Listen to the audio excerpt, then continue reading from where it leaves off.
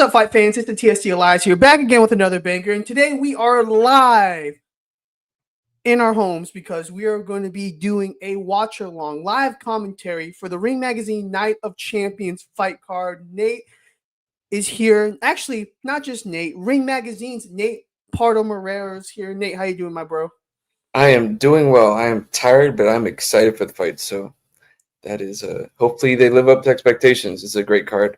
Yeah, I know. And right now we're in, the fight before, the big four. That's what we're going to call it, the big four. Vita Milanicki versus Samuel Nmoa is going on right now. It seems like Milanicki is, completely shutting him out, outboxing him, and really hurting him through, I think this is 8 or 9 rounds at this point. I think this is round. Yeah, we're heading into the 9th. Yeah, so, yeah, but, dude, what a crazy card we're like ready to have right now, dude. It's I kind of wouldn't be crazy. surprised if the first one, Mason and Noakes, ends up being the best one of the night. That's what I think too. That I would think be. that's going to happen. I think honestly, if we think about it, like I don't know. I think those are the two most polished boxers, in terms of matchups. That is the two most polished boxers matchup head to head. I mean, Jesse Bam Rodriguez versus, Puma Martinez. That's going to be a good one. Obviously, the biggest hype is around Devin Haney versus Brian Norman Jr. for the WBO welterweight title. I mean, and then obviously the main event, David Benavidez versus Anthony Yarde. I think this has the potential to have like to live up to the hype. I honestly think that, knock on wood, because I've said that before, and I've watched like complete duds. Not gonna name any fights. Fernando Torres Jr. and Guido Visanello. But anyways, Times Square card. Times Square card. But this is gonna be an interesting card. We're about about 5.5 minutes away from the first world title fight. Right now, Milanicki's kind of, just doing a real worksman-like thing, controlling the ring, pressuring him really well, countering really well, and Nmoa is like really he's really kind of just being real hesitant right now with his punches, and it's just, I don't know, man. He's gonna really need to pick up the pressure in these last 2 rounds if he wants to get a finish, but I really don't think he might. Yeah, I think Milanicki, he's definitely in control. He's got his jab going. He's doing a good job keeping distance. And Nmoa, did I say it right? Yeah, Nmoa is just kind of got his hands in his pockets. He's letting his hands go a little more this round, but he's not like, there's nothing like, he's kind of like throwing just to throw. He's not. That was a good jab. Yeah, it's not bad. I mean, Milanicki's definitely a lot sharper, a lot crisper right now, and honestly, he's just really pressuring him, stalking him right now, and it's looking like a real worksman-like performance. I do have a question. Since you are with the Ring, this is a Ring Magazine card. In terms of your workload for writing articles and coverage, how has like the buildup been like towards like the past 2 weeks, like in terms of content and stuff like that? Yeah, it's definitely been ever since. I feel like ever since the Virgil Ortiz and Erickson Lubin fight, it's been like full steam ahead to this. Yeah, the build-up's been fun. It's been pretty tame. There's nothing like, only like real like, I guess, like bad blood has been like, the Norman and Haney. They've been talking a lot. Puma's trying to egg on, Bam at the face-offs and stuff like that. But for the most part, it's been, kind of your relatively tame build-up, and everything content-wise has definitely been geared towards it. Like I did a father-son piece, giving that 4 of the fighters on the pay-per-view portion of the card are trained by their father. I did a lot of breakdowns of the 4 fights. So Yeah, how was interviewing David Benavidez? it was cool, man. He's a very easy interview. Like, he kind of like, you don't have to like pry him much for information. He kind of just like talks, and he's very like, how do I word it? I guess like in other sports, you'd say he's very well trained in terms of like interacting with the media. He's very media friendly. That's good right hand. That hurt him. He's in the corner. He knocked him down. Vito Milanicki knocked him down. Oh my gosh, that was really good. Holy shoot, I almost cursed. Oh my gosh, that was a good. I just cursed. Oh my gosh. He's hurt. He's lucky he's end of the round. No, they're stopping it. Vito Milanicki just stopped him in the 9th round before the bell. Oh my goodness. What a good combination to set that up, bro. Yeah. Oh my gosh. Vito Milanicki stopping Samuel Nmoa in the 9th round. He might be a problem at 130 pounds. I honestly think he might be a problem at 130 pounds. I think he's at 130. I'm almost positive. But yeah, I probably should have done my research before. but I don't know. I don't know where, but he was, dude. That combination. Yeah, he's a middleweight, but yeah. You didn't hear me what I said. I said 160 pounds. But yeah, no, he looked good, man. That's what he's when a guy's working his way up, you hope that those are the kind of performances you need. Like he was in control throughout. When he had his chance to get him out of there, he did it. You know what's crazy about this performance though is just like, with all the eyes on him, he's the fight before the big four fights. And he really put on a dominant performance, really stalking his opponent, controlling the ring really well. And then just that finishing sequence was freaking crazy. Feinting down low, throwing the overhand right. And he just caught him. He caught him as he was turning back to face him. And oh my gosh, that was so nice. It's a loop. I think it was a looping right hand that hurt him. And then he dropped him with the left hook to the temple. And he was turned. His back was turned, so he didn't see anything that whole time. He didn't see anything that whole time.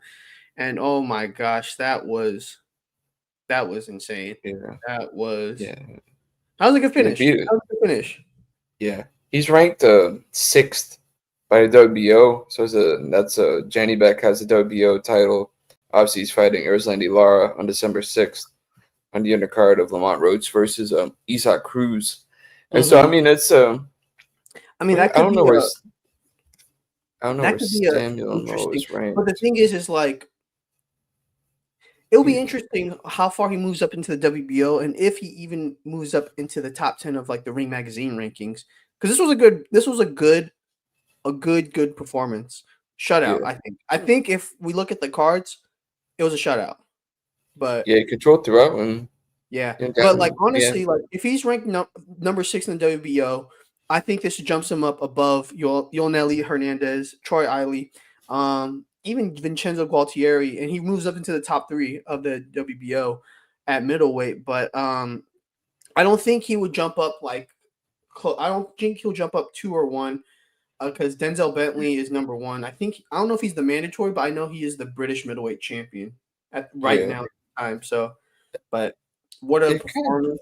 Depends how WBO rates because he was fighting someone who was unranked, I believe, right? I don't see him. You know how boxing is. I see him. It is boxing do be. He's the global middleweight champion, which, I mean, that's a belt. I didn't even know that belt existed. Hey, that's the sport of boxing for you. But dude, I can't believe. Okay, so now that we got the Milnicki stoppage, we are now on the way for Abdullah Mason versus Sam Noakes for the WBO title. Who do you have? I think Mason gets him out of there around like round 8, I would say. I think he'll be too sharp. I think he'll have to survive some rocky moments. I think Noakes' pressure. But if Noakes is going to win, he's going to have to really put a pace on Abdullah Mason and lean on his experience in the later rounds. But I just think Abdullah Mason is just too sharp, and he's going to pick him apart and eventually get him out of there. I'm going to ask you a real honest question now. Okay. Where's your assessment of Abdullah Mason in the lightweight division right now? Right now, let's see. Well, I think Shakur is definitely the best for sure, hands down. And then I just no clue what's going on with Gervonta. I mean, if Gervonta is active, I would probably put him number 2. But then I just no clue what's going on with him. And then number 3, I'd probably go Raymond Murataya, and then Abdullah Mason's probably number 4. But for him to be lightweight's a good. But Andy Cruz too. I think he's around like that 5-6 range. If I want to be funny, 6-7. Where do you assess Floyd Schofield in the scenario and Sam Noakes? Because Sam Noakes is pretty admirable too, a formidable opponent, and he's been making a lot of buzz in the UK.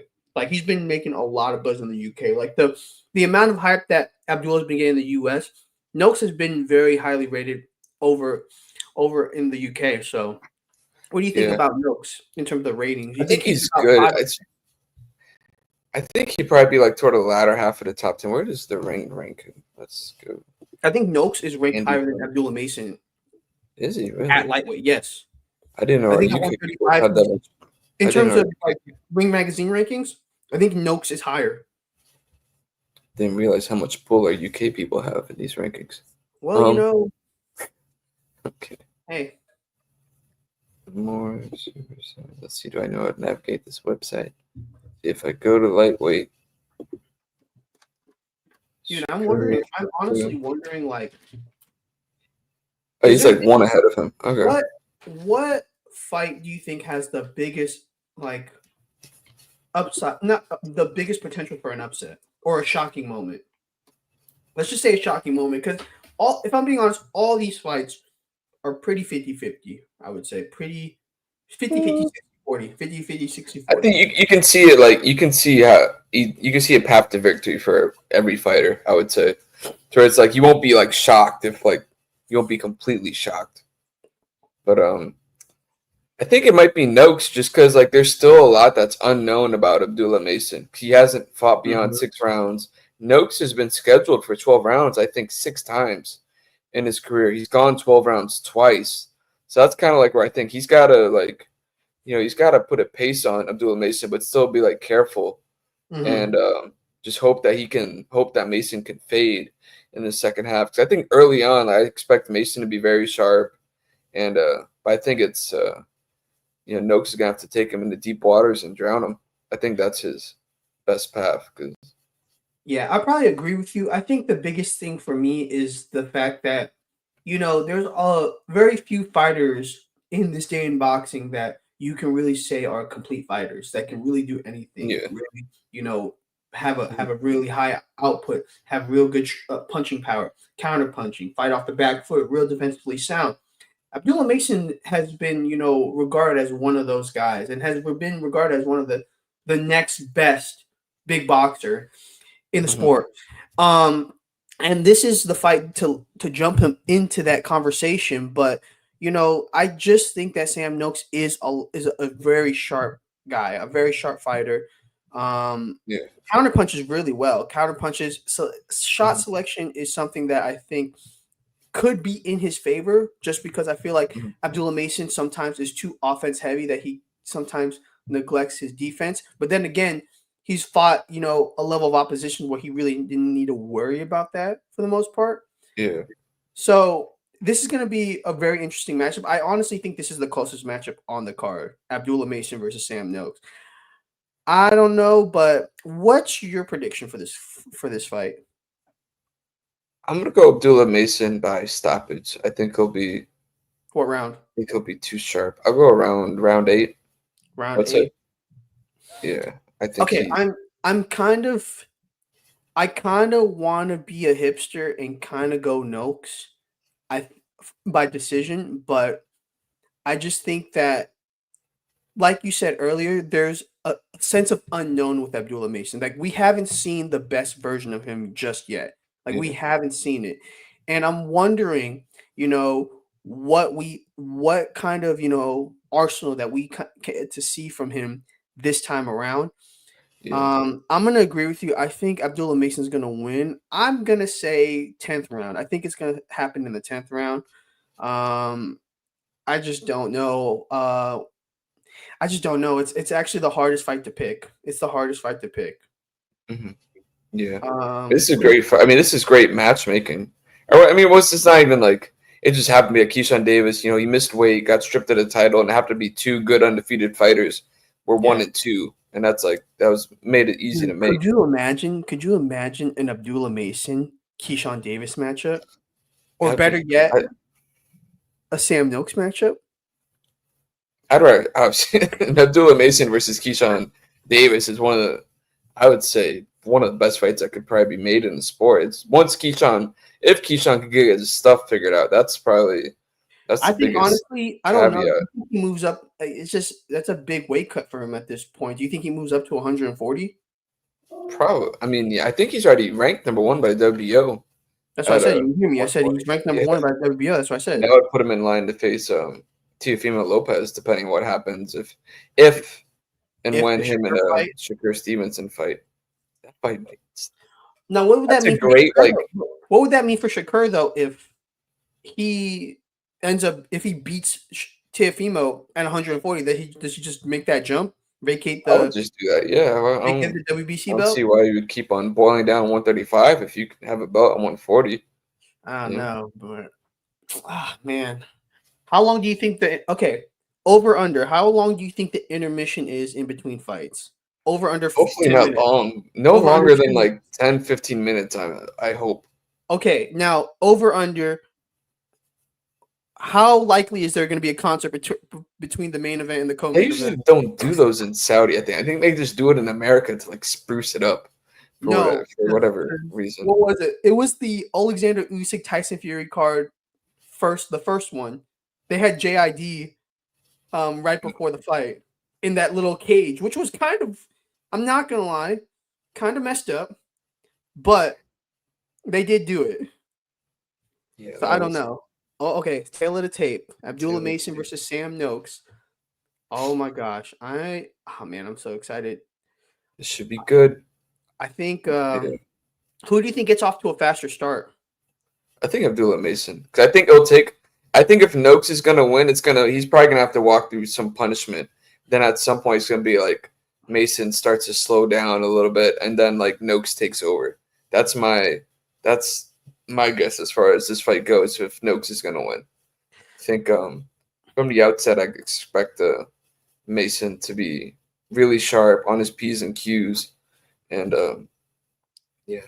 this should be good, man. I think this should These be are good. the kind of fights you want to see. I think shot selection is going to be the biggest key for Sam Noakes. I also think though he can't be overthinking, and sometimes he's gonna have to attack before Abdullah, because if he lets Abdullah just get off in his offense and kind of throw a high volume, it's gonna be a long night. And it's gonna be an uphill battle from there on. So that's the biggest thing for Noakes. But I honestly think this is the closest skill for skill that we're gonna get tonight. I actually like that stage setup. I'm not gonna lie, it's a pretty nice stage setup. Pretty nice. Oh my gosh! But if he can get to the ring, that would be much. If he could walk toward the ring, that'd be greatly appreciated. His gloves look humongous on him. Oh yeah, dude. So Nate, this is actually so we're live on YouTube, and this is actually the first time we're also live on Facebook. Tell your grandmas and grandpas tune in. I finally got approved. So, knock on wood, this goes well, but oh my gosh. Dude, I don't know. I don't know how I feel about this match. I want to pick Abdullah Mason. Like, I'm still like, that's still my pick, but there's like something in me that's like, hey, you already did pick him. Huh? No, I wanna. You already did pick him. I know. I can't change it, but like, there's like something in me that's like, what if Noakes pulls it off? I think this could go either way. I think Noakes has like the strongest like following of everybody here. I mean, the UK crowd is the best. Yeah, it's the most by far. It's not even close. Yeah. I'm actually quite impressed how well they're able to sell out arenas for those cards, because it's not even like great cards. Like, dude, that the Joshua Buatsi Zach Parker card, I think it like sold out. I don't know where it was, but it like that arena was like full. Yeah. And I'm not gonna lie, that fight was like the most. It was very one bad. of the fights of all time. It was one of the fights of all time. It was where. Okay, now Abdullah Mason is walking out. This is gonna be good. This is gonna be good. I'm honestly wondering if Abdullah is going to come out fast, or is he going to take his time? Because we've seen in his past few fights that he comes out as a fast operator, but I mean, this is his first world title fight. Yeah. I don't know. He's dialed it back a little bit, especially since the Johan Vasquez fight when he got dropped twice in the first round. And I think he's looked I mean, he's looked money in his last couple fights.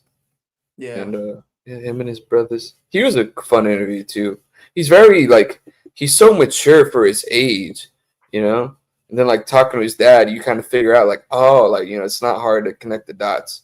And you Why? can understand why, you know, why he is the way he is. It's like his team. It's his whole family's his team, right? Like his Yeah, dad and his it's brothers. it's all family, all family.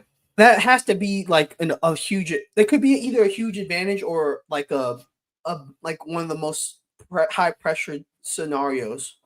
You know what I mean? I think it's like everything. It's a double-edged sword. I think who better to know you than your family, Yeah. in those situations, who better, who's going to have a better idea of what buttons to press in certain situations than your family. But at the same time, if they get too emotionally invested, that could make it, that could make things chaotic, could make it tougher to keep your emotions. And I think as he it's gonna. I somersaults into think the ring. you're right. I think it's a double-edged sword, but I think in terms of just having your team around you, no one knows you better than your family, and no one has your best interests at heart than your family. So to For have the his most whole part, yeah, team, I would say. to have his whole team around him, to be his brothers and his pops, I mean that's pretty good, especially going into the world. His first but all of their first world title fights. That must be such a not just an emotional moment, but such a pivotal moment for that family, for the Mason family. So Yeah, it's let's pretty see. cool. Let's see. The Mason 5. So All my right. dad's texting me. That's cool. That's cool. Ring introductions are going on right now. We had I think 3 people at one point on the live. Let's go. That was lit. That might be a record for us. I think 4 was. I think the Canelo Terrence Crawford one. We had 4. You know what I was surprised about? We had 1 or 2 at most for the Abbas Barrow interview, Yeah. which I thought was cool because we interviewed him. We interviewed Abbas right when he got elevated. Yeah, we also got stopped by his internet connection a couple of times, but we came back and figured it out. He was it was like, yo, what's up, Abbas? And then it went like that. Yeah, it's jeez. All right, so they're doing ring introductions right now. I'm looking at the judges right now. You're looking at the judges?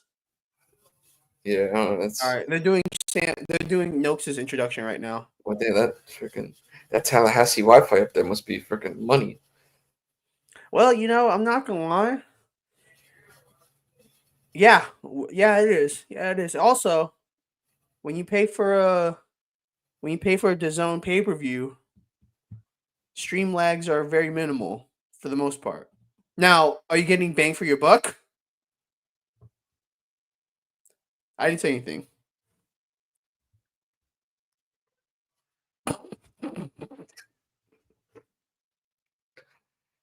Tread lightly. What? You're about to get me in trouble, bro. Nah. Didn't you pay for the pay-per-view? Of course. Yeah, then you should be good. Think I'm gonna freaking pirate my own company? Exactly. All right. All right, we're just went to Abdullah. Abdullah Mason's ring introductions about to happen.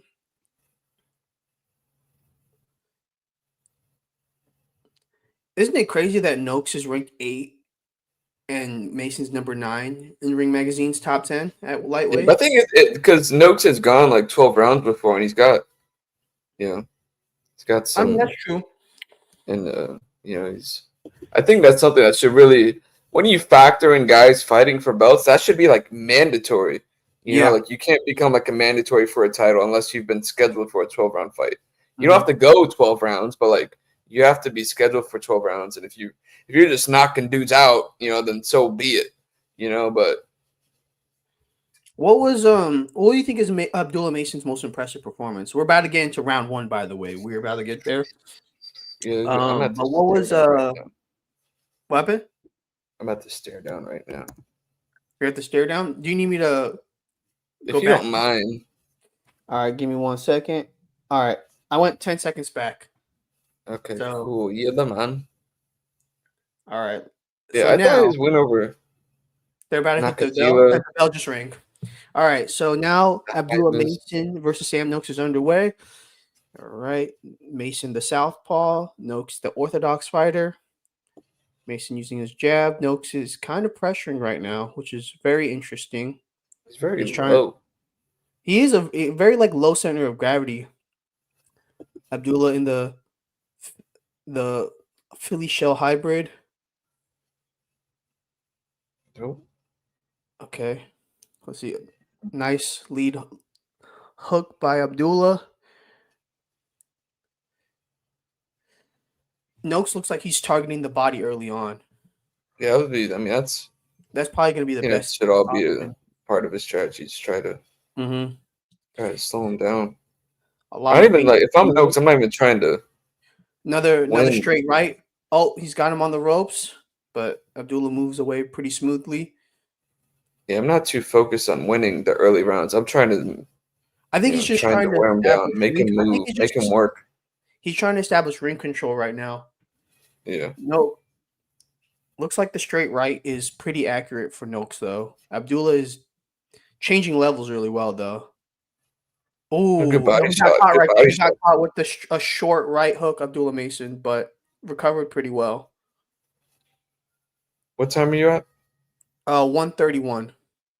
Okay, we're about the same. Okay, cool. I thought it was a good couple of good left uppercuts to the body from Abdullah. Straight I think right. that's gonna be. Straight right just landed by Noakes. Abdullah clinches. All right, and they're engaging again. Abdullah, I'm just slightly ahead of you. are you? Yeah, but not like to the point where I mean it's gonna be tough to be perfect, you know. No, I'm about to be way ahead of you now. But let's see. So Sergio Mora just said something that I think Noakes has to be creative with his offense. Do you agree with Sergio Mora, or do you think Noakes Yeah, I just has agree. to be kind of textbook? I think if I were him, if I feel comfortable, I wouldn't be too overzealous. yeah. Well, there you go. He tried to give an angle and throw a right hand. It didn't work, but Ooh, yeah, that was good left uppercut. From Abdullah Mason. I think if I were him, if I feel comfortable taking, he's got Noakes didn't like that left uppercut. He's kind of been hasn't thrown it since. He's got to use his jab. He kind of just marched into range. Yeah, now he's clinching. He's setting up everything with the right hand, but the thing is the right hand is like not coming out fast enough for that to be the setup. It's also early too. If I were him, especially with someone who's solid defensively and is quicker than me, I think he has to try and punch with Abdullah. Like I feel like that's the best way to try and catch him in exchanges. But at the same time, I mean, Abdullah's got good power, so it's a end of first round. Yeah. Who do you have winning round 1 right now? I thought that was Abdullah's round. I thought he landed better, cleaner shots. I think so too. I mean, Noakes did some good work. It was a tight round, but I think Abdullah just looked like he was doing a little bit more in terms of activity. He's more comfortable and he was sharper. More effective shots too. Yeah. All right. About round 2 about to be underway. The Stranger Things burger. You gonna get one of those? Nah, I'm not gonna get that. All right, round 2 is underway. All right, so let's see. Noakes is stalking forward right now. Abdullah is using a lot more. Is feinting a little bit more. Yes, feints are a key part of his game. That's when he fought. Now that I'm gonna butcher this guy's name. His last fight. What was that guy's name? Oh, he's a lot quicker getting into the pocket. Yeah, Nakatila. Jeremiah Nakatila? Yeah, Jeremiah Nakatila. Like his feints were such an important part of his getting him to open up. Right. Nice check right by Abdullah. Off balance too. That's the difference. I think that's like when it comes to like whenever someone is faster and has more skills, like that's a lot. You know, like for you, I feel like you're almost like halfway home. You know what I mean? If you're faster and more skilled than your opponent, like your opponent has a lot of ground to make up and vice versa. By Abdullah, but You know, Noakes responded starting to well. see Now that. he has him on the ropes. The thing is just like in these exchanges, Noakes is fighting very reactive to what Abdullah is throwing, and Yeah. it kind of leaves him. It's going to leave him open towards the later rounds. Oh, that was a nice straight left. Oh, and a nice left hook. Oh, he's got him on the ropes. That looked like it staggered Noakes a little bit. Oh, stiff jab. Oh, nice. And Mason's nasty, dude. Okay. He's- Yo, Abdullah keeps sticking his tongue out. I low-key would get so pissed if my opponent yeah. was I'm try. sticking Oh, good. I nice forgot. straight Hold on. right. Nice straight Suddenly, right. I'm behind you. Oh, are you really? Yeah, Oh, my bad. Oh, nice straight. That was you're good. You're good. he caught him with a straight right as Abdullah was moving away from the corner. It was pretty nice. Good timing. I'm at like 110 right now. I'm at Oh, 46. good straight right hand. Damn, bro, you're way ahead of me. Oh, another good straight right hand. Let's see. I think like got that he landed good right hand and he like kind of grabbed Mason was able to rough him up a little bit. Yeah, I it's think that's what it interesting. Oh, that was a little blinding, but it wasn't anything effective. It kind of was a Noak's little doing a pot lot of shot. good work this final like around like this final half of the Yeah, third this is second round. I oh don't think nice. it's enough to undo what Mason did, but Noakes is starting to he could be getting his way into this fight. He could. I think he's starting to like loosen up a little bit, but Abdullah So, Mason is definitely in control of the fight comfortably right now.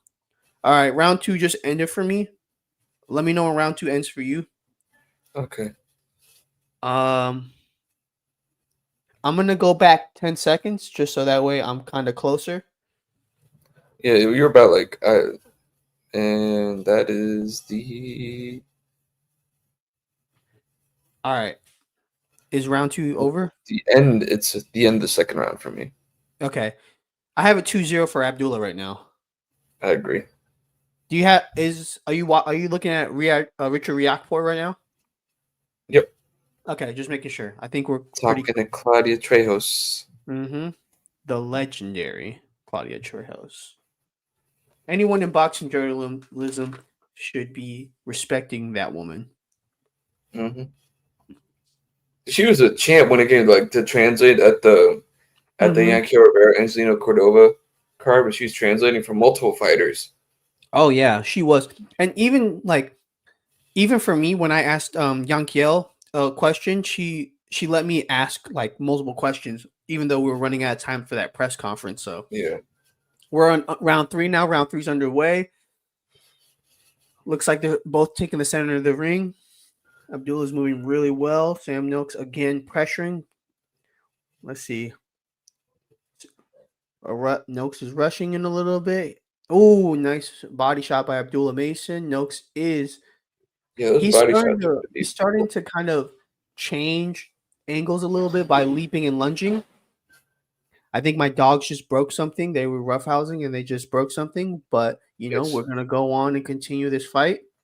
Those are my nephews. Roman Oh, has a real knack for low blows. I really was not a fan of that. yeah, he's oh, nice check uppercut. Hurt Sam Noakes. Oh, fudge. Oh. But Sam Noakes is responding well, but Abdullah is now he's starting to throw heavy combinations to the I feel body like I too, said the digging to left the body. uppercut was a key Oh, he punch. cut him bad. Oh, to the, oh, Oh, good body shots. Oh, that's right in his eye, too.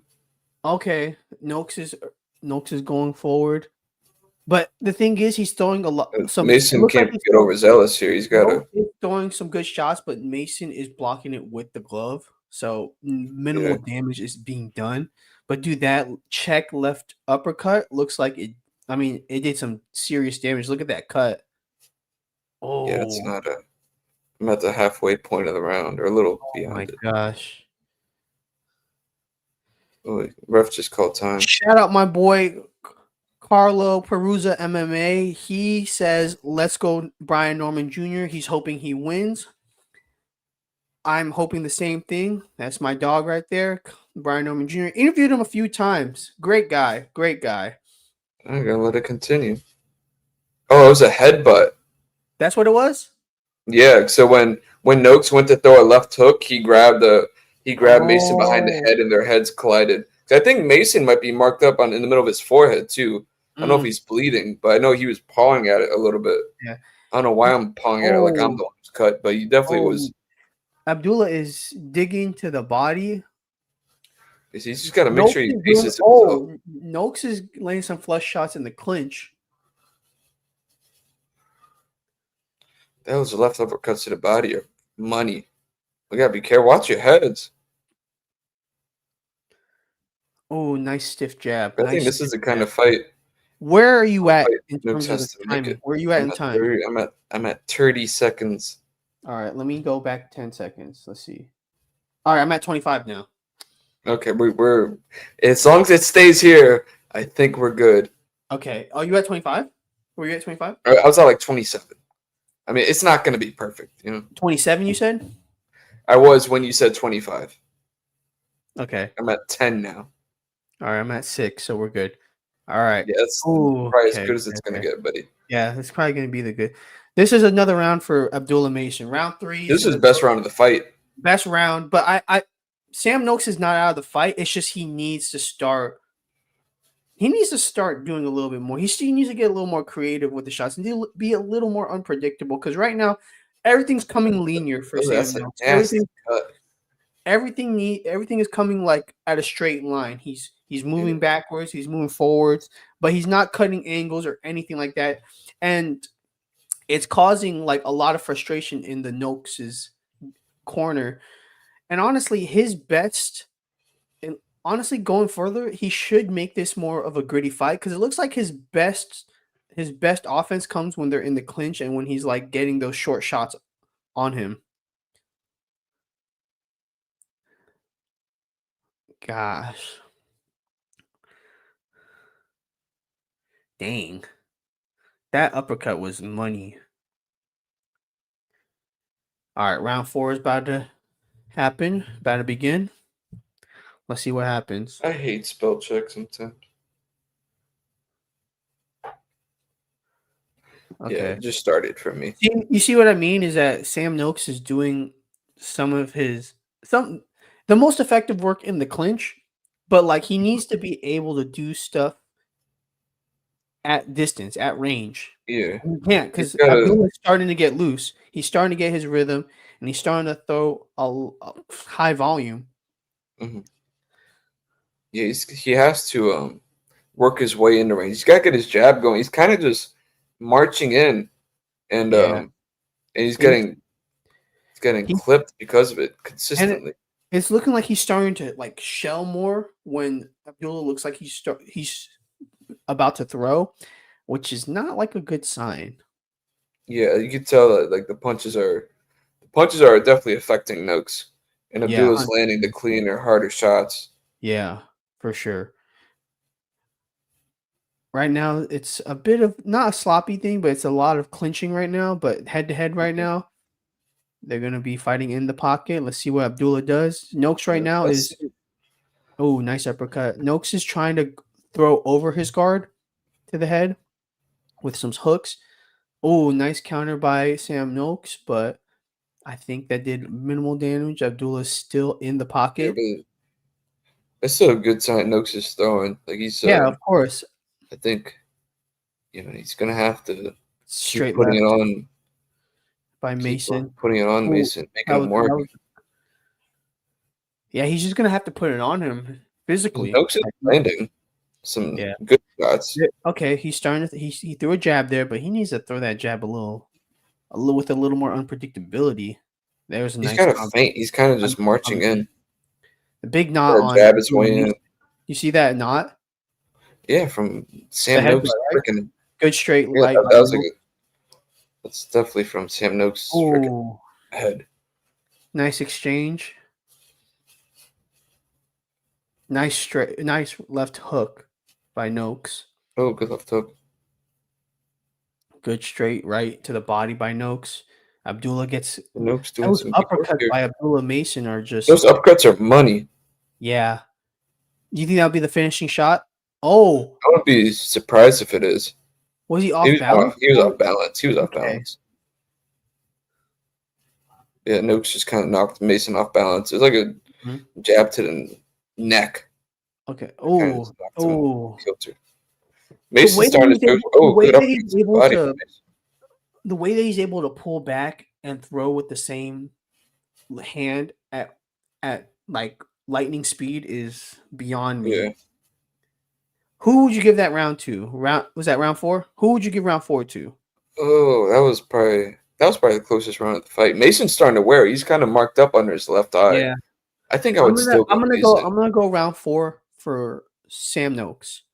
Yeah, but it's also tough to watch and score. So It is, but give me some grace. Give me some grace. I'll go 3-1. 3-1. Round Yeah, 4 I for can see Noakes. it. I won't argue You're gonna if go you 4 thought Noakes won that one. 4-0? Yeah, I can see 4-0 or 3-1. Okay. Next Saturday, Both Cutman, but busy.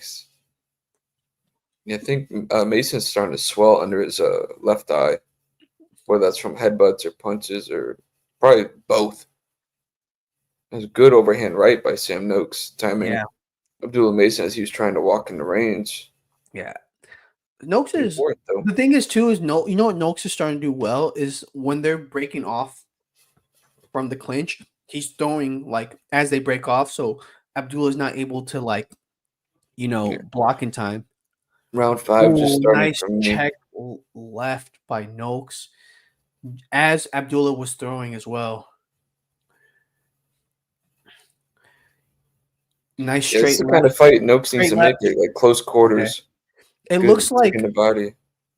Oh, it looks like Noakes is starting to get hot too. Yeah. Mike Coppinger gave it 4 rounds to nothing for Abdullah Mason, which I could see too. Yeah, I mean that 4th round's probably the uppercut. That uppercut looked like a stinging shot. Oh, good left uppercut. That was like a stinging shot. Mason. Oh. Yeah, we gotta make sure we're saying who's throwing what and landing what.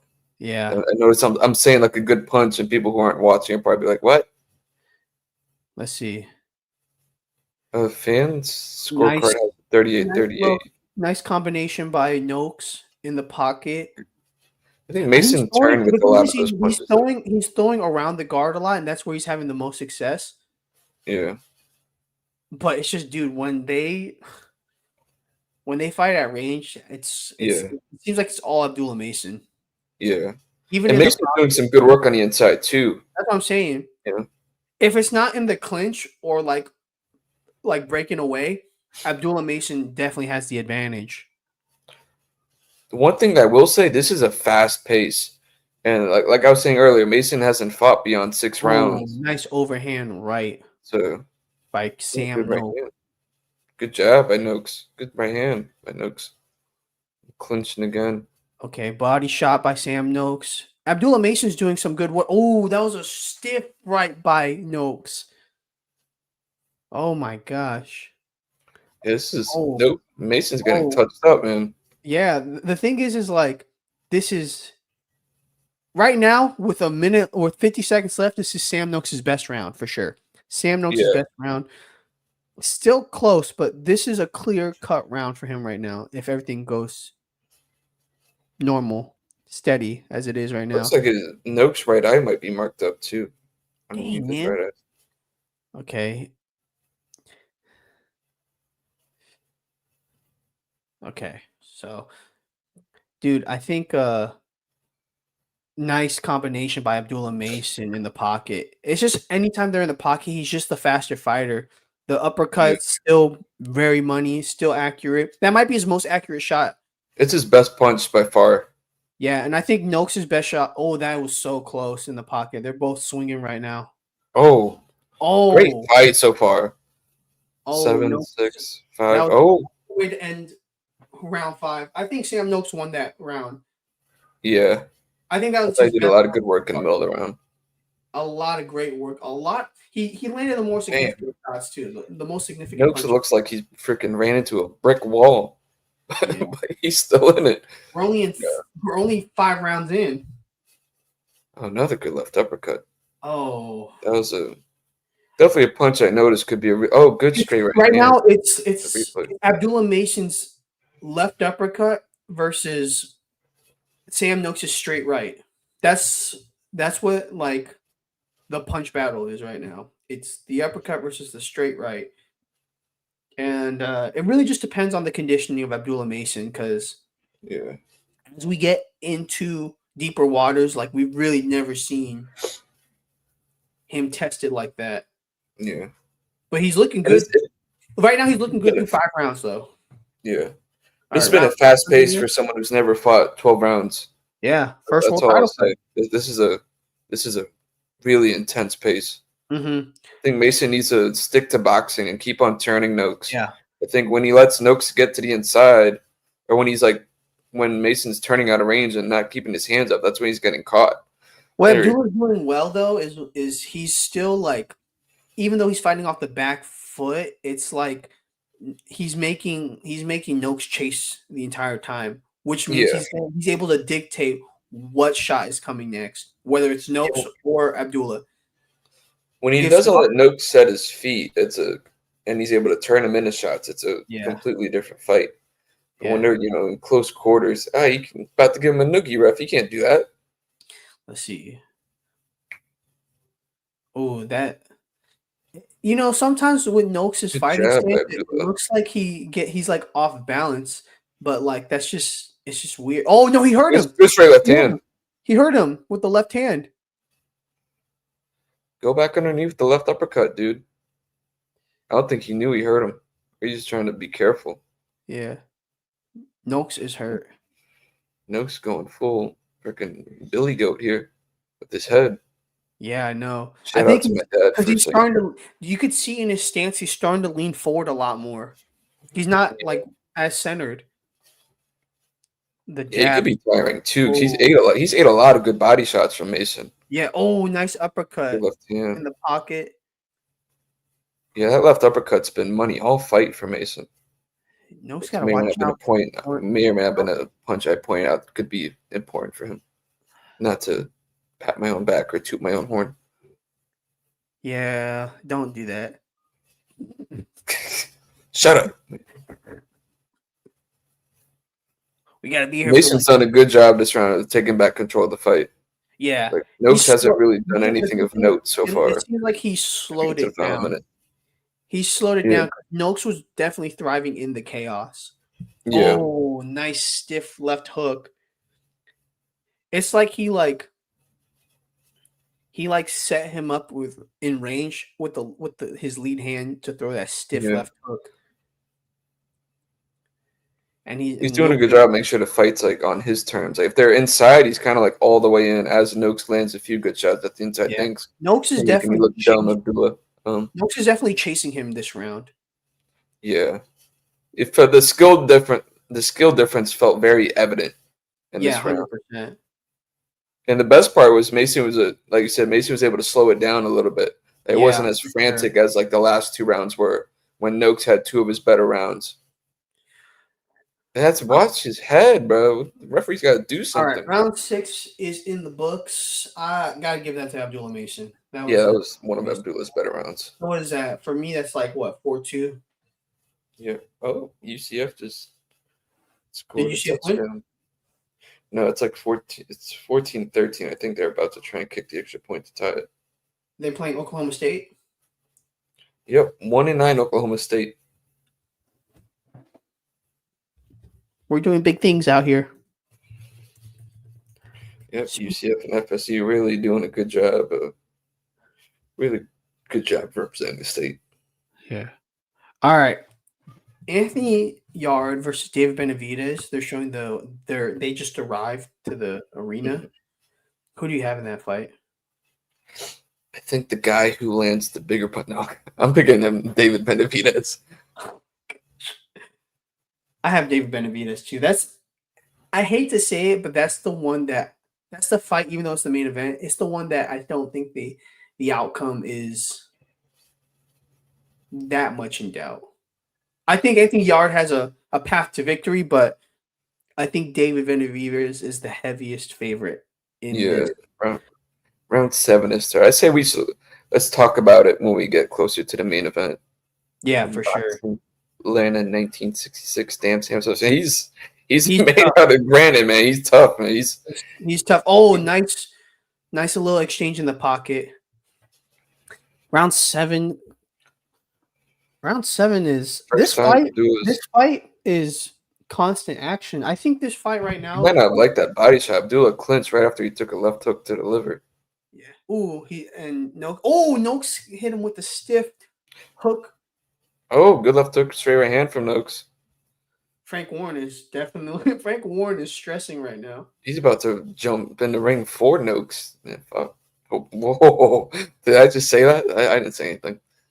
I didn't hear anything. What do you mean? Yeah, I didn't hear anything. Did you? Oh, nice. Oh, nice. Ooh, got a good left follow-up. I was going to say that. Oh, good straight right hand. Nice check left hook or short left hook. Good short left hook. And now Noakes taking back control of the fight. Noakes is tough, man. You wouldn't be able to tell, like, this is, like, I mean, they're definitely proving they're two of the better lightweights in the world, regardless of how this fight shakes out, high-pitched battle, and going back and forth. High-paced. Highly skilled, too. You know what Noakes is doing really well in this thing? He's counterpunching super well. Counterpunching with a lot of 3s and 4s, which is very interesting. Good right hook from Noakes. And then the straight right hand. He's starting to set up that straight right with check lefts. Yeah, good left uppercut from Abdullah. Oh, Abdullah hurt him. Oh, yeah, he didn't like those body shots. Oh, the body shots are hurting. Exchanging now. Oh, Abdullah. Another good left uppercut to the body. Abdullah is loading up. Yeah, Sam isn't throwing back either. Oh, now he's throwing back. On the ropes. Oh, Sam is throwing to the body. Abdullah needs to keep digging that left uppercut to the body. Oh, okay. And now they're clinching.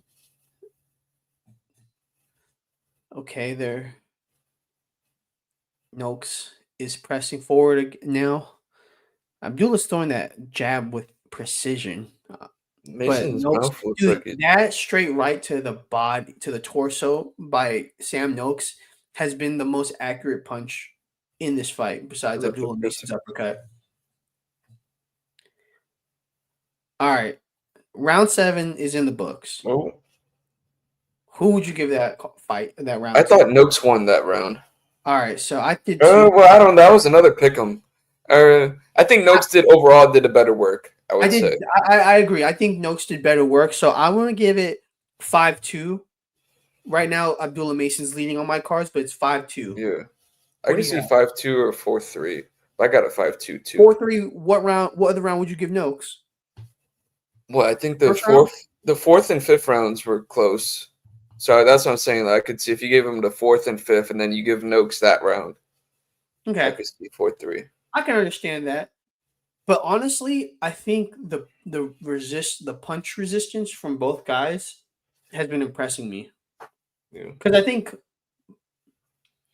I definitely think this is the most Abdullah has been tagged by far. Yeah, to this up to date. All right, round 8. Sam Noakes is starting off hot. Sam Noakes is starting off hot. We are live on the Split Decision Boxing channel on YouTube and Facebook. Thank you guys for joining. Thank you guys for watching. Be sure to comment and give your opinion on who you think is winning this fight, Abdullah Mason or Sam Noakes. Right now, I have it 5-2 through 7 rounds for Abdullah Mason for the vacant WBO lightweight title. This is going to be this is a tough fight. I'm not going to lie. This is a tough fight. Coppinger's got it 5-2. Mason as well. Dang, I have the same card as Coppinger. Yeah, he's the man. I'm honored. Well, a couple of times I've interacted with him. He's been cool. Didn't he They have Noakes. The fans have Noakes That's the winning. fan zones. That's the Brits. That's what I'm saying. That's what I'm saying. The blokes. The blokes like the guy. What do you think of my accent? Should I stop? What? We're gonna get canceled. That was bound to happen at some point. Knowing how some of the stuff you say. I don't know what you're talking about, brother. I would definitely be the one to get us canceled if I had to guess. Ooh, stiff body shot. That one hurt Sam Noakes. Oh, he hurt him again. He hurt him to the body. Noakes is hesitant to come in now. That must have been stinging. Hey, come on now. I need my eighth round knockout to freaking be right, Abdullah. Do something. Straight jab from Noakes. Another straight left. Oh, good stiff jab by Sam Noakes. At the same time, Abdullah threw a straight left. Sam Noakes is starting to go head on with Abdullah right now. But right now, it seems like straight right by Sam Noakes that connected. But right now, Abdullah's doing the better work in controlling the fight. Noakes is starting to get a little more hesitant. Yeah. I definitely think it's because, straight left hand. I definitely think it's because Abdullah is hurting him to the body now, and it's starting to take a little bit of a toll. It could be starting to wear him down a little bit too.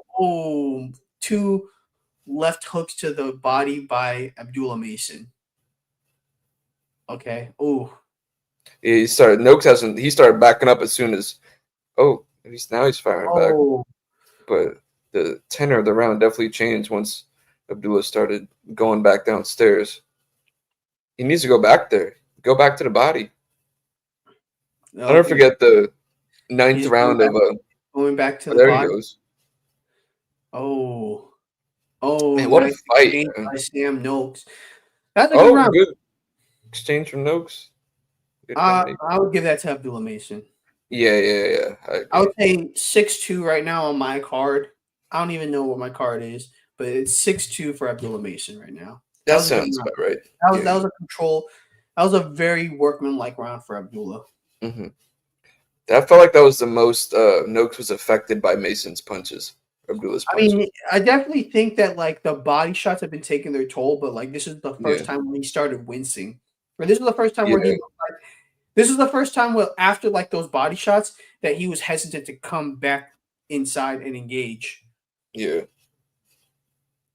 Oof.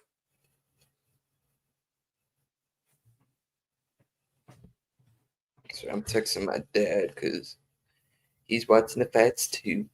But yeah, that's I think I wouldn't be surprised if Abdullah puts his foot on the gas if he might be able to drop Sam Noakes or this round. Because definitely, he comes out firing. Oh, and Noakes fires back himself.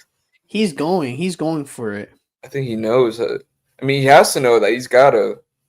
I mean, he has to, right? Yeah.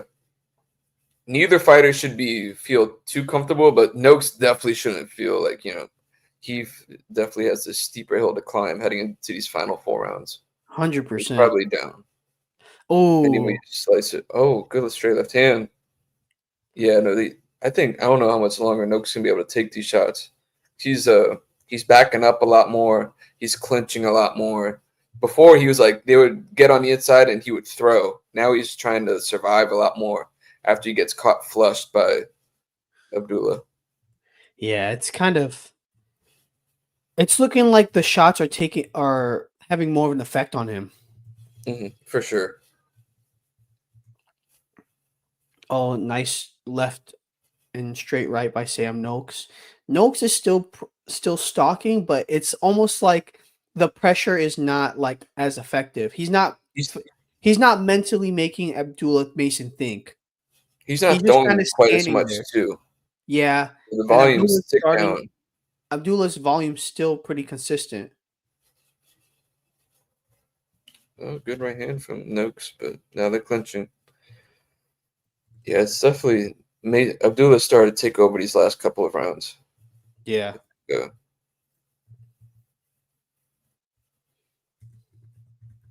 Noakes is tough though. He's still trying. Now he's starting to get back to fighting on the inside, trying to make it rugged. But it's just not quite as effective as it was in the middle rounds.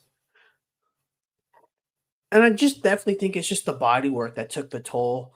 It's just you could see in the level of conditioning, Abdullah's the fresher fighter. He has a lot more pop on his shots, still throwing the jab at a consistent rate. I Mm-hmm. think again, I think Noakes, like what he's doing now, he needs to like make it a little grittier, a little more physical. Because being at range is obviously not doing well for him right now. Yeah. I think he's probably lost his steam on his punches too because of the body Yeah. work for Mason, the punishment that Mason is Dude, that left dished out. uppercut to the body, like the way that he's setting it up is so Yeah, flush. right And underneath his right elbow. yeah, it's doing a lot of damage. It's doing a lot of damage. Ivan Gonzalez says, let's go Ryan Garcia. He's a future 10-time undisputed champion. Thank you for your comment, Ivan. I'm going to go back to watching. Actually, you know what? I'm going to talk about this. Oh, brother. Because he's going to fight Mario Barrios in January, right? He said, Ryan Garcia said that he signed to fight Mario Barrios on February 21st. For February 21st. Would it be for it's for the WBC welterweight title, right? Yeah. Now, who do you have winning that fight? By the way, round 9 just happened. Yeah, I think Mason's starting to pull ahead by a clear margin. For them, but this comment right here: who do you have, Ryan Garcia or Mario Barrios in February? Man, if it's the Ryan Garcia that came and fought Rolly Romero, I'll probably take Mario Barrios. I would take Barrios. And that's the thing. We don't like Ryan Garcia is so up and down that you don't know what version you're going to get of him. You know, and I'm not even like, for me, like, I don't even count the version that fought Devin Haney because he missed weight and he tested positive multiple times for Osterine. You know, so it's like, when was the last time we really saw like the best version of him? When he fought Oscar Duarte? Like, I don't like, a lot of time has passed from then to now. Now, granted, if there's a champion you're gonna fight at welterweight, no disrespect to Mario Barrios, but if there was someone you're gonna try and cherry pick a belt off of, it is him coming off of back-to-back draws. I think obviously his best path to a world title at welterweight is Mario Barrios. Yeah, if I'm going off the last performance, it feels like that's like a pick'em fight. Yeah. Because no disrespect to Mario Barrios, but I just can't get over the fact that his only 2 defenses of his title are 2 draws. Yeah, I can't get over that fact either. By the way, round 10, we're a minute into round action 10. To start the round. We're over here talking about Ryan Garcia. Again, just when I think Sam Noakes or Abdullah Mason starting to pull away from Sam Noakes is starting to pressure him and throw a little bit more. Throwing over the guard. I just love when boxers do that. Yeah, it's very highly skilled. Oh Both guys are just right to the body. Next level toughness. Or hook. Oh, that hurt. That hurt. Good left hook to the liver. Again, the body shot is hurting Noakes really bad. Abdullah just needs to start keep going there. Yeah. He needs to he needs to press him to the ropes and just start changing levels. Changing levels with the power shot going to the downstairs. Yeah, I feel like Abdullah hurts him, but he doesn't quite he doesn't want to let his hands go and get caught. So he kind of he doesn't quite step on the gas, you know? I think if he did, he might be able to get Noakes, might be able to drop him. But so far he's content to just nice. That was a nice sneaky uppercut by Abdullah Mason. Noakes he's got to stop loading up on the shots too. Mason's got to keep touching him. I think the reason why he's loading up on shots is also because of fatigue. He hurt Noakes. He hurt Noakes. Oh my gosh. That's a grab cut to the body. That's a knot. Ooh, I thought the ropes might have helped him. Oh my gosh, the left hand. Oh, is he gonna catch him? Abdullah Mason is still rocked. Is tired. He was hurt to the body. He's go back to the body. He's still throwing. Oh, Nice He's in the still there. pocket. Abdullah Mason is hitting, Go but back he's to the targeting the body. body now. He's targeting the body. I feel like Emmanuel Stewart in the 9th round of Gaddy Ward 1. They freaking go back to the body. Noak's gonna survive. Yeah, But round no, this is 10. Abdullah That was has an Abdullah Mason round. Abdullah's 8-2. completely taken over. 8-2 for Abdullah Mason. Best round for him. He hurt him. I thought honestly that was a knockdown because the ropes held him up. Let me see what shot it was. What was the shot that hurt him? I think it was a left uppercut to the body. Yeah, it was, dude. He just has to continuously go to the body. Obviously, you could see that every time he was hitting him, he was wincing, and he became hesitant to come inside. Pause. Yeah, that left uppercut to the body's been money all night, and yeah. But I think he's just gotta. Well, the Like left, when he gets the him. left hook also was hurting him too. The left overhand. Mm-hmm. Oh yeah, it was a check right to the body. It was a right uppercut to the body where he really winced. He caught him in Round between 11. shots. We're in round 11. Round Here we 11. go. I'm not gonna lie. We've had maybe 1-2 viewers, but we've had consistent viewership for the past what? Since the fight started, so not too bad. We're at 0 right now, which is okay. I'm just glad we're watching fights. Yep. Oh, nice. Good Job. Good follow up. A lot of solid left hand. It looks like he has a second wind, Abdullah Mason. Yeah. Okay. Yeah, I think 8-2 is 8-2 doesn't tell how close the fight has been, but it's still fair. You know what I mean? Noakes is definitely competitive and having his moments. He's definitely competitive, but Abdullah is doing more than enough to win those rounds. Yeah, for sure. Oh, another good straight left hand to the body. Let's see. I think I'm very impressed with Abdullah Mason's cardio. He hasn't slowed down one bit. This is the farthest he's gone in his career. Yeah. Oh, nice uppercut to the body. Oh, he stopped Noakes' range. Oh, no, Noakes still throwing. Good job turning that hook. He's still pressing forward. He's still doing that. He just needs to start throwing a little bit more. And I mean, the cardio is probably a little more tanked at this point, but he needs to have a little more unpredictability with his timing, rhythm. Okay, a lot of good follow up by Noakes. Oh, good straight right hand from Noakes. Mason looks like he's starting to suck wind a little bit. Yeah, he's also starting to because it seems like Abdullah Mason's uppercuts are starting to become more telegraphed. So he's closing the guard as Mason is throwing it downstairs. Mason's got to go around his elbows when he does that. Start looping and throw hooks. But Mason definitely looks like he's starting to tire though. Yeah, this has been Noakes' best round in a while. Yeah, you were telling me that you were saying it earlier that Noakes has been in 12 rounds. He's been in this territory. He's been further. So this is new territory for Abdullah Mason. That was a good overhand right by Sam Noakes. Yeah, good overhand right. Oh, that was a nice right Mason by fighting back. Abdullah Mason. Oh, good right hook. Oh, nice uppercut. Good straight left hand. He's got to go back to the body. He went to the body a lot less, and that kind of allowed Noakes to stay in control throughout the round. Nice straight right. Oh my gosh.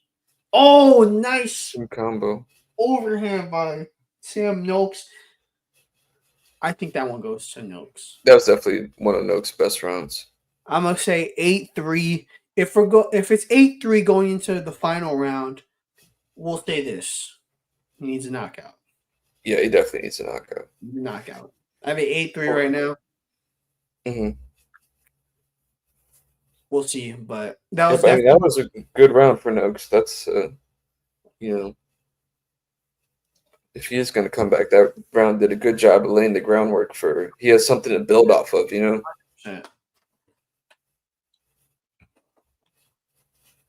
Man. His father ripping into him. Valiant Mason. That was low. When you did your father-son story, who was your favorite interview? Probably Jose Benavidez Sr. Jose Benavidez? Yeah. See, I felt like he was the most candid and the one I got the most information out of, I would say. Like a That makes lot of sense. 12th round underway. Because it was like their story has like been like, Abdullah is just Final round underway. starting in the sport. Sam Noakes is. I was only able to talk to Devin. Oh, you weren't able to talk to Bill Haney?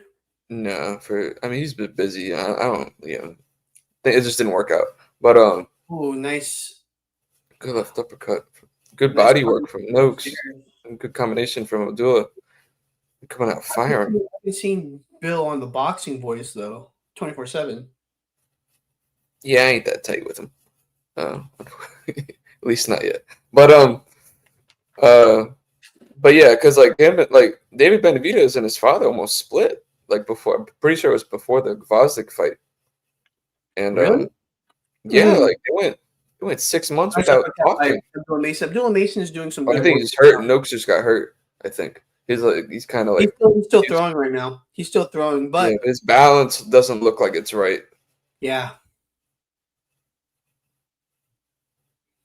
Ooh. But at least it didn't look like he looks like he's recovering. That one hurt. That one hurt. That straight left hurt. Sam Noakes. Oh, uppercut by Abdullah Mason. Turkey standing up.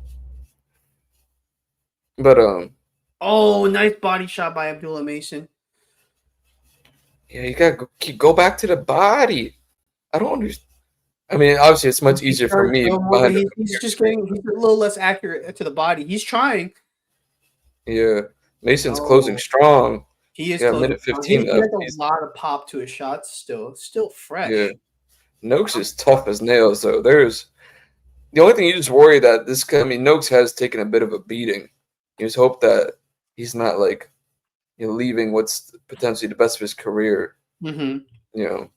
He's not leaving. You hope he's not leaving a lot of it in his first shot at a world title. He clinches final minute of the round, final 45 seconds. Noakes still throwing. He's clinching up. Yeah. But Abdullah is starting to throw. Ooh. Good right hands from Noakes. But right now, he's still nice overhand by Noakes. But dang, you got hurt to the body again. To the body. Good right hook from Abdullah. Yeah, Abdullah Mason. Noakes can. Final 15 seconds of the fight. Here we go. That'd be 10. And it looks like. Oh, they're throwing. They're throwing. Looks like the highly rated prospect is en route to becoming a world champion for the first time in his career. Yeah. I have it. 8-4 is what I have it. Yeah, 8-4. Mm-hmm. I think I have it 8-4 as well.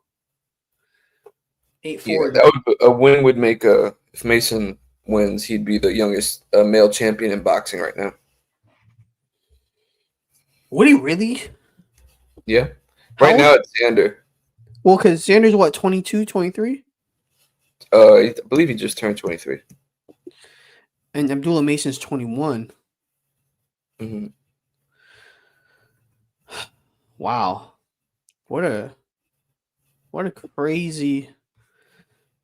What a great fight. That was a great fight, man. That was a great fight. What a great performance by Abdullah Mason, because I think he fought so mature in his first 12-round fight, his first world title fight. But what really impressed me is how fresh and how on the gas he was in the championship rounds. Mm-hmm. Yeah, that is crazy. That's honestly crazy. Honestly, don't know what the judges' scorecards are going to say, but it should be a unanimous decision for Abdullah Mason. Yeah, I don't really see any way how you could score that for Sam Noakes. Yeah, and after the result is said, we can do like a what's next for like the lightweight division because this division is in an interesting spot now. Like it's in a like probably and not interesting in a good way. I'll just say that it's not interesting in a good way, There's a lot of moving parts. but not in a good way because one of the champions is Rogue. One of the champions might be moving up to 140 pounds. This fight, Raymond Martinez also talked about moving up to 140 after this fight. So if he beats Andy Cruz, that would kind of leave the division in limbo. yeah, And Martinez the IBF title. yeah. That's gonna be a good fight. Raymond Martinez versus Andy Cruz. Very, very high level All right. fight. That's what I expect. The judges are about to say.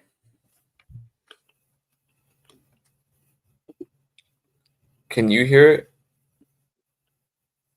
Or like, are you like listening to the CAD? I'm listening right now. Okay, so I would say read out the scorecards as they say them.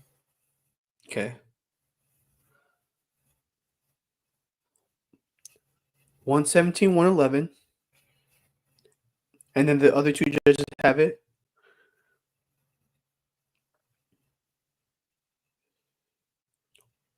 $115, $113. Both two judges. Damn, 115, 113. Let's see. I mean,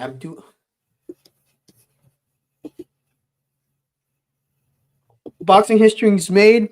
Abdullah Mason is now the youngest world champion in boxing today. He's the new WBO lightweight champion. 117, 111 on one judge's scorecard. 115, 113 on two others. A lot closer than I thought it would be. I'm not going to lie. A lot Yeah, closer. 115, 113 feels a little close. I mean, at the end of the day, the right guy won. Can't really complain. Like you said, though, despite our scorecards, Sam Noakes was in the fight throughout. Yeah. So some of those fights, judges could have had it like a pick'em round. You know what I mean? Yeah, there was a couple of swing rounds in there for sure. So yeah. So now Abdullah Mason is now the new WBO lightweight champion. Now the lightweight division, it seems like it's starting to go into the new era. It seems like, the next guard is coming. Shakur Stevenson and Gervonta Davis are at the top of the helm. But, Shakur, again, like I said earlier, could be moving up to 140 pounds permanently. Gervonta Davis, controversy with the Jake Paul fight, which was already a circus act in itself. We don't know what's next for him. Raymond Muratay and Andy Cruz are fighting for the IBF belt. And Abdullah Mason is now the next generation of top lightweights. So, what's next for the new WBO champion? Man, it's very. We'll see. I mean, Gabriel Flores is ranked 4th. He's fighting Joe Cordina on December 13th in California on a matchroom card. Yeah, so I feel like that guy would probably be the winner of that fight. Would probably be what's. If I had to pinpoint someone to be next, would probably be the winner of that fight. Got Alan Abel Chavez, who I'd be lying if I said I've heard. Alan, he's 20-0 with 17. Albert Bell's number 7 in WBO. That could be an option, maybe. All right. But yeah, the first of 4 world title fights is in the books, and now we got the next one, which I'm pretty excited about because I love me some Jesse Bam Rodriguez. He's fighting Fernando Puma Martinez. One of the more interesting matchups. I honestly think watching Sam Noakes, I see a lot of Puma Martinez. Yeah, I was gonna say I feel like stylistically this fight's very similar to Abdullah Mason versus Sam Noakes.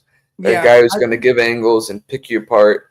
And then a heavy, I would say Puma is a heavier pressure fighter than Sam Noakes and throws a lot more. Yeah. He's a lot more flamboyant too, in terms of like his in-ring style. So he is a little more brass, a little more. Oh yeah. A little more. He's definitely going to be a little grittier, whereas Noakes still tried to, even though he was clinching a lot, he tried to make it a prettier fight. Puma's not going to do that. Puma wants to make it messy. Puma thrives in the chaos, but Jesse Bam Rodriguez is the puzzle that can't be solved right now in boxing. Yeah, he is. It's hard. It's hard. he might be my favorite fighter. Him and Inoue are probably definitely two of my favorite fighters to watch right now. Now, Inoue is like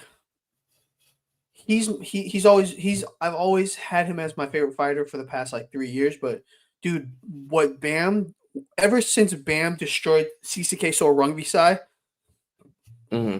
he's been top three. Yeah, he's just so fun to watch, and He's like so fun to so watch, like it's and like watching art. You know, it's like very watching a masterpiece being put together every time he fights. it's just like the footwork, what his footwork, his angles, his movement is what every boxing gym should be teaching to students. Mm-hmm. But it's just the way that he's able to attack while as he's cutting. It's something that a lot of boxers just can't do naturally. Mm-hmm. And you can say Yeah, because he's a smaller fighter that he's able to do it, but like even smaller definitely fighters, helps. even smaller fighters can't do that. Like a lot Yeah, of fighters can't just simultaneously, you know, throw the opposite way they're turning or they're moving. yeah, Like that's just or like not how the human body works. Jesse turn and Gamrot is punch. able to do that. Yeah. Do you want the combi box stats from Nooks and Yeah. Mason? So Abdullah Mason landed 214 of 566 punches compared to 152 of 573 for Sam Nooks. So he threw around the same amount of punches, but Mason landed at near an 11% better percent. Yeah, geez, English hard. Yeah, but he landed connected with 37.8% of his punches compared to 26.5% of his punches for Is there a Nooks. power punch stat or no? Yeah, so he outlanded him in power punches as well, 158 to 135. They landed at almost the same clip. Mason landed 41% of his power punches compared to 39.4% for Sam Nooks. So that's actually closer than I thought in terms of accuracy. Yeah. And body shots, they're not too. I mean, Abdullah Mason connected with 51 body shots compared to 39 for Sam Nooks. All right. So, Nate, what I'm going to do, I'm going to go get my plate of dinner real quick. So I'm going to mute my mic. Okay, man. Talk to the fans. Do a preview as well of Puma versus Bam, because that is a matchup. That's the matchup that's up next, and I'll be right back. Yep, so they're showing a tail to tape. Fernando Puma Martinez, 34 years old, 5'2", is facing Jesse Bam Rodriguez, who's ranked sixth, I believe, pound for pound for the ring. He's 25 years old, standing at 5'4". This is for the ring, the WBA, WBO, and WBC super flyweight titles, which is at 115 pounds. We've seen Fernando Puma Martinez kind of egging on Jesse Rodriguez, and Rodriguez said he's going to piss him up. He's going to piece him up. Bold strategy trying to piss off someone as good as Bam Rodriguez. But I think if Puma's going to win, he's going to have to make it ugly. It's going to have to be something where he's got his head on Bam's chest and just making it ugly, making it dirty too, I would say. Just, going after him, digging into the body. It's going to be very important, trying to slow Bam down. But that could also play right into Bam's hands because he's so good at giving angles and turning his opponents and walking them into shots. And if Puma is kind of reckless with his pressure, he could be walking right into Bam's power. And Bam he's not just some guy who can give angles and outbox you. He's got power too. We've seen that pretty much against everybody. We saw it against Juan Francisco Estrada. We saw it against Pumalela Kafu. I mean, he's getting stronger, and this is a very very interesting fight. I believe betting odds wise, I believe Bam's the biggest favorite, and understandably so. I mean, Bam's in his prime. He's very he looks like he's also. I mean, he's still getting better too, which is the scariest part. Like he's already gotten to a point where he's highly rated on universally on pound for pound list, and he's very much just still reaching his peak. And I mean, I wouldn't be surprised if there comes a point when he's like unquestionably number one pound for pound once this like wave of fighters like Alexander Usyk, Terrence Crawford, blank now Inoue once. Well, Inoue's still he's he still has a lot of his prime left, and hopefully we get to see him against Junto Nakatani in the near future. They're going to be fighting on the same card the night of the Samurai, December 27th. Now he'll be defending his title, his undisputed 122-pound title against Alan Picasso, and Junto Nakatani will be facing. I am blanking on his name. Let me find who he's fighting. Junto Nakatani will be facing Sebastian Hernandez, who's 20-0, 18 knockouts, and it'll be Nakatani's first fight, 122 pounds. That's no picnic for Nakatani, especially in his first fight in a new weight class. So hopefully we can see Bam in the ring against both of those guys. But first, he's got to get past Puma. Puma is already in the ring. Bam's walking to the ring right now. In the fan zone, predicting Jesse Rodriguez 85%. 85% for Bam to 15. Welcome back, Alyas. My fiance made a roast, so I had we had a lunch break because we have 3 more fights to get through. Yeah. Well, ain't no woman cooking me food, so congratulations. I'm kidding. I'm joking. I'm not joking, but I'm joking. Did you see that someone put a link? Someone put a link in her. I was too busy yapping. I wasn't looking. I was like, we got 6 comments, and it's the same guy commenting a link to Bam versus, or not Bam, the Benavidez Yarde link. All right, so where you at? Is Bam in the ring now for you? Sure is. He's got his mouthpiece from Robert Garcia, and this guy I've never seen referee a fight before. Quick prediction. Who do you have? Bam or? I'm gonna go Bam in 6. What if I say 3? I'm not going to. I would be surprised. I mean, I just think it's one of those things where either Puma's pressure is going to have him in the fight, or it's going to play right into Bam's hands. There's no two ways about it. I'll go 4. I don't think it goes 12 though. Yeah, I think Bam hits too hard. It's not just his power; it's his timing.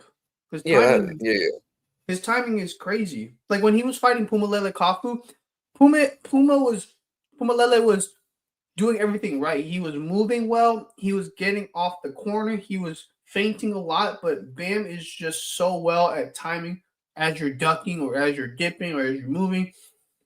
He's hard to really, game plan for. Yeah. It's definitely hard to emulate in training. What are they doing? They messing with Puma's gloves? No, they didn't wrap his gloves. How do you not wrap his gloves? I think they had the white tape. They forgot to put on the blue tape.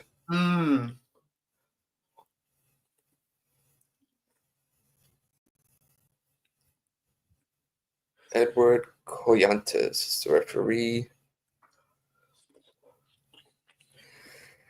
Yeah, I think Bam's odds-wise, he's the biggest favorite on the card by a decent margin. Second was David Benavidez.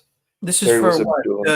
This is for the WBC, WBA, WBO, and Ring Magazine titles, right? Junior bantamweight. At a super flyweight, yes. All of those sanctioning bodies call it different based on whatever. I don't know. No, I'm going off of. I always say the rankings, the divisions by Ring Magazine. They call it junior bantamweight, so I call it junior bantamweight. That's why I usually just say the weight, because you can't really dispute the weight, I know. Because the WBA, I was telling Bastards, I was like, I hate that they have you as the junior middleweight champion in every sanctioning body or in the rankings, but the WBA calls you the super welterweight champion. Yeah, it doesn't. Oh no, man! I'm not gonna trash talk the sanctioning bodies right now. Oh, I'm not gonna trash talk. I just want to watch fights, and Jesse Bam Rodriguez versus Fernando Puma Martinez is coming up, and I'm ready. I honestly think this goes 5 rounds. You think it's around 5? I was gonna say 4, but I'm gonna go 5. Bam and 5. Bam and 5. I can see it.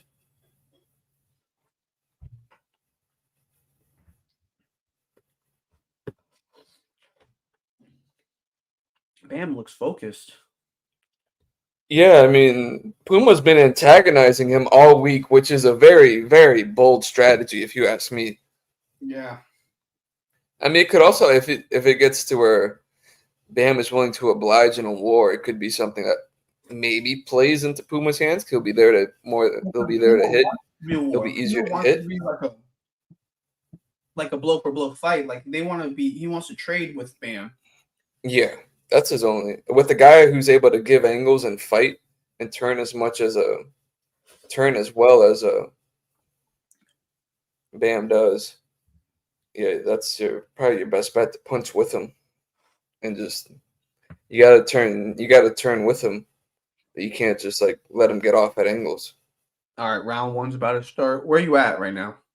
Yeah, same. They're showing both fighters, showing Bam, waiting for the bell to ring. Tell me when the bell rings. And bell rings. Oh. And Puma already on the front foot. What's your time at? 250, 249, 248, 247, 246, 245, 244. I'm at 235 right now. Okay. I mean, that's not bad. Where you at? 235. Okay. Martinez is throwing some looping. Oh, he caught him. He caught Bam a little bit. Oh. But those wide swings are. Yeah. Really?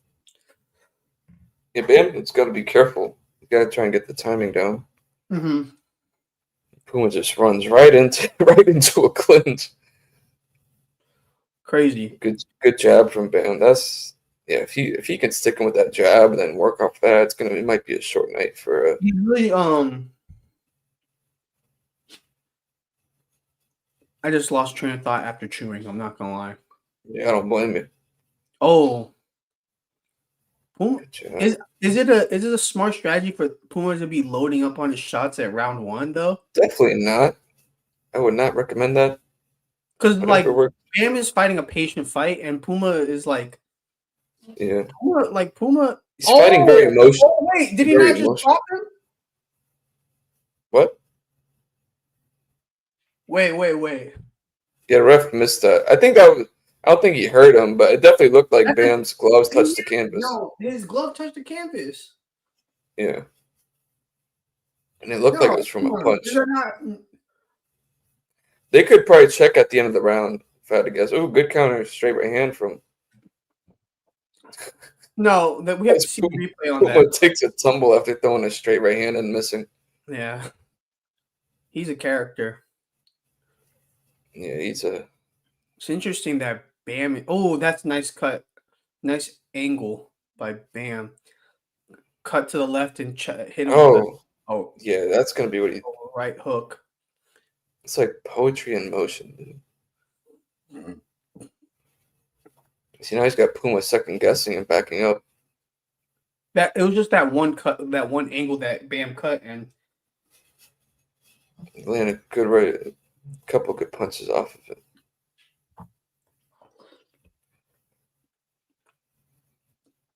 It's the counter punching too, man. The counter punching.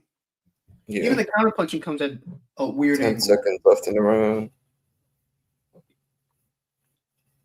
Good body shot from Puma. Who'd you go for round 1? I thought Bam won it, but if that could, I wouldn't be surprised if if there is replay review in Saudi Arabia, they might be able to switch that to a knockdown for. Let's see, because I honestly think. Are they not going to show the replay? Because I honestly think that like a punch landed to cause that. It may have been more of a. He wasn't. Bam wasn't hurt. It was like a flat. If it was, it was more of a push. But it's still like if it was a punch.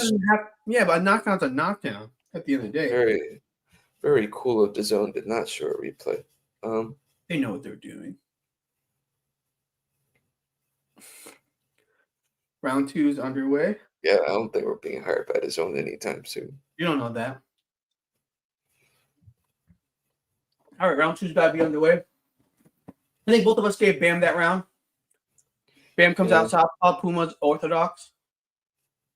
Yeah, round just started. Dude, okay, now the speed difference is kind of showing because Puma's looks like he's throwing in quicksand. Yeah, Bam's able to throw and get out of the way. The thing is, I don't like that Puma is still loading up on his shots. Like he's just swinging for the fences every time he's trying to counter. Oh, good counters. Left hand from Bam. Yeah, I think Bam's starting to get his timing down. He's starting to see where everything's coming from. Yeah. Ooh. He's defensively starting to. Bam. Now he's starting to walk Puma down. Puma miss a lot. Yeah, and that's going to wear you out more, especially when you're loading up on punches. Having Puma move back. Puma's not used to moving back, bro. Yeah.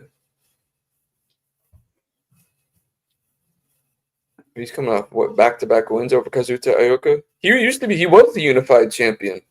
Yeah. And then he vacated his IBF title to pursue the rematch with Ioka. Ooh. IBF gonna Puma is throwing left uppercut right hook to the body from Bam. Bam's head movement is on fire right now. Like literally. He is white hot right now. Yeah, if Puma's gonna keep missing like this, at some point he's gonna walk into something from Bam and he's not gonna like it. He's got a good straight left hand from Bam. Oh, he just missed that right hook. Dude, Bam's just so quick to be up. Ooh, that's a good right hook to the temple from Puma. Yeah. It may have temporarily staggered Bam. Puma Bam back on the front foot.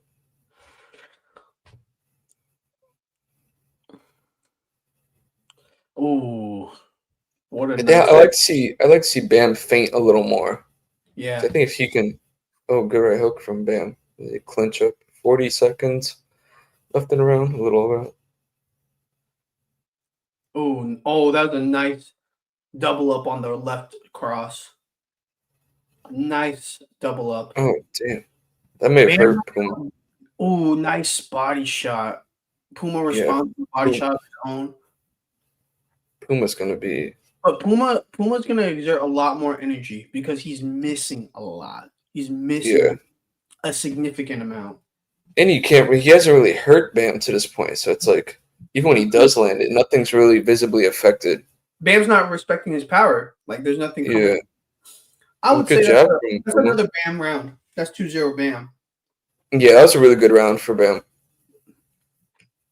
I'm going to go grab a jacket from my closet. They're doing an interview with Bill Haney. That's going to be interesting. He looks locked in. How do I turn off my camera? Now let's go and grab my jacket. Whatever. Yeah. So, I got a 2-0 for Bam right now. Bam right now is just the faster fighter. He's cutting angles really well. He's countering really well. And Puma Martinez, he's swinging at nothing but air. He is trying to be the aggressor at some points, but the problem is when he tries to charge in, Bam is cutting an angle and hitting short shots to stagger Puma. And that's the problem that Puma's running into because now he's becoming more hesitant to charge in and kind of press the action. But he has to continue to press the action because if Bam gets going and Bam becomes more aggressive, the fight's not going to go past 6 rounds. Maybe even 7. That's my prediction. No, but I said 5. Round 3 is underway. I said 6. I almost said 7.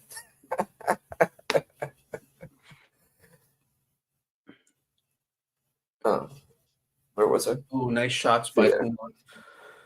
Third round has started. But today, Puma's he's a step behind. Yeah. Maybe 2 steps behind. It's maybe 3. The thing is, too, he has some awkward timing, but him just he's throwing a lot, but Bam is just making him miss, man. Yeah. But the only thing is Bam is not landing as much as I thought he would be. He's not landing flush as much as Mm-hmm. may be expected.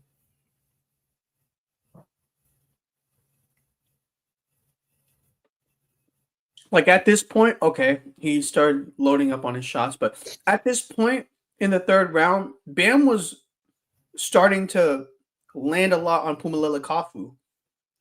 I don't know if Yeah. it's because Puma is just a little more awkward in his timing, He's more but I aggressive feel too. like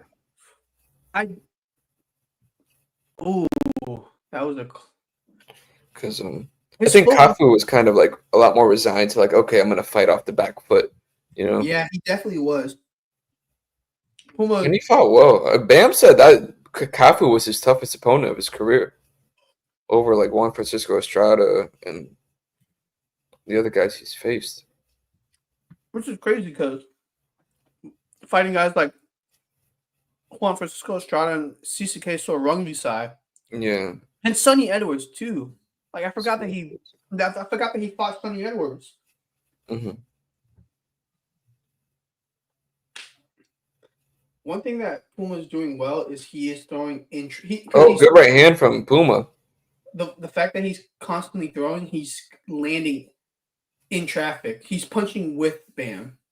Yeah, that's what when a guy who's as good defensively as Bam, Puma keeps on messing with his nose, and Bam's landing some really good body shots this round. Yeah. A few good left uppercuts. Oh, he's starting to lose some steam on those punches. Yeah, he didn't like those body shots. Back to the body.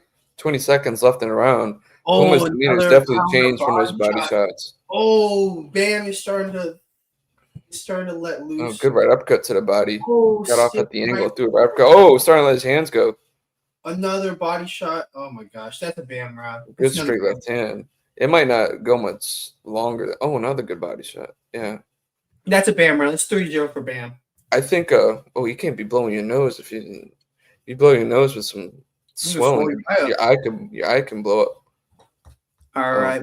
And just as a reminder, we are live on YouTube, live on Facebook. Give your comments, give your predictions on who you think is going to win this fight between Jesse Bam Rodriguez and Fernando Puma Martinez for the unified WBC, WBO, WBA, and Ring Magazine Junior Bantamweight title.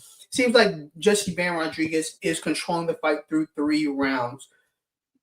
Yeah, he is controlling through 3 rounds. Hey, I'm not a judge, so I don't have the scorecards. You know what I mean? I think Stevie Wonder would have it 3-0 Bam to this point. Oh, look, they're interviewing Brian Norman Sr. Yeah. They can't interview one fight without interviewing the other. They've done a good job of hyping that fight up. Mm-hmm. They're funny. You know who else has it too? Brian Norman Jr. He's hilarious, man. He's a character, man. Yeah. Got to interview him twice. Had the honor of interviewing him twice. One ahead of this fight and then one ahead of the Jin Sasaki fight, which was interesting because he said that, Brian Norman Jr. told me that ahead of the Jin Sasaki fight, the reason why he took that fight is because there was no other fights available. That was the only fight on the table. Yeah. And look what happened. He had the knockout of the year. It was a chance for him to also stay busy. I'm sure Japan offered him a lot of money to come over there. And he was coming off the 10-month layoff to fight Daria Cuevas. So it was a chance to he got through that fight without taking minimal damage before stopping him in the 3rd round. I will say I have to disagree with Devin Haney when he said that he hasn't fought anybody. Because if you think Giovanni Santillan is the nobody, that's his best win by far, I would say. Santillan's no chump. No, Santillan, and he came back and had a great performance. Yeah. We're in round 4 right now. We're about a minute 40 left in the round. Puma's still throwing pretty well. Bam is still stalking him. He's starting to focus on the body. Mm-hmm. The thing about Puma that's interesting is that he has this stance that's he fights like he's drunk. He's like constantly like stumbling backwards and then like pressing forward, throwing straights and stuff. It's pretty interesting. Yeah, not how I would teach someone. Oh, nice straight left by Bam. Oh, He he hurt him. keeps on He holding hurt, on to Bam. Oh, he hurt Puma. He's starting to counter really well. yeah, I don't think Puma's going to be able to take these Nice punches check any right longer. by Bam. He keeps on messing with his nose. Oh my gosh. I just imagine this goes 12. Bro, freaking But Puma right now, might not like, know where he is if this takes oh, his punishment for 12 rounds. Bam is. I think the thing about Bam is the counter punching is so quick. Puma's still trying to load up on a shot before he can throw. That's Puma gonna Puma. But Pumas are fast. Yeah, well, this one's a little off. Bam still digging the body. 10 seconds left in the round for me. Cutting angles. It's another round for not for Puma, for Bam. 4-0. He's gonna turn him into a house cat so far. All right, so we're through 4 rounds. How do you have it, Nate? I got it 5-0 Bam. I know it's been 4 rounds. It's really 4-0. But I think okay, so I predicted the 5th round stoppage. So this is my. You might get it, man. It's not looking good for Puma. Fingers crossed that Bam can do it in the 5th round, because I don't think I think the closest I was to getting a prediction right is when Abasparo knocked down Yoenis Tellez in the 12th round, because I said he was going to stop him late. That was the closest I got to getting a prediction right. So if Bam is able to stop Puma in this next round, Marcus Maidana's an assistant for Puma. Oh, Puma's from I know they're both from. I know they're both from Pards. I didn't know they were that tight to where Maidana was in his corner. I feel like the amount of world level boxers from Argentina, I think the circle is pretty tight. Yeah. All right, round 5's underway. Bam is. Oh, he might have hurt with that right hook. He keeps on messing. Puma's nose is probably broken. He's really being bothered by it almost every time he gets hit flush to the head. Like anytime they break, like he's messing with his nose. Bam is starting to cut angles a lot more. Oh, good left uppercut. The movement is starting to get better. And honestly, it's kind of crazy to say the punches from Puma are getting a lot slower. Yeah. Oh, he stumbled him right there. Yeah. For a guy that fights really low, his Puma's center of balance is not very good. For a guy that fights very low is a nice way of saying he's short as hell. At 5'2". Not that I should be talking, but by Jesse Bam Rodriguez. Oh, good left hand. Oh, nice left hook. Puma's tough though. Yeah, of course. Let's see what happens. No, this isn't. Bam's starting to pick him apart piece by piece. I'm hoping that, like, in this last 90 seconds, Bam is able to stop him so I can get this prediction right. But right now, oh, nice. Bam is changing levels so well. It feels like he's setting up for the big shot. He's just setting up for the big shot. Like, he's just touching him right now, but even him touching him, it's having an effect on Puma. Yeah, those right hooks to the temple are not going to help Puma's balance. Not at all. Puma is like backing away. He blew his nose again, which, to your point, I think his nose might be broken. Ain't no might. I think it is. Like, you don't just mess with your nose for the hell of it. Let's see. He's still fighting though. I mean, he's landed a good combination. It didn't bother him. And you know what sucks for opponents for Bam is like when he's like in front of you and he's like just kind of like feinting and like gauging range. It must be mentally fatiguing to try to anticipate the next shot. Yeah, it's like he's there, but he's not there. You know? Yeah. Another good left Oh uppercut from my gosh. Bam. Bam is Puma is just that nose is Yeah. bothering me so bad. If I was his corner, I would think about stopping it after. If he continues to take punishment like this in the sixth, not even for the sake of my prediction, but like if he continues to take punishment like this, I would think about stopping. Oh, that was a nice left hook by Bam. Oh, All good right, straight. we are through 5 rounds. My prediction is wrong. 5-0 Bam. 5-0. Yeah, 5-0. it's been one-way traffic. This isn't like I really Mason just and don't Noakes see, where it's give and I take. don't, at this point in the fight, I don't see a path to victory because the shots are not as crisp anymore for Puma. The pressure is not there, and he's on the back foot now. He's literally fighting defensively. Yeah. And it's still Bam's like finding his way through the guard and punching through his guard and countering him. He's doing he's almost doing whatever he wants Bam at is this point. borderline telegraphing everything. That's what's happening. Bam is telegraphing everything. I think Puma's telegraphing everything. That's what I said. You didn't hear me.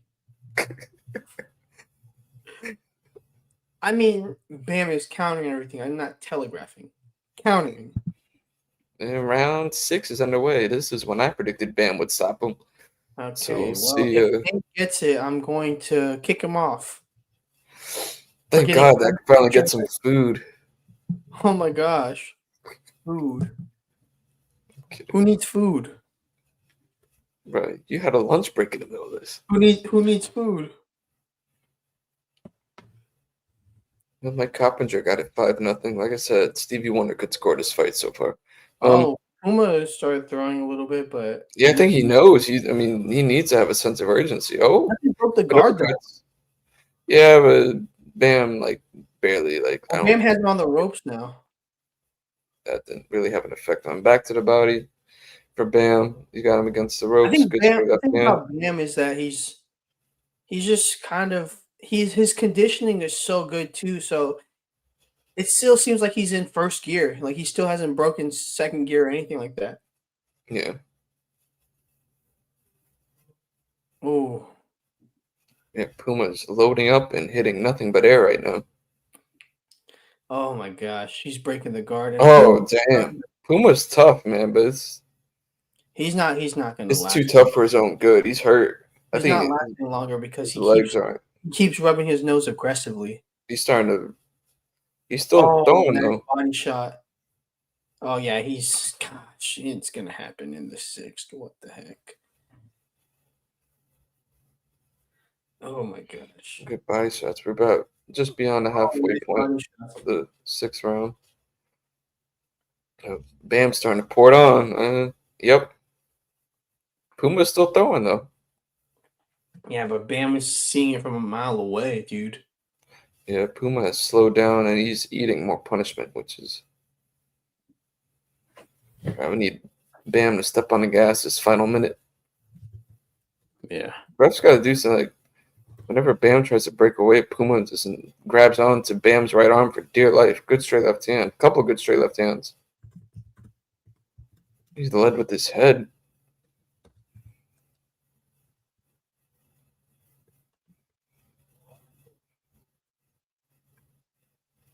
Dude, this is Oh, good straight left hand from Bam. He gets Puma into a corner angle combination. Bam is. Oh, good left. Oh my gosh. To the body. Oh shit. He's just he's constantly just swarming him with punches at this point. Puma is like another good straight left hand. Puma's still trying though. Puma's trying, but it's such an uphill battle that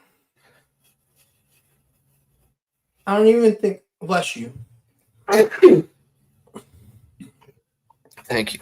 I don't even think I honestly don't think that even with Puma putting up the pressure or making or putting a high pace on him, I don't think it would do anything because Bam is just constantly moving. His head movement is on point today, And dude, he's never in one spot for more than a second.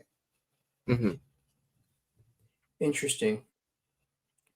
Oh, Brian Norman Jr., man. That's the fight that most people are looking forward to. Brian Norman Jr. versus Devin Haney. Closest fight on the card odds wise. And Odds I wise. think, yeah, it's literally a pick 'em when I last checked. -110 both ways. That's gonna be a good one. And my prediction is chalked. So that's We're cool. both wrong, yes. Yeah, we both don't Round know what 7. we're talking about. Round 7. And we wonder why there's no one listening to us and watching. Okay, don't say that out in the live, Nate. I'm joking. All right, let's see. In the battle between your two favorite teams, the Magic are up by 12 with under 3 minutes left. Oh, against the Knicks. Yeah.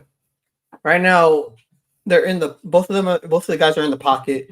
Bam right now is throwing at a high volume. I think that the biggest thing for me is I think he should be digging to the body again because that's where he was having the most success. Mm-hmm. I don't know, man. Sure. Like, because I feel like he could take out Puma at this point. Puma's not really offering much.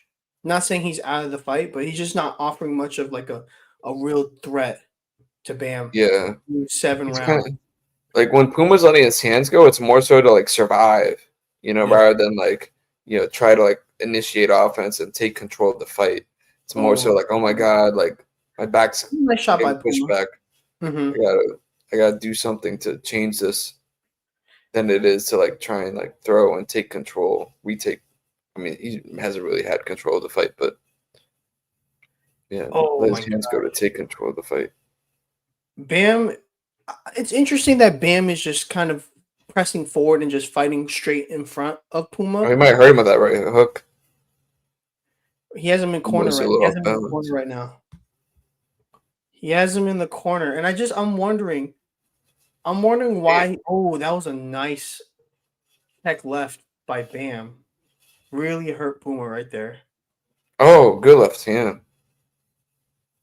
Oh my gosh. I'm wondering why Bam is like just constantly just forward, like pressing forward, not moving much. I think he's gotten to like the steam on Puma's punches are probably almost gone at this point. He's been loading up, missing a lot. He's tired. He's been hurt a few times. Or he's probably been hurt a few times just based on his body language and demeanor. But he's still throwing, though. He landed a good right hand, but Bam just took it. Oof. I think Bam's just content to keep on battering him until he. Bam is landing at will at this point. Good right hook. Good combination from Bam. Right hook, straight left hand. Left hook, left hand to the body. Puma still lands a couple straight right hands, but nothing to really affect. What was that, 7? Bam. Yeah, that was the 7th round. 7-0. Man, if I'm in Puma's corner, man, it's starting to get to that point. I don't know, man. Starting to get to that point where I'm considering if he has another round like that, I would think about stopping it, to be honest. You say Robert Garcia's coach of the year, by the way? He's definitely up there. Because who's he have? He has Bam, Raymond Murataya. Who else do you have? Let's see. Who else? Virgil Ortiz. Yeah, Oscar Duarte had a good year. Oscar Duarte did have a good year, actually. To think about it. Who else does he train? I have no idea, but like talking about Oscar Duarte, bro, Duarte has won 4 in a row since losing to Ryan Garcia. Yeah. Not bad. There's other guys. I know there's other guys that he trains. I'm just blanking on his name. All right, round 8 is underway. About 2:45 in. Does he also train Lindolfo Delgado? Maybe. Puma is throwing countless hooks right now. Just trying to keep Bam away, but Bam is still putting on the pressure, stalking him, man. Oh, good left uppercut to the body from Bam. Bam is now just throwing at will. It's interesting because Puma is constantly trying to kind of do quick stops and turns, and Bam is just cutting him off at every Yeah. angle. He's doing a good job just mirroring him everywhere he goes. Good straight left hand from Bam. Also, Puma keeps on messing with his nose. the composure of Bam is also crazy. I think it's part for with Puma's antics. I think that's why Bam hasn't exactly stepped on the gas. He's content to just punish him for however long it goes, you know? Yeah. And he threw after the bell. Puma's tough too. But you can't hold on to his right arm and punch. You know what's crazy is that Bam said the highest he can go is 118. I think I saw an interview with I think it was Showbiz the Adult. I think he said 126 is the highest he thinks he can go right now. 26 is kind of crazy though for his. That would be. I mean, he's 5'4", so that would be a bit of a stretch. Oh, we just missed 126. Isn't that featherweight? Yeah. I couldn't imagine fighting Rafael Espinosa. Yeah. I think Espinosa would be long gone from 126 by then. Oh, good right hook from Bam. But I don't know if he could bulk up. That okay. He shouldn't bulk up. If I were him, I'd actually get stronger for sure and bulk up a little bit. But I think like what makes him so good is his speed, his angles, his timing, and I think like anything that can disrupt that, I would probably stray away from it. Because like you think when he moves up, he should be quicker than the guys he fights. Another good combination for Bam. Puma's still throwing though. Oh, good right hook, rep cut to the body.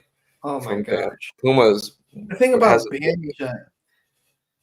Bam is just really just, dude. He's stalking him. He's playing with him now, opening his guard up. This has turned into a beating. I mean, it's been a beating. And he's playing with him. This is starting to hard to watch. Yeah, humiliating. This is hard to watch. I think I would stop it. I think Puma's corner should stop it. I think he can't hurt Bam anymore. He's just taking punishment round after round. Like I think we've reached the point of no return. If I was in Puma's corner, no, they're not going to do that though.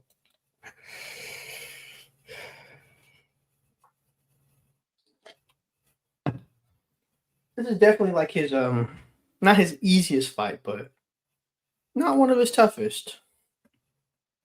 Yeah. Which is crazy because Puma is a good fighter. I mean, if anyone has watched the Ioka sequels, the Kazuto Ioka fights, you'll see the best version of Puma. But then again, Ioka is a guy that's gonna engage like that. Bam is going to fight his fight. And it's hard to adjust. It's hard to adapt to that style, adapt to that tempo, adapt to all that movement. Round 9's underway. Bam looks like good left uppercut and duck under at Bam.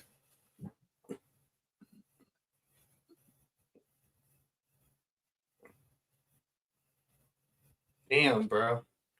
I mean, Puma's tough, man. He's still trying, but I just don't know. Like, I honestly don't know. Like, what else can Puma offer?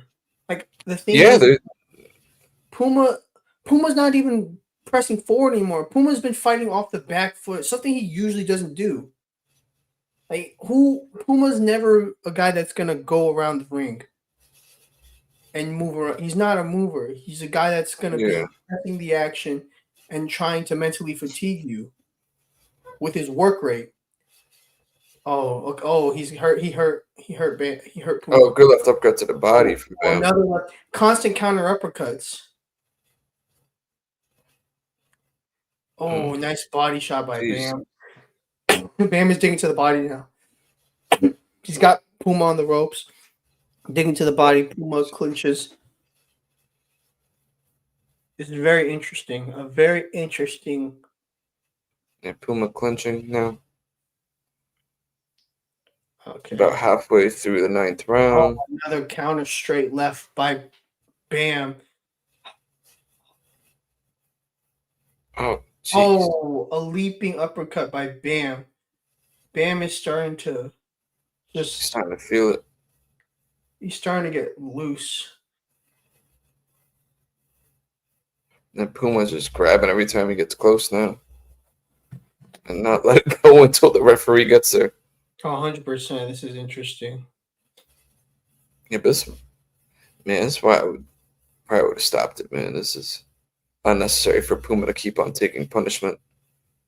Like, he's kind of he got hurt. He got hurt. He got hurt. But he's throwing. Puma's throwing, but he definitely got hurt by Bam. Oh my gosh.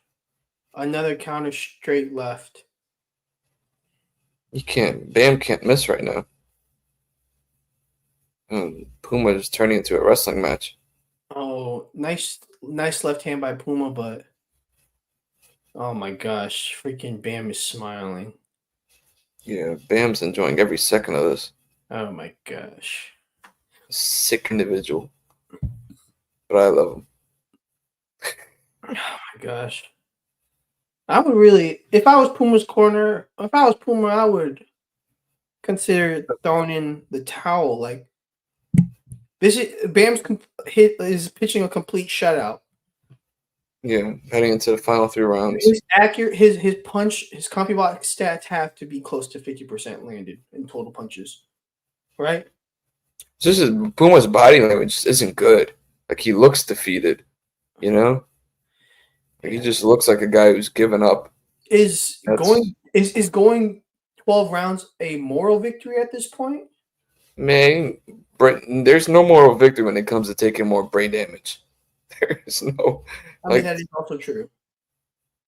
Like, there's really should be no such thing as Sergio moral victories when it comes to a sport at this level. Sergio Moro was like, this is probably Puma Martinez's best round, even though he didn't win. And by what? What metric is this his best round? His best rounds were early in the fight. It's been a beating Definitely from round 1 or 2. on. And I wouldn't even give him round 1 or 2. Yeah, he's being shut out. Oh my gosh. Round 10.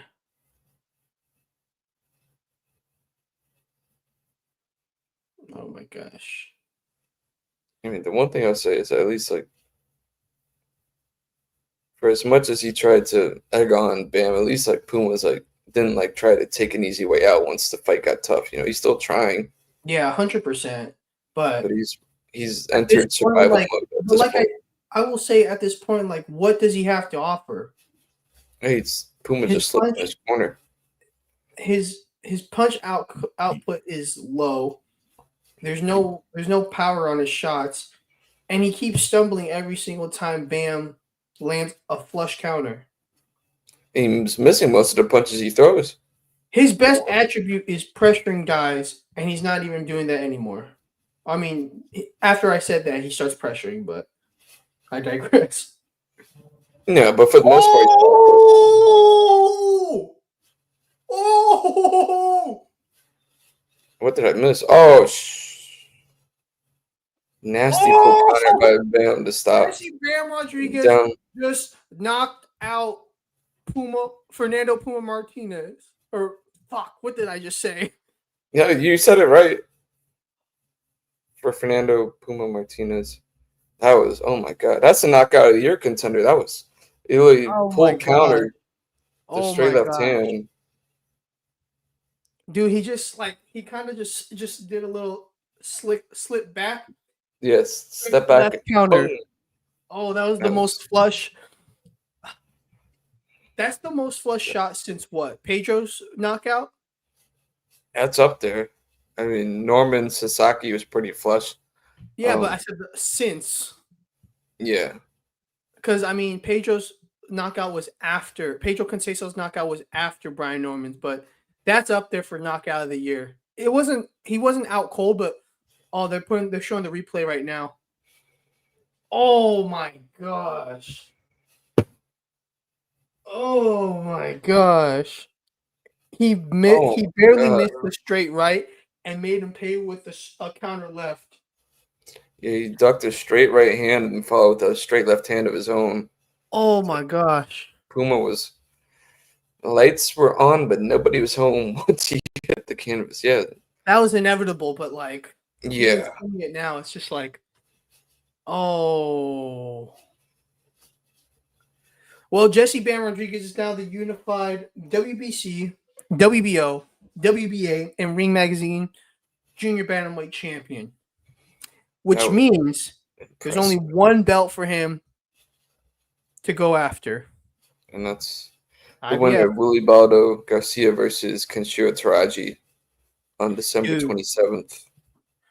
A fight between Kenshiro Taraji and Jesse Bam Rodriguez feeds families for the lower weight classes. Yeah.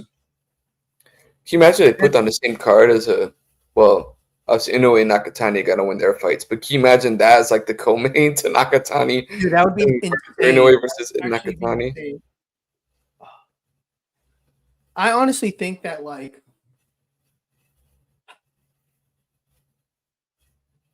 Jesse Bam Rodriguez has cleared 115. He's cleared it. He needs one more win. No, but like I'm talking about in terms of level of competition. Because Puma was he's lapping the competition. Puma was the general consensus second best junior bantamweight. The consensus second best, and Bam just swept the cards, made him look ordinary. Beat the hell out of him. Just knocked him out with the flush counter left.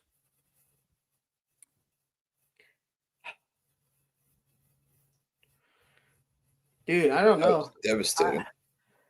You know how we were talking about the Splitties Awards? We haven't announced it yet, but the Splitties, I mean, Bam. I guess we're announcing it now, but not fully. But Bam might be up there for Fire of the Year. That would definitely enter him in the conversation. I mean, he's only fought twice, but those are against one. Yeah, Kafu. Both unified title fights. Dominated Pumalele, and now he's dominated the number 2 junior bantamweight in the world, unified champion. Yeah, that was, oh my god, that was not nice what he just did to him.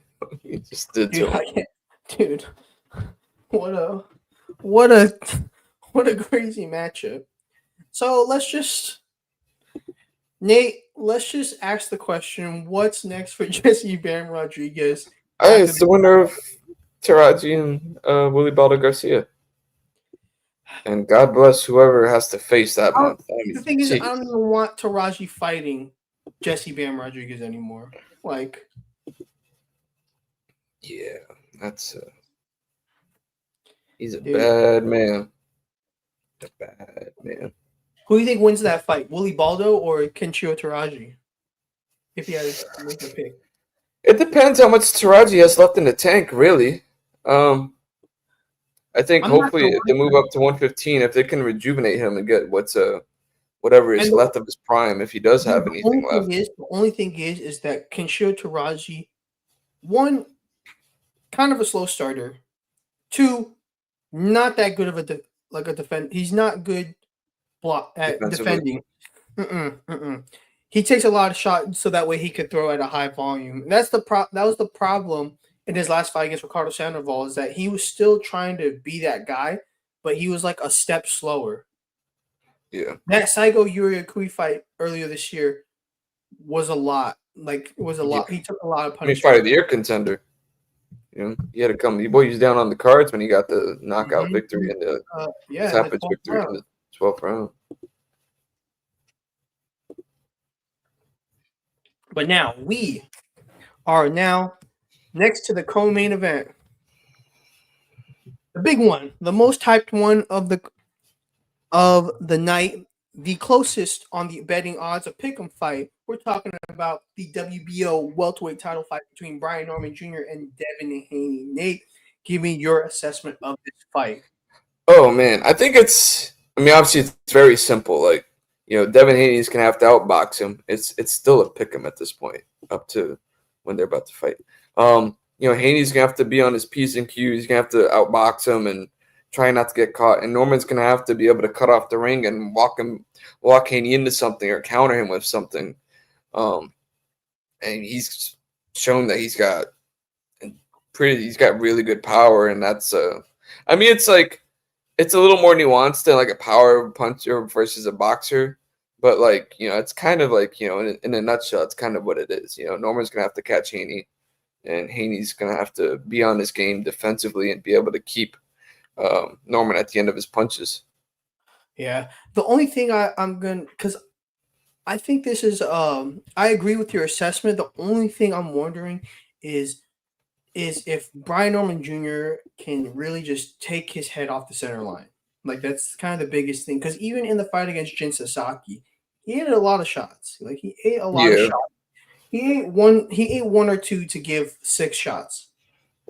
Like, Yeah, but that's a trade anyone would make if you're not worried about what's coming back at you. yeah, but the point I'm trying to make is Jin Sasaki is nowhere near as fast and nowhere as good as a counterpunch, a good counterpuncher as Devin Haney. But it's also what version of Haney shows up. No matter what version of Devin Haney showed up, whether it's the Jose Ramirez or the George Kambosos version, he still has better feet. He's going to be able to, which means that Brian Norman Jr. is going to have to chase him, and Devin Haney could really like trap him into a real stiff counter or really frustrate him and make it a big worksman-like performance. Yeah. So it's a good fight. I wouldn't be surprised though. I don't know. I just hope that it's like I really don't want it to be a stinker. That's really what I'm. Hey, fingers crossed. I don't know why you said that, but fingers crossed. What? Why is it? Because what if now it becomes like a contender for Yankel Rivera and Angelino Cordova, or Canelo versus William Cole? Well, I mean, you always got to prepare yourself for the worst, I know. We're gonna start doing stand-up comedy if it goes like that. Yeah. I'd be like, what's funny? I don't know.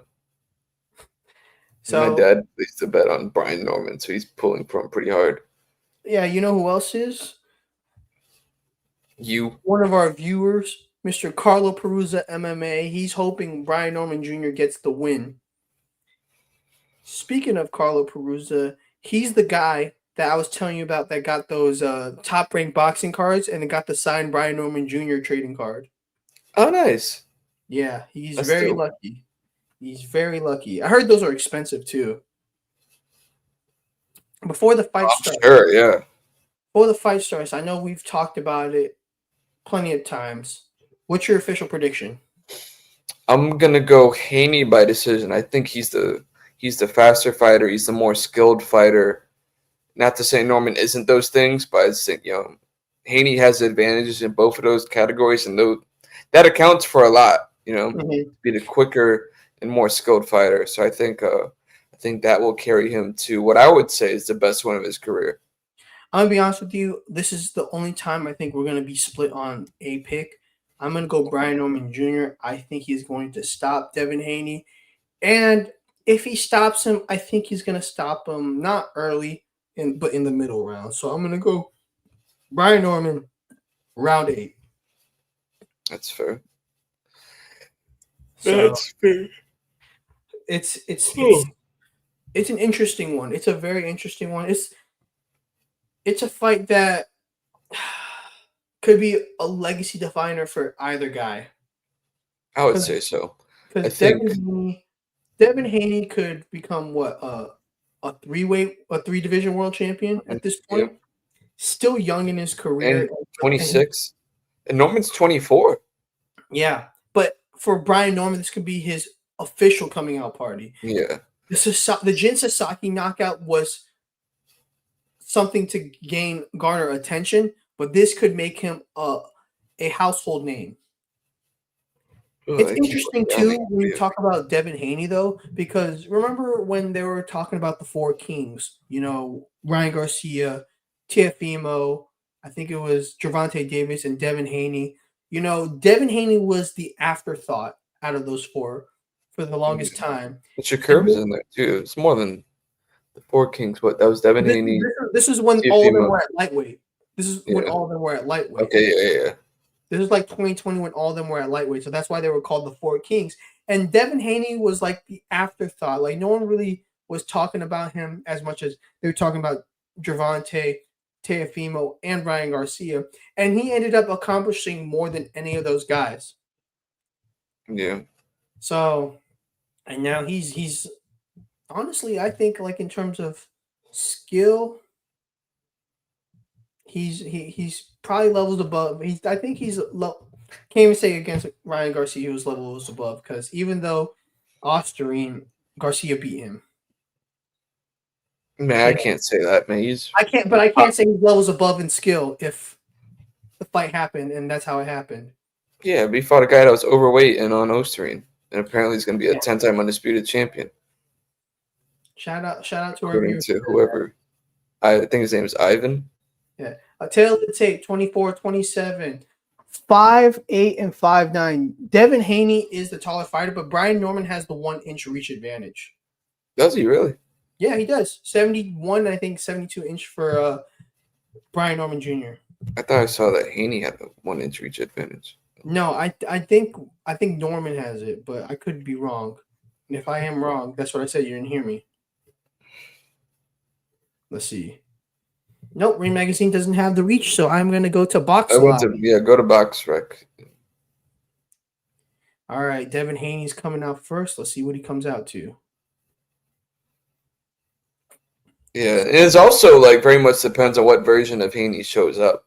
I think if he's at his best, he's not going to be like moving around too. I mean, he's going to move, but like he also like stands his ground a lot and like at the edge of range and lets his hands go.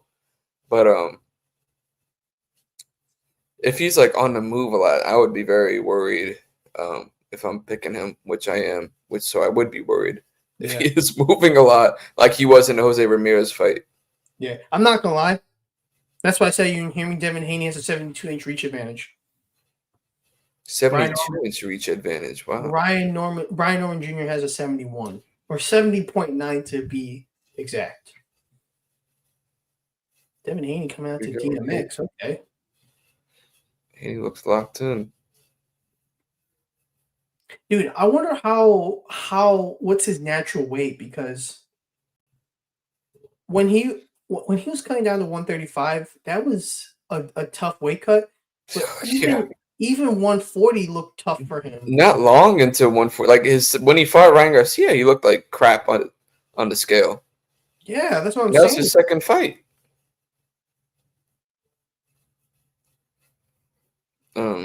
And I think when he fought Regis Prograis, I think he was 165 the next day.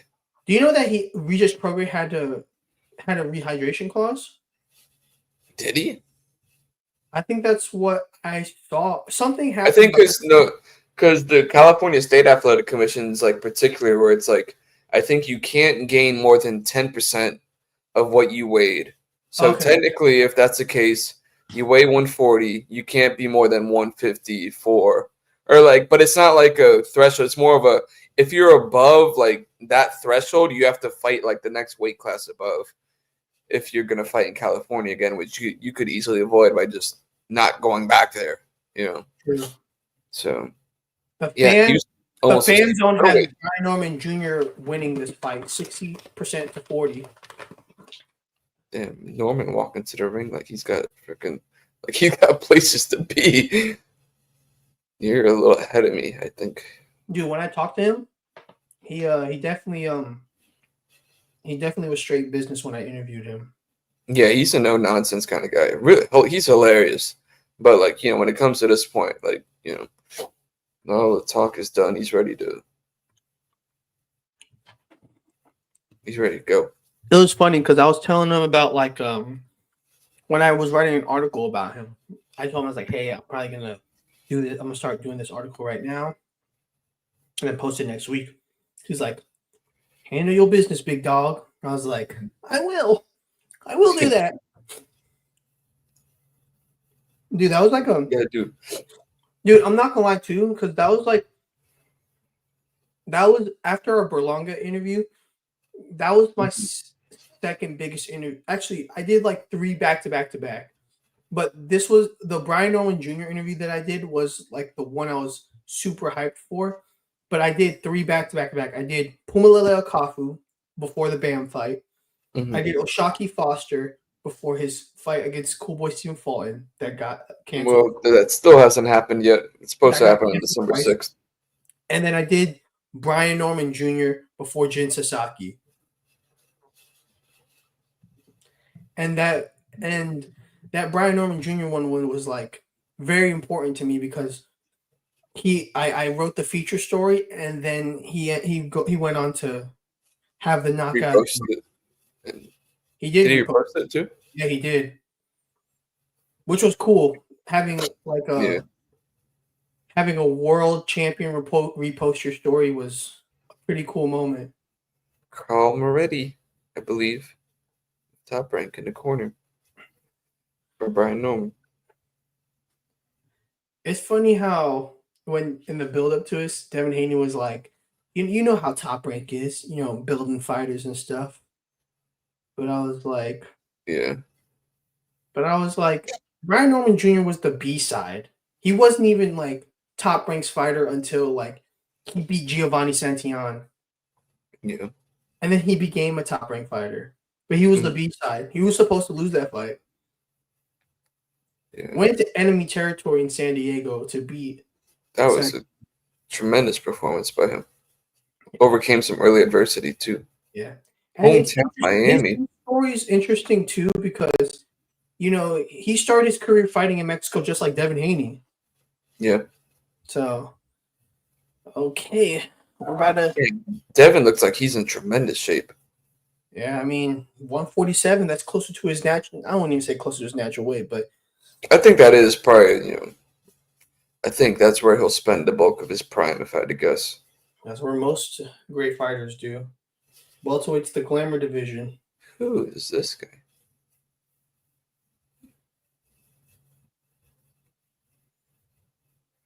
Yeah, welterweight's been on Georgia. Bit of a rut since it's been in a rut since Errol Spence and Terrence Crawford left the division. Yeah, dude. I mean, Jerron Ennis was supposed to take that division to new heights, but he actually, I'm not gonna lie, like he just never had the right dance partner, and yeah, there may not be a dance partner for Jerron Ennis. He might be that good. Versus Ortiz. Oh, we'll see. I mean, I expect that to be a great fight, but I'm saying I wouldn't be surprised if it's something where it's like Jerron Ennis is just that good and no one can mess with him. I wanted Brian Norman to fight Boots. Yeah, that would have been a great fight, a great matchup, I think. Okay. Main event. Ooh. All right. Decision. What did I say? 8th round? I think you said the 10th. I forget what round you said. All right, round 1. I'm picking Devin by decision though. I'm picking Norman by stoppage. They gave their dads hugs. Hey, shout out to Nate for his father-son article. That was pretty good. That was fun. Ring Magazine, Nate Pardo-Marrero. I like it. And we're underway.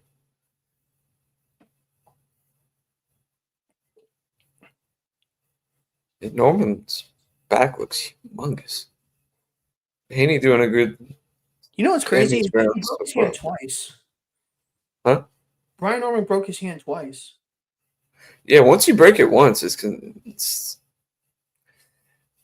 of it's bone. It's hard to if you keep on putting pressure on it. It's hard. It's not going to come back stronger. Yeah. That's Floyd. Oh. Floyd broke his hands. Man, his hands were so brittle by the end of his career. Conor McGregor, that was his punchline. Yeah. Well, I mean, his hands seem to work just fine against Conor.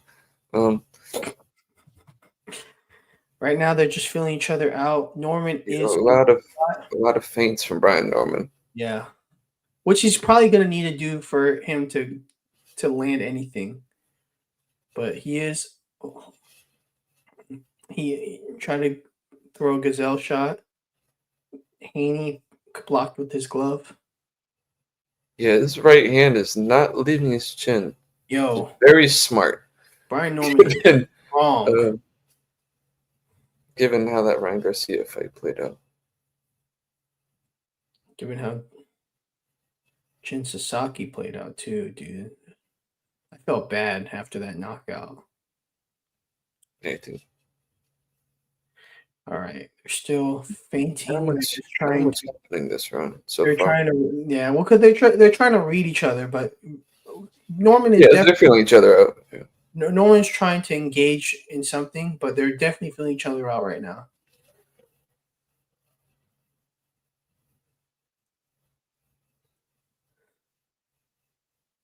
Oh my gosh, this is going to be interesting.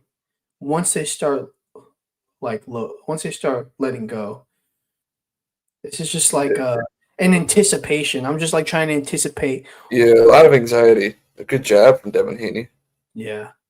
Oh, nice stiff jab by Brian Norman. Yeah, a little ahead of me.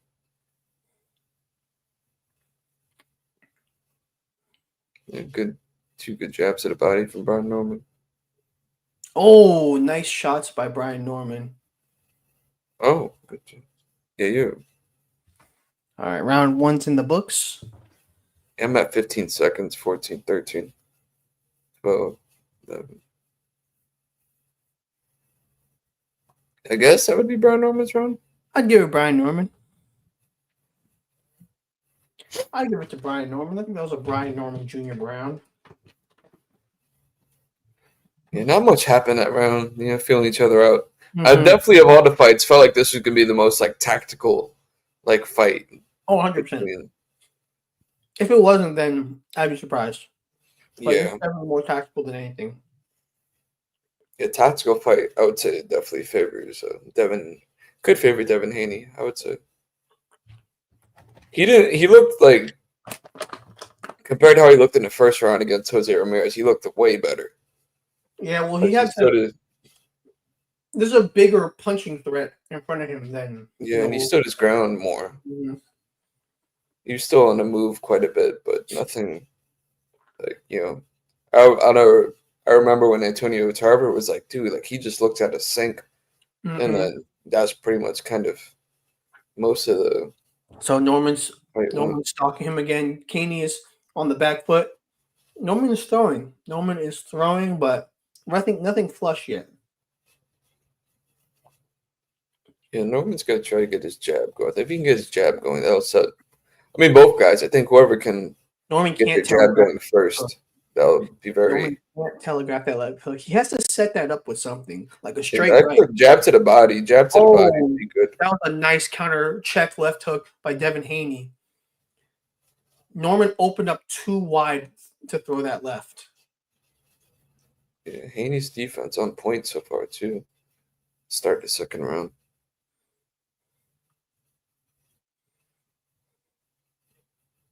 Yeah, Norman's getting a little overzealous to start the round. Yeah, he's got to dial it back just a little bit. He has to relax because Haney is so compact that when he counters, it's going to be a tight shot, and those tight shots are the ones that. Yeah, Haney's just kind of waiting for him to go. You're waiting for him to let his hands go so you can counter him. Mm-hmm. Let's see. I'm surprised. Like the intermission's been quick in between these fights. Not bad. Not bad. I really thought it was going to be over. Devin Haney for something. Oh, here we go. Nice hook by Brian Norman. Oh! Starting. Oh, my God.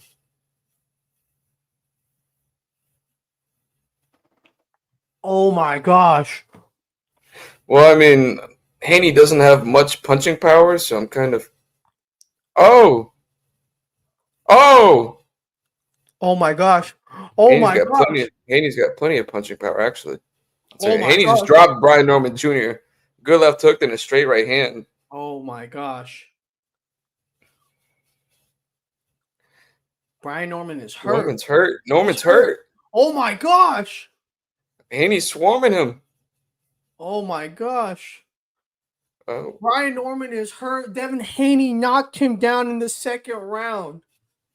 The most shocking. Yeah, Norman's still hurt. So far. He's not moving much. He's just on the ropes. Haney's letting his hands go. No, is he hurt? Is he fatigued? Still wobbly legs already? I think he broke his nose. He's trying to find that left hook, but like he's like telegraphing it. Yeah, Norman's a good jab from Haney.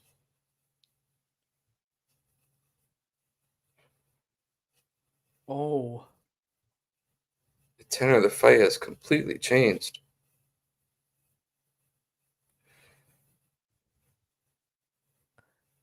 We gotta get. Haney's got to be careful though, because he can't. Because I felt like that was like 80 seconds. Brian Norman's nose is broken. Yeah, it's your nose is not supposed to be bleeding like that. Let me see what he caught him with. Oh my god! So left hook, straight right hand, right? It was a hook. It was a left hook. Left hook, yeah, left hook and straight right hand. That's what I said. It was a left hook. Oh.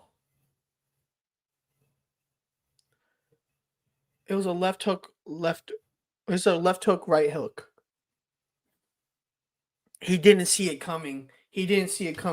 Oh my gosh, what a crazy. I'm gonna go back 10 seconds so that we're a little closer to time.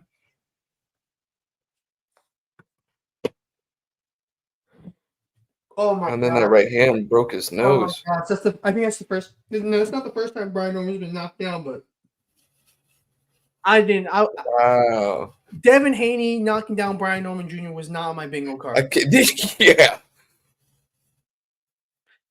Oh, he was hurt for a while, man. Norman's got to be careful, man. They both. I think that was like Norman was very overzealous to come out to start that round. Yeah, and Devin Haney knew that. He freaking walked right into something. I wonder if he's gonna come. I wonder if he's gonna be hesitant. I wonder if he's shell shocked. Honestly. Yeah, I mean.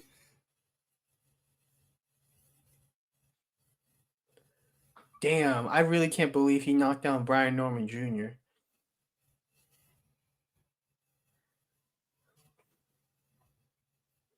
That was crazy. Yeah, put some respect on Devin Haney's name.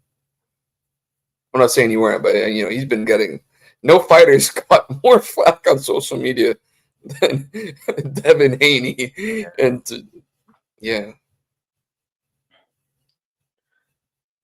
Dang. Devin Haney's.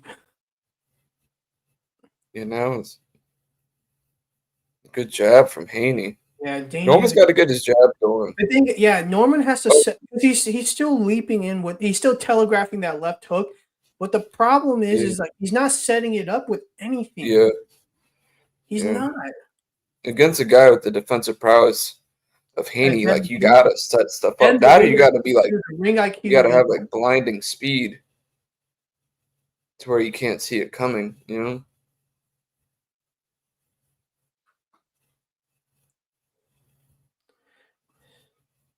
That jab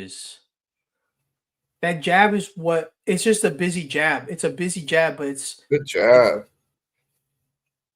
But it's also you keep your range, Mm-hmm. You can see everything that's coming if you could keep somebody at the end of your guessing too. Yeah. Oh my gosh, another great counter by Devin Haney.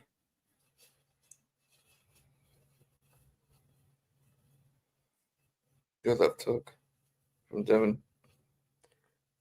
Yeah, so far Devin's showing that there are levels to this. Yeah. Through these last two rounds. Yeah. I wonder if this this round Brian Norman has got his like wits back about him and stuff like that. Yeah, but this was always if you were picking Devin Haney, like this was minus the knockdown, it was just like, Norman, for as athletic and as strong as he is, he doesn't have quite have the nuance to keep up with Haney. You know, I think that's what you're starting to see play out so far through the second and third round. Well, the fact that he was able to drop him early in the fight, it's almost like, well, you kind of broke the confidence of Brian Norman Jr. So Yeah. he's not going to be willing to risk doing a bit more than he was, anticipating.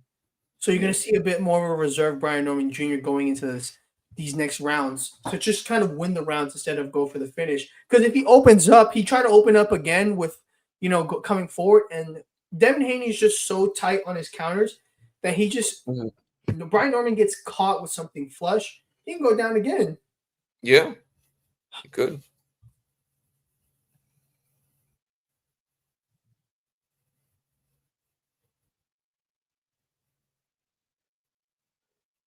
That was another good round for Haney.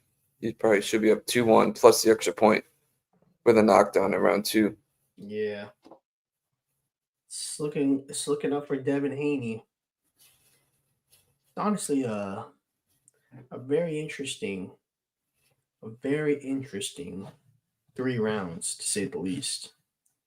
Yeah. Brian Norman needs to do something different. I think he's been too predictable in these first 3 rounds. He's got to get the jab going. He's got to do something different. Something. Great advice. Do something different. You know. Something different. Hey, why don't you punch him? Yeah, why don't you? Have you tried hitting him on the chin? You know. Have you tried knocking him out? Like, come on. But every time he lets his hands go and gets close, Haney's able to grab him. It's just he's so quick. Haney's so quick with the reactions. His reflexes are just. It seems like his reflexes are like twice as quick as Brian Norman. He sees everything coming. He sees everything Norman's throwing because Norman's not really setting up either. He's kind of throwing just to throw. Yeah, you know, like you look at like Bam, like everything, like one thing like leads to another. Like everything's a setup for what he really wants to land. You know, where like Norman's kind of like, I'm gonna throw a jab, I'm gonna throw a leaping hook, I'm gonna throw a right hand. You know, like he doesn't piece it all together. Like the best fighters, they make it look like something, and then it's like something else. You know, and they know their best weapons and they know how to set it up. It's almost like he's throwing, but it's more like busy work. He's just trying to. There's no sense. There's no like rhyme to rhythm or rhyme to reason. Yeah, rhyme or reason. Yeah. Rhyme or reason of why he's throwing what he's throwing. But like, dude, Devin Haney is, and then like he's making Brian Norman miss a lot, which is not good for the gas tank. Yeah, he's just picking him apart. Oh, another stiff jab by Devin Haney. Come on, Brian. Yeah, I think if I'm Norman, I gotta try to get the jab to the body going. Oh, good jab from Devin. I got his nose bloody, started bleeding again. Another one. But Haney's just too quick. Yeah, he's just countering. Another good jab. He's countering with just the jab. Like and the jab. This is the Devin Haney that I'm used to, establishing the jab and really, controlling the fight, controlling range. Yeah, now he's pushing forward, and he's starting to get his jab going, and he's the one starting to press the action a little bit. He's doing a good. He's staying at the edge of range beautifully, and like every time Norman tries to close the gap, he's gone. Yeah. You know? Yeah. See, like that's just. You can't telegraph that left hook, man. I know that's the power punch, but yeah, it's like right now Norman's response is to like try harder. You know, and that's not gonna work. You know, you need layers. Game plan. Yeah. There has to be a better game plan because right now, again, like I was saying, there's just no rhyme or reason with what he's throwing. Like nothing's setting up those power shots. It's like he's throwing it. And then he like telegraphs his hook, and he telegraphs it from such a far distance that Devin Haney's able to just counter quickly. Yeah, he has no answers, and it's definitely like looks like this is just skill wise. It's such a big jump for Norman. It's looked that part, so it's looked like that through 4 rounds so far. Devin Haney says that stuff. I'm like, man, like. So far, he's right. Yeah, I know. Most of the time, like, most of the time he is right when he says it, but like I just wasn't believing it because Brian Norman Jr. is like has been like on a tear, fighting like top guys, top contenders though. Because that's the difference. He's been fighting top contenders, but Devin Haney is a level above contender. He's multi-time, multi-weight Two champion. division champion, former undisputed champion. You know, by hook or by crook, however you feel about it, he was an undisputed champion. I mean, I was happy that he was undisputed. Was I happy? You happy what? I was happy that he became undisputed. Yeah. He went to Gamboa's backyard twice. Crazy. Win, defended it. But when you look at the guys he's fought, like Lomachenko, and even on his way up, like Linares, Gamboa, Jojo Diaz, like all those guys are probably.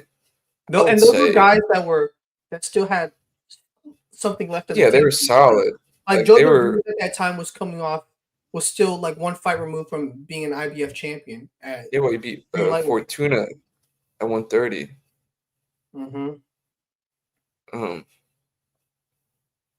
And like those guys are probably better than anyone, than most of who Norman's been in the ring against. Yeah, The thing is too is like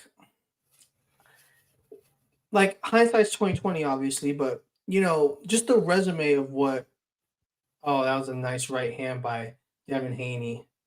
Oh my gosh, he's just so fast. The speed differences.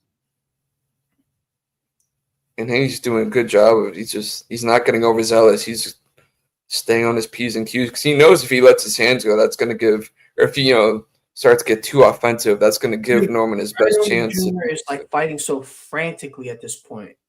To your point, it's almost like he's trying to fight harder, but not smarter. Yeah. He's like, if I throw enough, left hooks, one of these is bound to land. But that's it doesn't quite work like that. I forgot to count the round. I forgot to tally the rounds, but I don't. Another 2 good jabs for him. Oh, a nice straight right by Devin Haney. We're in the 5th round right now. 45 seconds left. 45 seconds left right now. Devin Haney's in super control, gauging risk, gauging range, controlling distance, and Brian Norman Jr. is just chasing at this point. This is the personification of chasing. Yeah, he's not really cutting off the ring. He looks unprepared, and this is a level above anyone he's ever faced. That's what it looks like so far through 5 rounds. And that's kind of like when it comes to picking fights, Norman can still land something, and I'm not going to discount his chances. But it was just like whenever you have a puncher's chance against a guy who's more skilled and has the defensive prowess of Haney when he's on, it's an uphill battle for the puncher. Yeah. And then you get dropped in the 2nd round. That makes it a million times worse. This is probably going 12 rounds, by the way.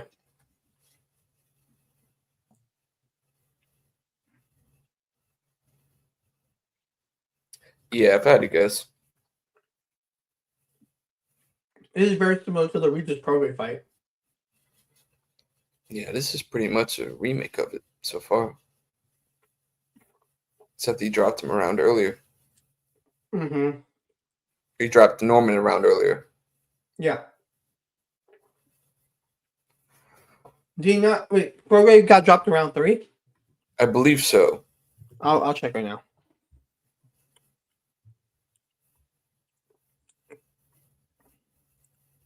Yep. Look at the big brain on me. Round 6.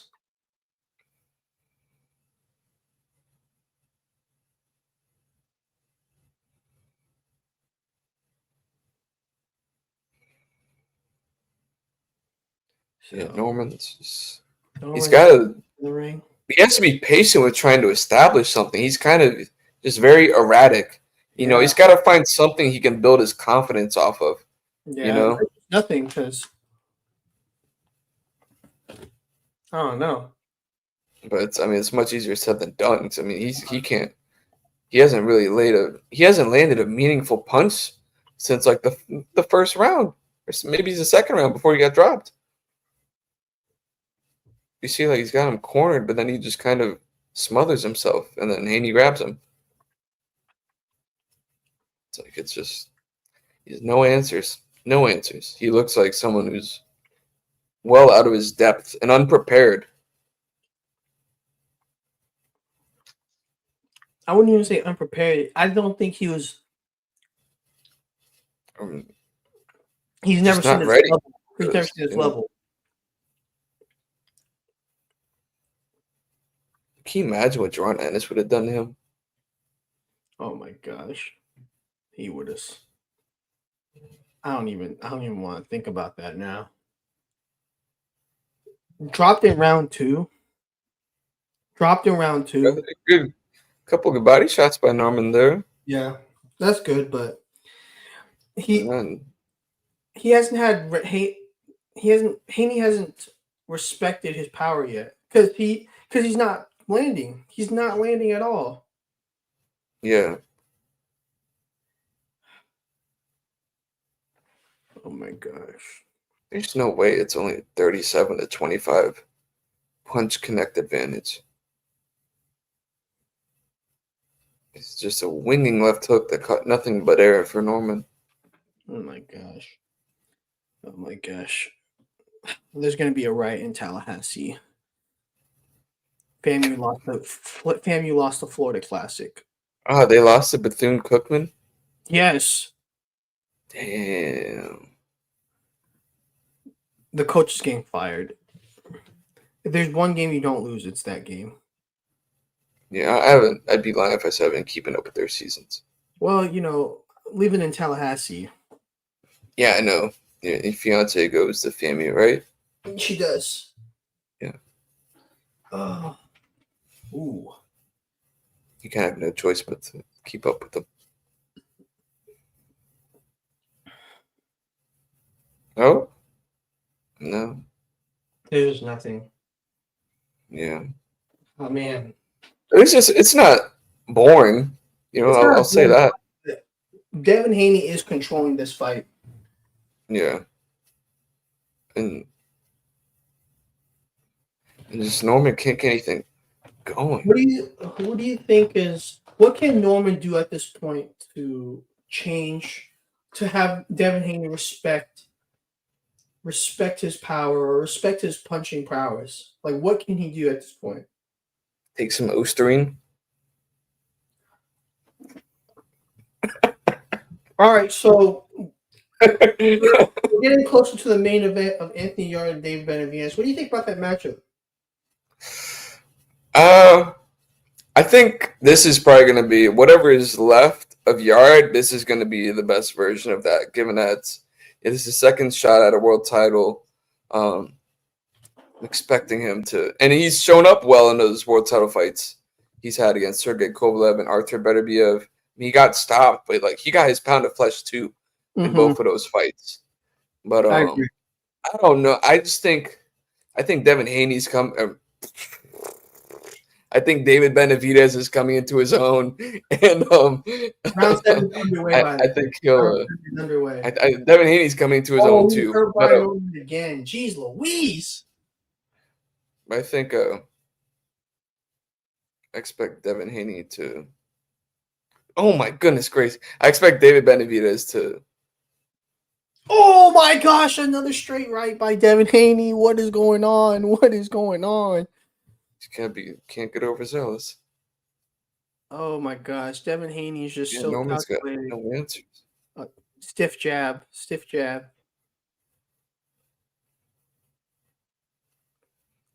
I think the thing that's really impressive is that just Devin's ability to be defensively responsible too.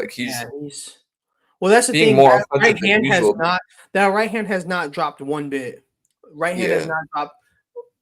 It stays by his chin, which is frustrating. Brian Norman can't let anything significant. You can't lay a glove on him.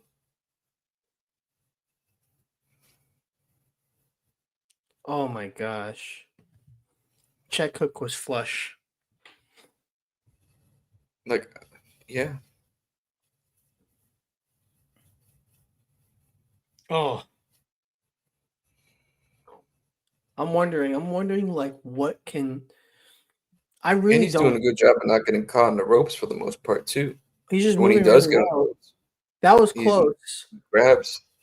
Brian Oh, Norman needs to when Devin Haney is pushing off to create some. oh, that was a good left hook from Norman. Well, that's the thing. When Haney's pushing off, he needs to capitalize on that because Yeah, that's the only time that yeah, Haney's punch on right the hand is break. not near his chin. Oh, good jab from Norman. He sent him into the ropes. Norman's having his best moments of the fight so far. He's Good still not uppercut winning the by round, Norman. but this is the most significant offense he's sustained to this point. But now he smothers himself with the 40 seconds left in the 7th round. Still not enough to win the round so far. He's gonna have to land couple more big shots if he's gonna take this round from Haney. Yeah, the thing is, it's just Haney's jab is just automatic. Yeah, it's the best punch in this fight so far. Mm-hmm. Which is like Not surprising, expected. but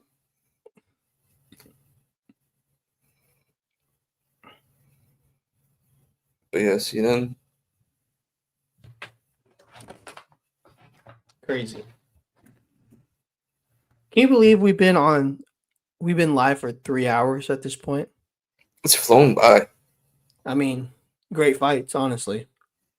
Yeah. What are your thoughts on Benavidez versus Yarde? I honestly think it's going to be it should be the most exciting fight. I think there's a reason why the main event of this four Hmm. title of this 4 belt card. Yeah, 4 title fights. I think for Anthony Yarde, I think I agree with you with this is like the last of his I Probably wouldn't his even say last prime. chance.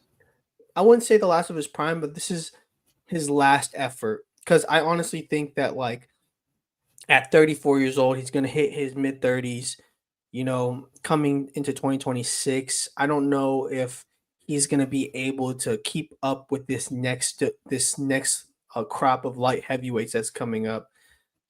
The light heavyweight's kind of a stinky division. It's very top heavy, I would say. I don't know because like I would say Callum Smith has really proved to be a top light heavyweight. Albert Ramirez is still there. Yeah. Iman Kateoff is there. I'm not gonna say David Morrell is still there. David Morrell is switching trainers, so he might be a different fighter. Yeah, he went to But Ismail Salas. you know, Anthony Yard though, I think Anthony Yard is he's gonna have to really counter well. He's gonna have to counter well. And I think too is just he's I don't know what he's gonna do because his best work comes when he's in the pocket. And I'm not sure if I want to be in the pocket with David Benavidez. Yeah, he's a Especially natural pot shotter. yeah, and I wouldn't want to be there with a dynamic counterpuncher in David Benavidez. You know what I Yeah, mean? Benavidez can do everything. Yeah. And he's the faster fighter out of the two. Hmm. Excuse me.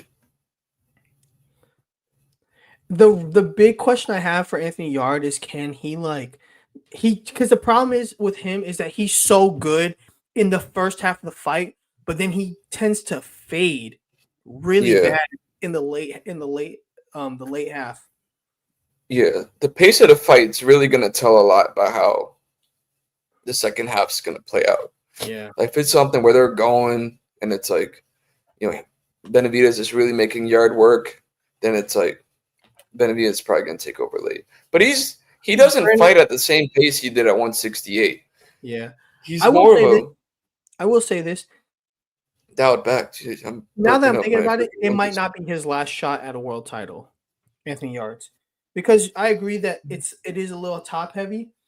Dude, I guarantee you, let's say if Anthony Yard loses to Benavidez, he fights Joshua Buatsi in his next fight. He beats Joshua Buatsi. He's back in the title picture. I could see it. Because I don't think Buatsi's better than Yarde. Yeah, no, that last performance against Zach Parker did a lot to. That did not help him any, even though he won. Well, he didn't. I didn't even think he won. Yeah, hence why I didn't really do anything for him.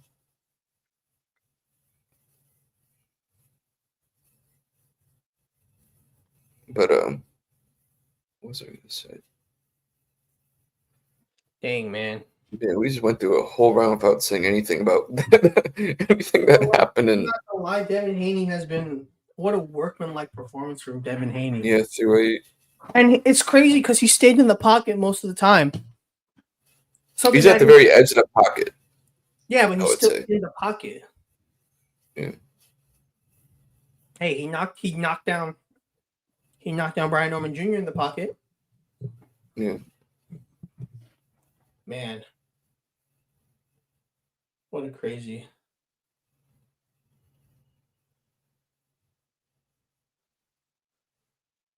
Dang, Yeah, I think for Yarde, he's gonna have to exert his physical strength advantage.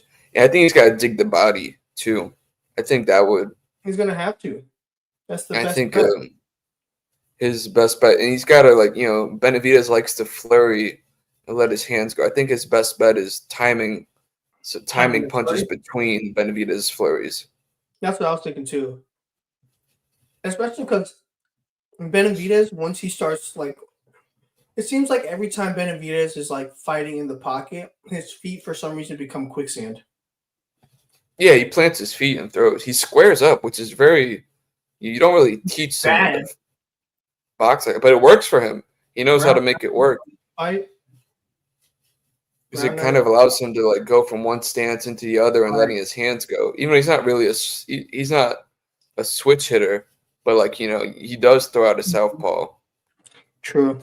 Wow, we are 3 hours into this live. Round 9, Brian Norman Jr. versus Devin Haney.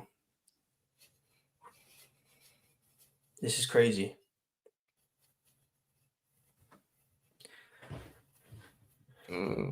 Right hand blocked by Haney. Dude, this is rough for Brian Norman Jr. Yeah, this fight's starting to get a little ugly. Not trying to say that, but it really is a bit. It is a little rough. Yeah, but it's tough, man. When you build a relationship with the guy and you talk to him, and you know what could be on the other side of it, and then he so far through 8 rounds, he's looked completely out of his depth. Yeah, it is what it is. I mean, I think everybody knew this was an outcome. It's either that it was either that Brian Norman Jr. was able to stop him or Devin Haney was going to outbox him. I just wasn't expecting. No one was expecting this, if that makes sense. Yeah. I didn't quite expect it to be this thorough, Yeah. I thought there would be more ebbs and flows in this fight, but ever since Haney dropped him in the second round, it's kind of been lather, rinse, repeat. It's been a standard Devin Haney performance with a little more pop. Oh, good left hand from Norman. That was the best punch of the fight.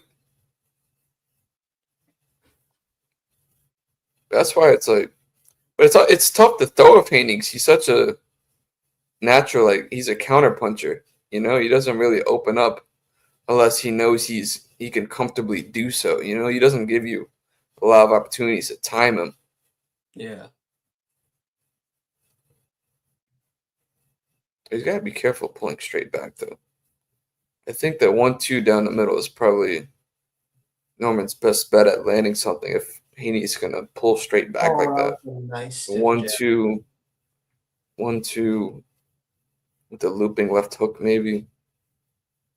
Oh, another good jab from Haney. Jesus Christ. Oh, my gosh. Oh, watch your heads. Yeah, Norman's just frustrated. He's got. Damn. This is rough. This fight's kind of turning into a snooze fest. But I mean, it's not Haney's fault if Norman can't do anything about it. Why should he change anything? Yeah, true.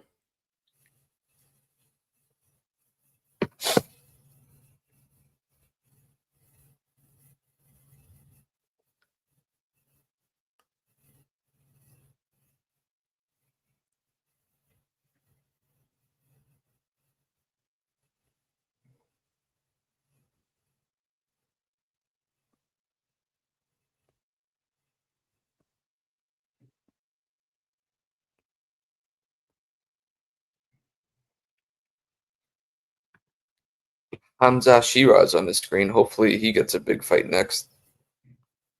Hopefully, hopefully Diego Pacheco is That's what I was hoping. in the near future. For the vacant. Oh, do you see that?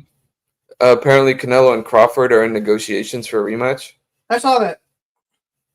It does nothing for me. I really Way to felt like the first fight was definitive enough. Way to hold up the division, and I genuinely don't believe that they would make like a fraction of what they made for the first fight. That fight's probably gonna end up in Saudi Arabia if I had to guess. I Has have to no be. inside. I have no inside information or anything like that on it. Has to be because like you can't make it at Allegiant Stadium again. Maybe. I don't know. Maybe they go to like I don't know where they would go. Coppinger is giving the last 2 rounds to Norman. Interesting. Let's see. I can't really think of a round to give Norman outside of the first one. I mean, I guess if you want to count that flush hook he hit Devin Haney with, I guess the last round. But yeah, he's landed some good shots, but nothing noteworthy.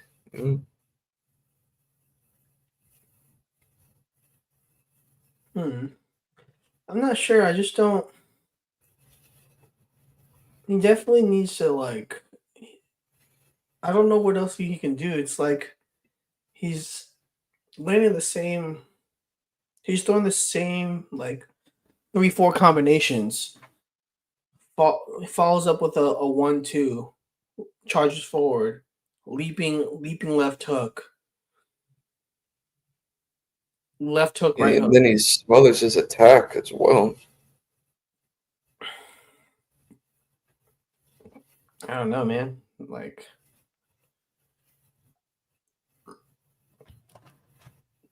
he's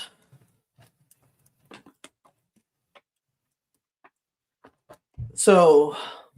It's turned into a clinch fest. If the fight continues to be how it is, it's fair to say that Devin Haney instantly becomes the best welterweight in the division, right? Yeah. Because who is it? It's him. It's Barrios. Rolly. Oh, and Lewis Crocker, right? Lewis Crocker. It is Lewis. IBF, right? I believe. Let me just check just to be sure. It is. Because he beat what, Patty Donovan or something? Yes. That's who I was blanking on. Well, then let's do the math. Haney would beat right now. If things stand, Haney would beat the number 1 welterweight. 2 of the champions at welterweight are not even ranked in the top 10 of the Ring magazine, and the other champion at welterweight hasn't won in any of his title defenses yet. And then, not only that, Conor Benn is coming back to 147. Yeah. Just 147 used to be the glamour division, and now it's kind of. Well, Ryan Garcia, Devin Haney, Conor Benn's coming back down. Could be a glamour division once again. Yeah, I think in an ideal world, I guess Ryan Garcia fights Mario Barrios. Garcia beats and wins Barrios. that fight, and then you Conor either set up fights Lewis Crocker. wins to the IBF belt. What the? Something just hit my wall. Oh, Like a bug? Moth is in my room. Oh, dang. Well, we're on round 11, by the way. I'm about to. You guys might see more action with me fighting this moth and what's going on in Haney Norman at the moment. But yeah, I think in the last 3 rounds to Brian Norman Jr. Yeah, well, respectfully, I disagree. I mean, I also kind of not gonna. I may have spent half the round looking at the rankings to make sure I got names right. I did too. I'm not gonna lie, it's because like this fight has kind of gone the way that I thought it's it would. fallen into a pattern. So honestly, we could just talk for a little bit as Devin Haney does his workman-like performance through round 11. I honestly think that the welterweight division needs like a revamp. Devin Haney is a good start to it. If he beats Ryan Norman Jr., he's a good start. Any unification bout between Haney, Garcia, and I guess if Conor Benn can win a title, honestly, I think that would be a. Conor Benn would fight Lewis Crocker. And then you'd have domestically, it's the easiest fight for him to make. Yeah. Then you would have. Oh my God, this moth is driving me nuts. Did you catch it? No, bro. This thing's fat. Moving like Devin Haney. This thing's like, it's like flying, then it's like flying down. Like it's mixing it up pretty well with this movement. But honestly, I was gonna say, if Rolly fights Pacquiao and Rolly's able to win, you got 4 stars as your champions at welterweight. Yeah, 4 stars is putting it. No, you definitely got four guys who are champions for sure. 4 stars. So Ryan Garcia is not a star. No, he is a star, but Devin Haney. All right, the moth is dead. Devin Haney. I don't know if he's a star. What the hell? He just threw an elbow. What the?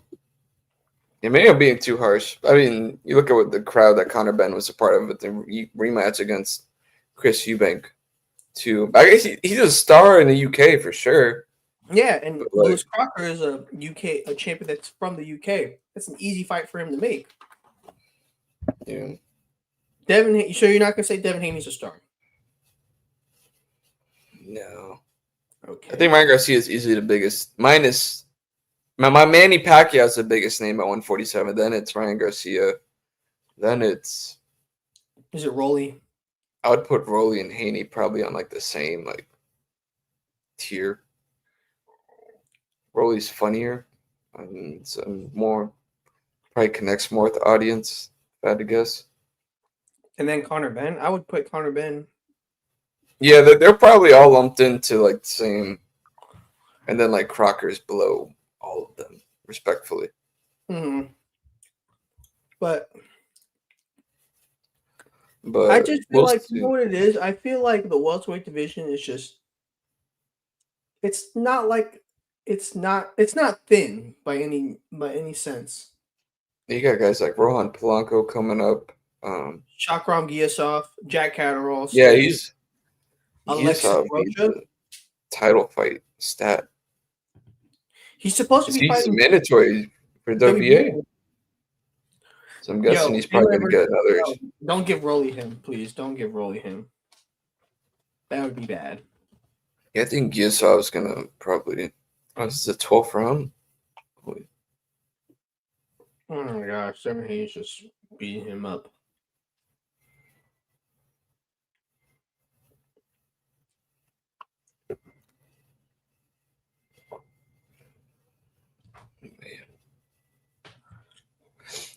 I actually have nothing to say about this fight, if I'm being completely honest with you.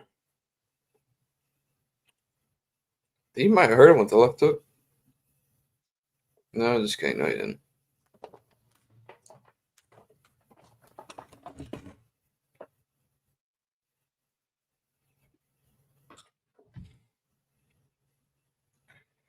The thing is, for Haney probably does this to most of the guys at welterweight.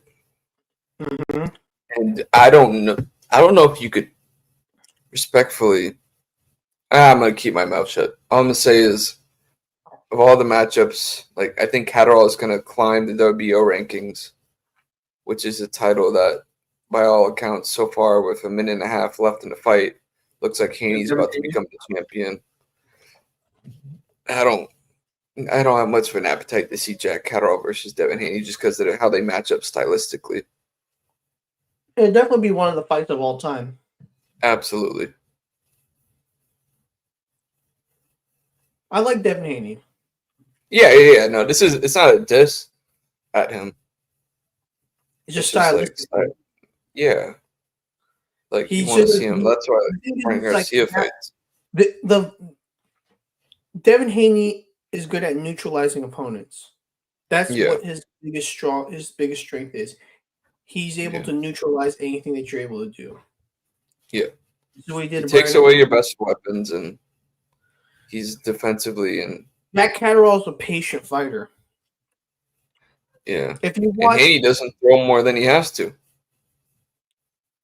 If you watched him fight Arnold Barboza Jr., you had to take some Red Bull. Yeah, that wasn't too horrific of a fight by his standard. Slow pace. It was close. It was slow. Haney finna get on his bike for his final 20 seconds. Makes sense.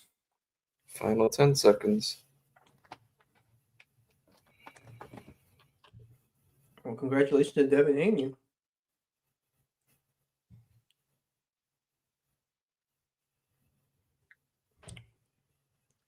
Damn. Well, I know Brian Norman didn't just. I mean, you gotta kind of act like you won. Bill Haney, don't freaking antagonize the guy. Yeah, that's kind of messed up. Diego Pacheco versus Kevin Lele Saggio. That's gonna be a good fight.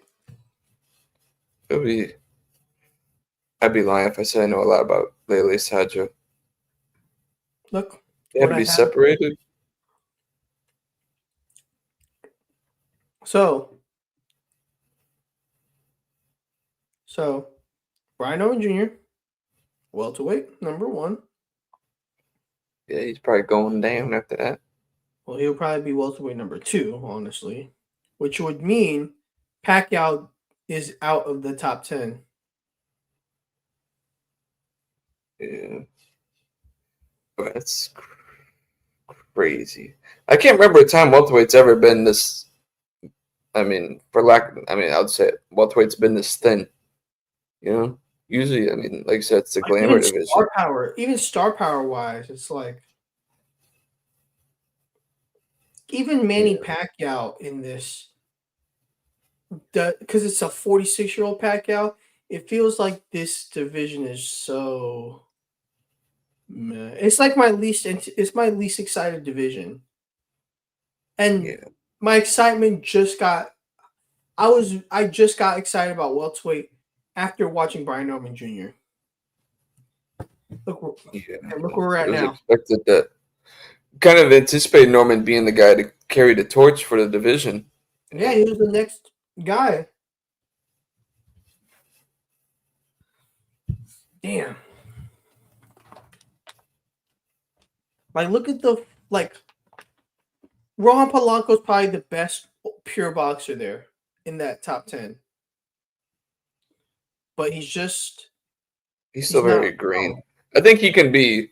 I mean, he'll eventually find his way up there. He's still a fight or 2 away, I would say. Mm-hmm. I would like to him versus Santillan would be a good fight.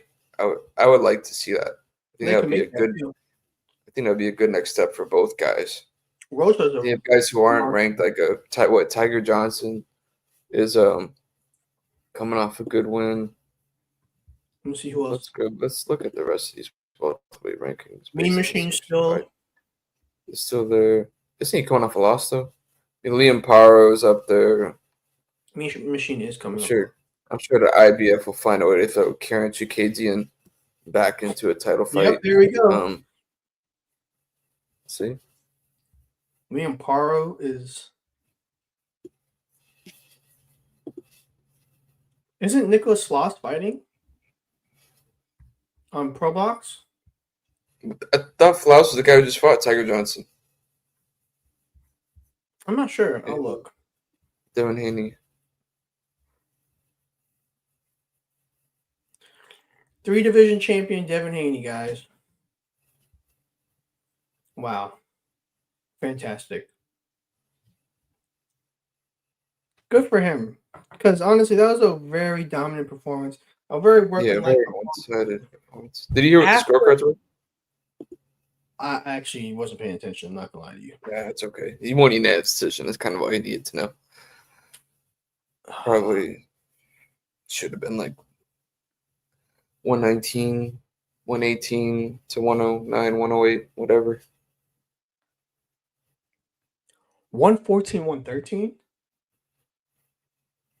Huh? Someone had one judge had it 6-6.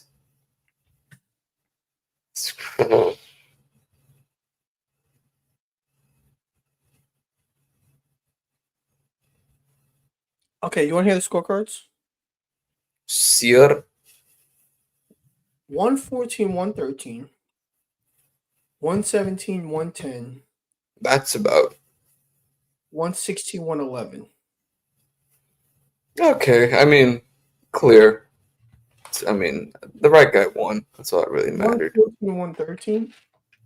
But that's egregious. That's like, what are you watching?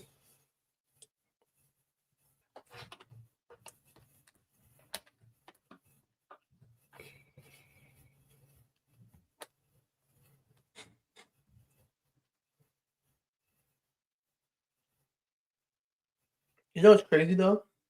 Is that he did lose everything in 2024, Devin Haney. Yeah, whatever's the opposite of a banner year, that's what Devin Haney had in 2024. Now he's back on top of the world.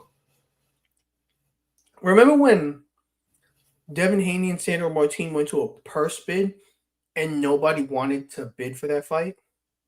Yeah. Like, I felt so bad for him because it was like Top Rank, the B-side promotion of that fight, won it because no one else wanted to bid for it. Yeah. Not even Eddie Hearn. Yeah, I know Haney was not happy with that because he's like, you're my reporter. What the hell? But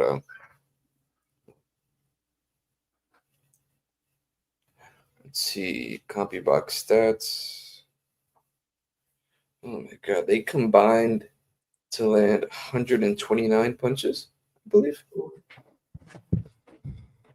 Yeah. Yo, Norman landed 59 of 399 punches.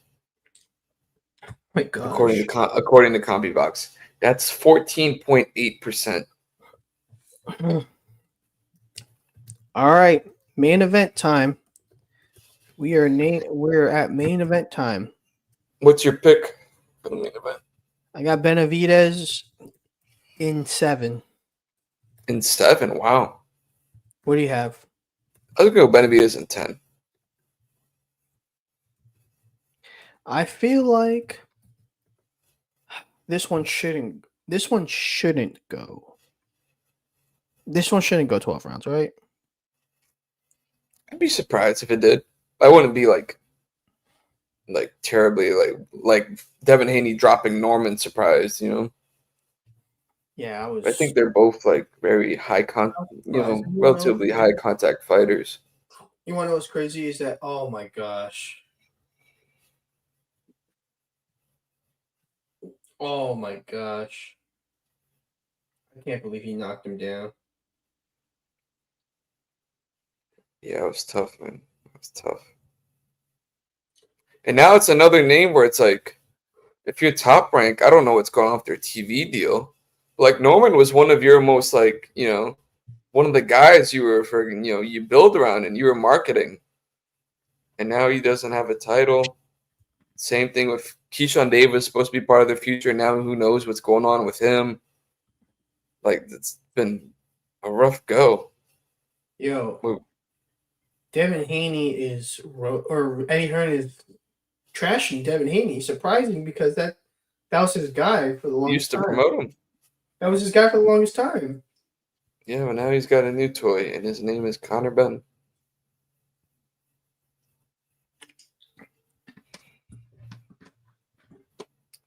But, I mean, I still have a lot of question marks about Conor Benn, too. I liked – the one thing I did like was how much more mature he approached the rematch against Chris Eubank.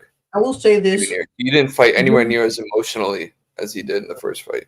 Not only that the jab was – he learned how to use his big hand. It helped being a much quicker fighter, too.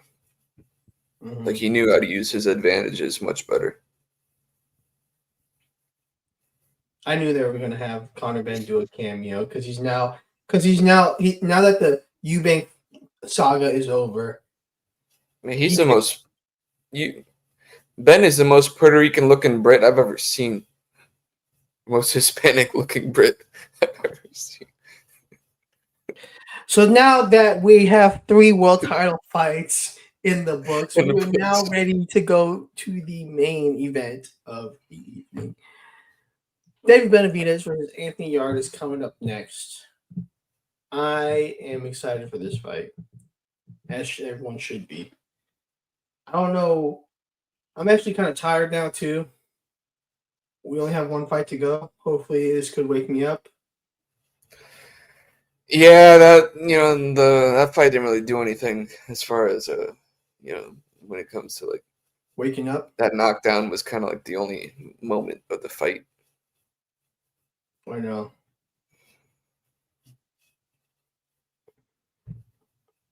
But now we're about 3.5 hours into this stream.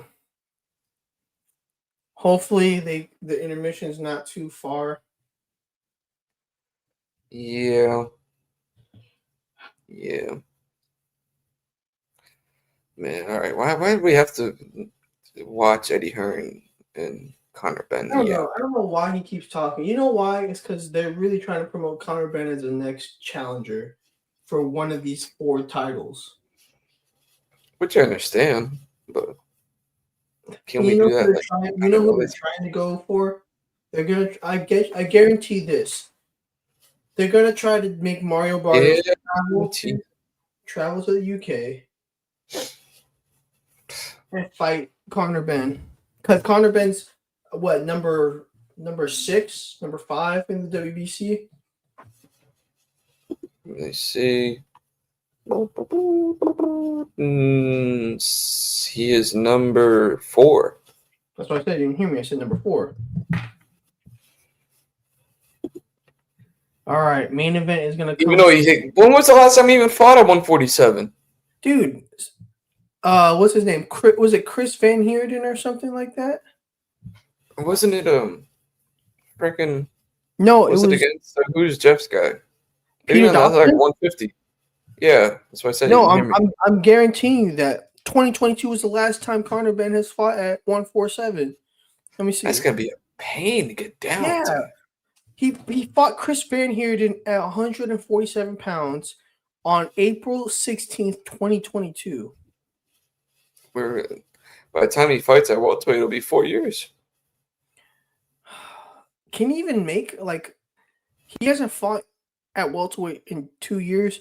Can he even make that weight anymore? We finna see. Man, you definitely don't want to go down to 154. That's for sure. That's a Shark Tank and a half. I don't think he wants to do that. I don't think. But can he make it to 1? If I were him, I'd almost think about staying at 160. 160 is another very thin division. Yeah, but it's just he's small. He's small for the division, and he's not even a big welterweight.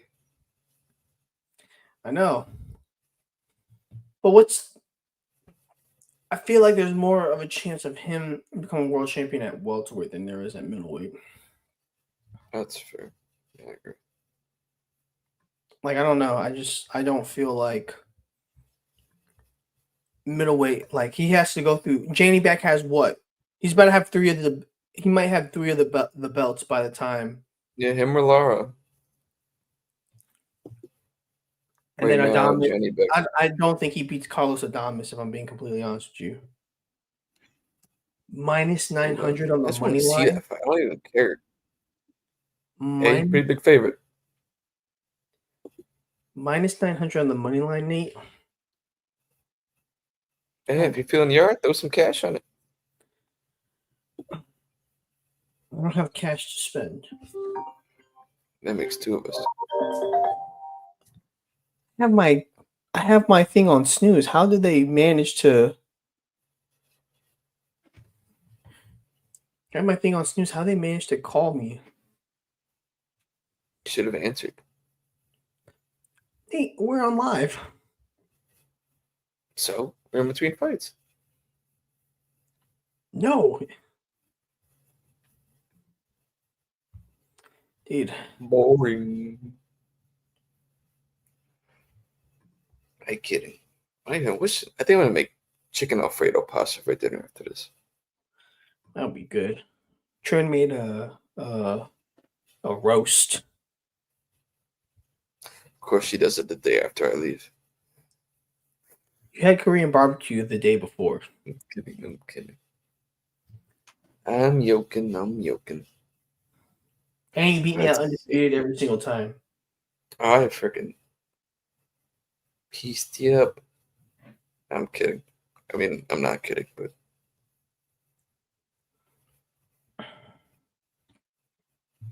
I really like that stadium setup. It looks really good. it is pretty nice. Pretty nice, isn't it? It is in it. Let's see college football scores. Who do you think wins, Emmanuel Navarrete or Eduardo Nunez? I have Nunez. I think Nunez. I think Navarrete's at the end of his rope at 130. I think that weight cut's taken too much out of him at this point. Yeah. In a way, or Picasso.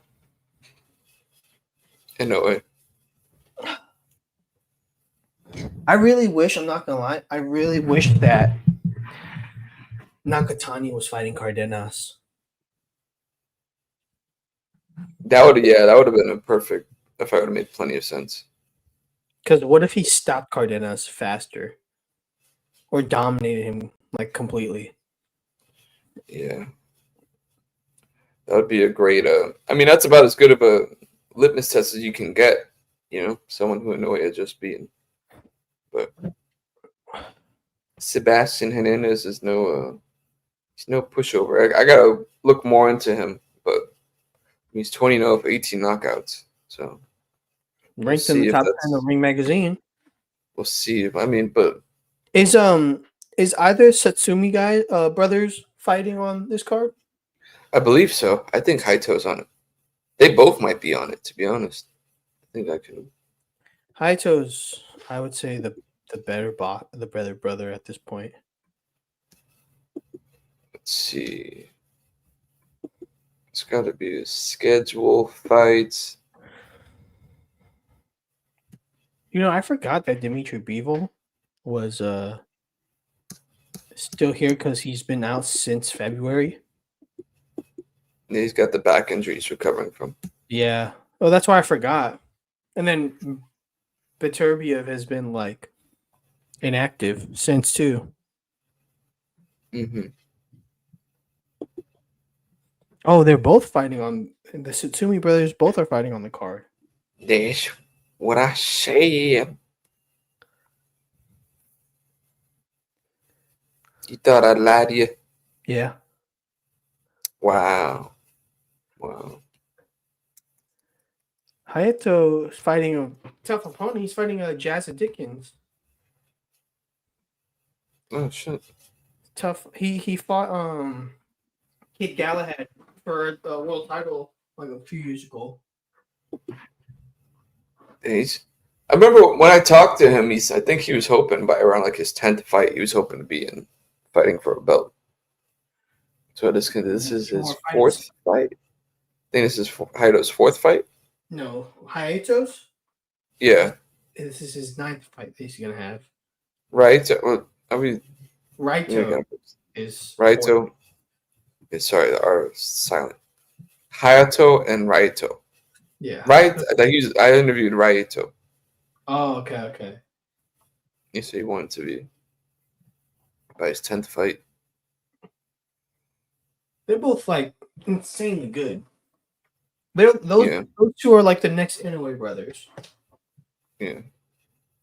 Maybe not as like maybe not as that level, but like in terms of top level brothers coming out of Japan, like they're the next one. Mm-hmm.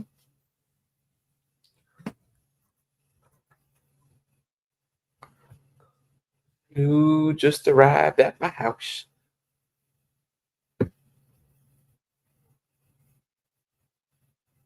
All right, Coppinger had Haney Norman 116, 111.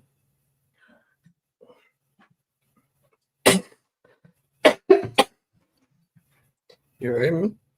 Yeah, I'm just ready for this fight to start. Yeah, it's starting to drag a little bit. I'm not sure if I'm feeling it. Yeah, I'm gonna throw away my trash real quick. I'm gonna mute myself. You need me to yap for a little bit? All right, Benavidez looks like he's about to walk, starting to make his way to the entrance, to walk to the ring with his corner. His son's right by his side holding his hand. Anthony Yarde also on his way. I mean, if you're Yarde, this is probably his last chance to, win a world title. So I'm expecting this to be the best version of him. Benavidez looks like he's very much coming into his own. This is his first time defending the WBC light heavyweight title that he got after Dmitry Bivol vacated it because he didn't. He was going to chose to pursue the trilogy against Artur Beterbiev. That hasn't happened yet. But with this third fight, with this being Benavidez's third fight at light heavyweight, it could be, maybe he really starts to come into his own. He's coming off the win against David Morrell. He looked really good. He survived a rocky moment in the 4th round, but his pace and pressure is really, really, his best weapons.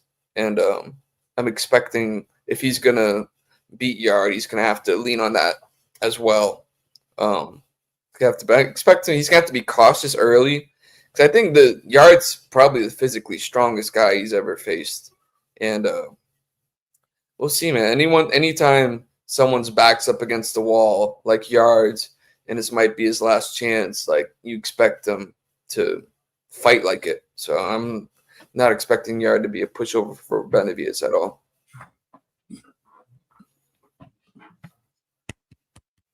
All right, this is main event time. It is main event time. I'm ready for it.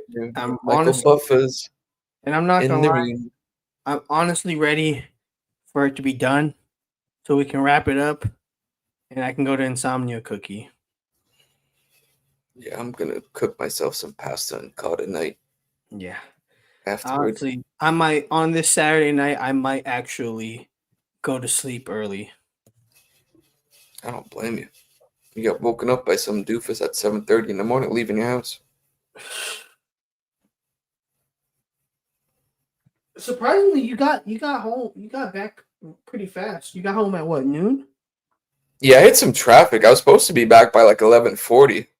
Some traffic? Oh, probably because people. Yeah, on the Saturday. It's fucking people bullshit. probably go to the Excuse my language. Probably going to the No, it wasn't even that. It was on the turnpike. It was like, yeah, I caught no traffic on the 408. It was a smooth. Once I got to the 408, it was a straight shot. Oh my God. I had to like go to the turnpike, get off the turnpike in Claremont, take some back roads, then get back onto the turnpike onto the 408, and that added like another 20 minutes to my trip. All right, Anthony Yarde is making his. Is it Anthony Yarde making his entrance? Yeah, Buffers just announced it, and lights are flickering. All right, you're pretty hard.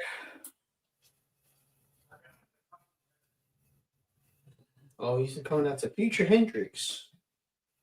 Fun fact: me and Future share the same birthday.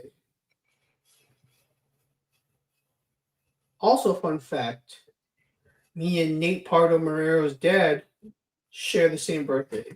Bernie Marrero. I'm guessing you're a little bit ahead of me. Yards just walked out from me. Yeah, I'm a little ahead.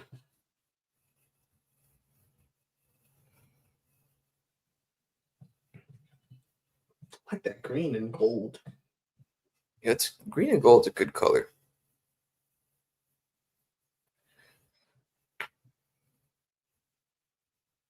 Yeah, I'm expecting what I said, Benavidez.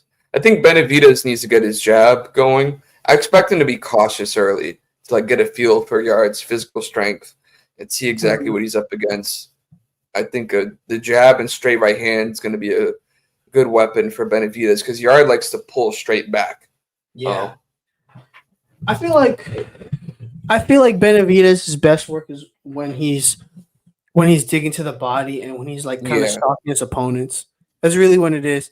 The thing is too is like it depends on the opponent. It depends on how, because the thing about David Benavidez is he usually doesn't get going until like he's usually a slower starter unless someone is engaging with him early on because he likes yeah, to trade blow for blow with somebody. Like when David Morrell was throwing with him early on, he was going blow for blow. But like Demetrius Andre was like kind of a little hesitant, and he was like really just kind of like picking his shots and kind of like moving around and kind of be trying to be slick.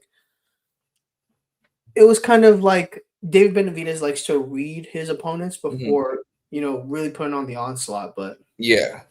Like the Caleb Plant fight was a perfect like example of that. depiction of example of that. Yeah, 14% only thinks Yard's gonna win. yeah. Remember when David Benavidez had This braids? sure do.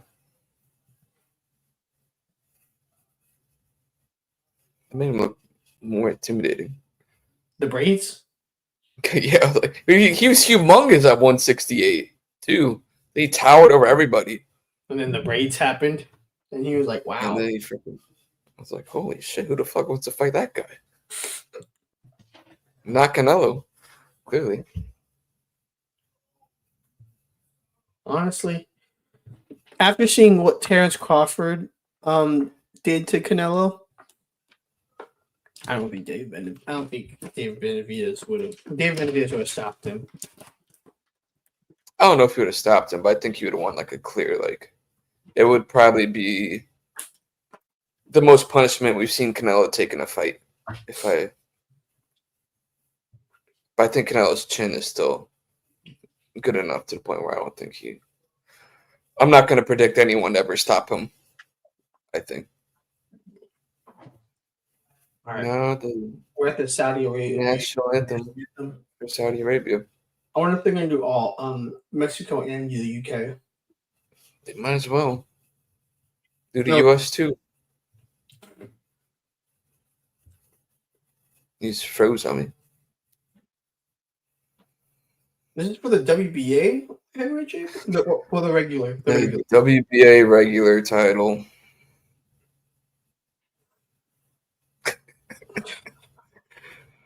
Who's the Yeah. regular champion? Is it David Benavidez, or is it Who's Anthony the what? regular champion? Benavidez. He won it from Dave Morrell. You can keep in mind that was like basically an interim unification bout between him and Morrell, and then once You Bivol know who else had vacated the an WBC title. You know who else had an interunification bout? Fabio Wardley and Joseph Parker. Yeah. Well, no, because I think the WBA chose not to recognize it once he stepped in the ring for Oh, whatever, for Lord knows what reason. okay. Or what? Yeah, I'm pretty sure that's how it worked. Hector Afu, the referee. All right. Oh man.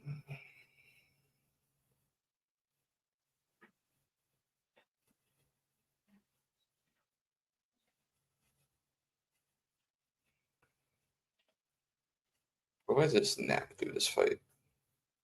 Mm-hmm. What if I just nap through this fight? That'd be great. You're going crazy. It's like part of your candy. I'm just here like.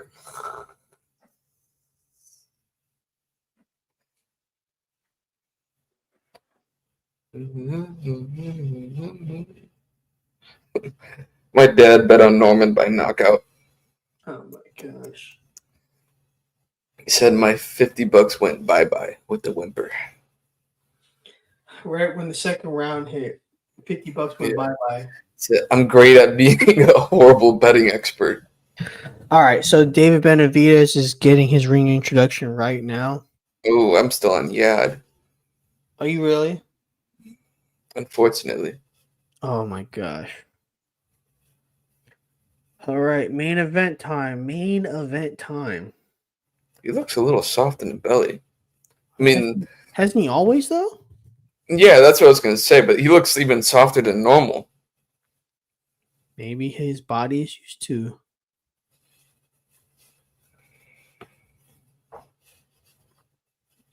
Dude, we've gotten you want to know how many total views we've gotten on this live? 5. No, like 133. Oh, really? Yeah, not bad at Wow. all. That's a lot of people who have nothing to do. Yeah. Okay. I'm glad they had We nothing appreciate to do. you guys. Thank you for tuning in. They had nothing to do and they wanted to watch us for about a couple minutes, and that's okay. Yeah. A So couple minutes, a now long time. let's lock in with our final commentary for the main event. And then after the fight, wrap it up.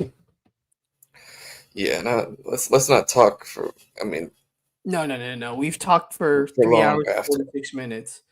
All right, round 1 is underway. oh shit, they're still doing the stare down for me. All right, I'll push it back 10 seconds. If you don't mind, maybe 20. All right. Now I'm at the beginning of round 1.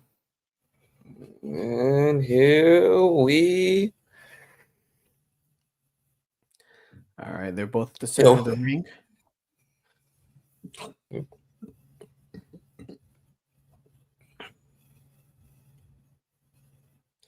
Right now, they're feeling each other out. Benavidez is kind of winning the war of foot positioning.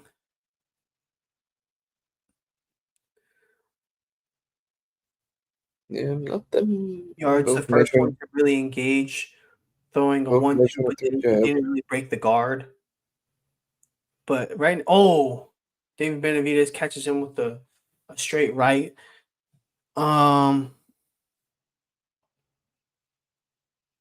It could just be that Benavidez looks flabbier because Anthony Yarde looks like a shrunk down version of Anthony Joshua. Physically. Yeah. Good Yarde left is hook from surprisingly Benavidez. a little more light on his feet.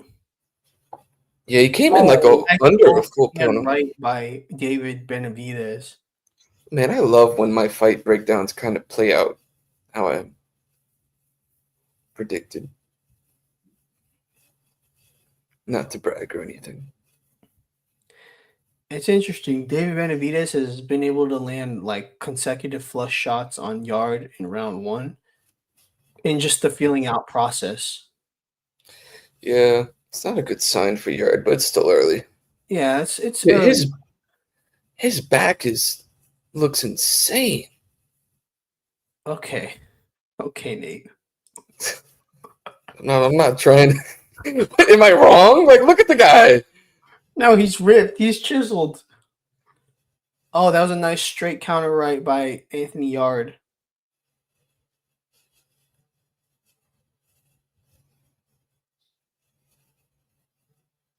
Nice body jab by David Benavidez.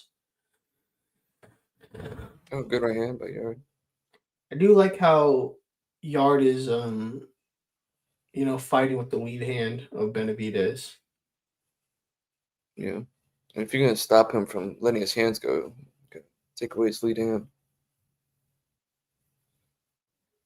That or shoot a right hand over the top when he throws a jab to the body. That's another good weapon Yarde could use.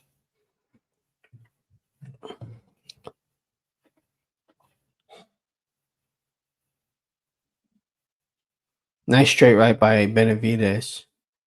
Kind of broke the guard. It wasn't too much, but Yeah, nothing too significant landing in this first round, but yeah, I would still give it to Benavidez. Benavidez landed the clear shots.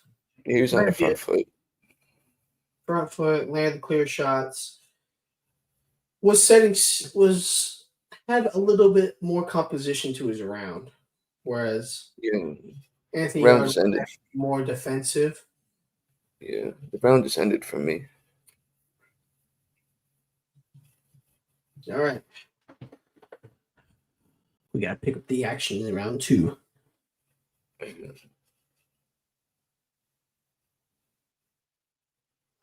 All right. We're going to get into round 2 in a second. Thank you guys for watching. We have been on air for 3 hours and 50 minutes. I don't know how. I actually don't know how people do this for a living. This is hard. Yeah, but we love this stuff though. We do love boxing, so I don't mind. Round 2 is underway. Maybe we should start doing it for just the main event though. For big cards like this, we should definitely do it. For big cards, but if it's just the main event, we'll do the main event. But round 2 is underway. David Benavidez, Anthony Yarde, center of the ring right now. Benavidez is really, kind of pressing forward a little bit, but Anthony Yarde is not giving an inch right now. Kind of stepping back a little bit, maybe like a half an inch. But another overhand right by David Benavidez lands. Another one lands. Anthony Yarde needs to move his head, because that's like the 4th overhand right. Good advice. Yeah. I agree. Like, I know that sounds simple, but no, but that's like just fundamentally he's susceptible to that. He has a bad habit of just pulling straight out of range.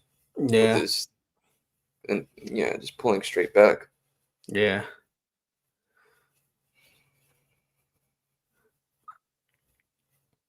Body work is starting to happen for David Benavidez. Nice straight right by Anthony Yarde. No real power by it, but it landed flush. I think the problem is that David Benavidez is constantly trapping him on the ropes. Yeah, Yarde's got to do something to get Benavidez respect. I think Benavidez, he's doing a good. He's pressuring, but he's not he's not like overexerting himself. He's doing a good job of just like kind of setting the tone. Like he's the boss. He's the guy who's in control so far. Right.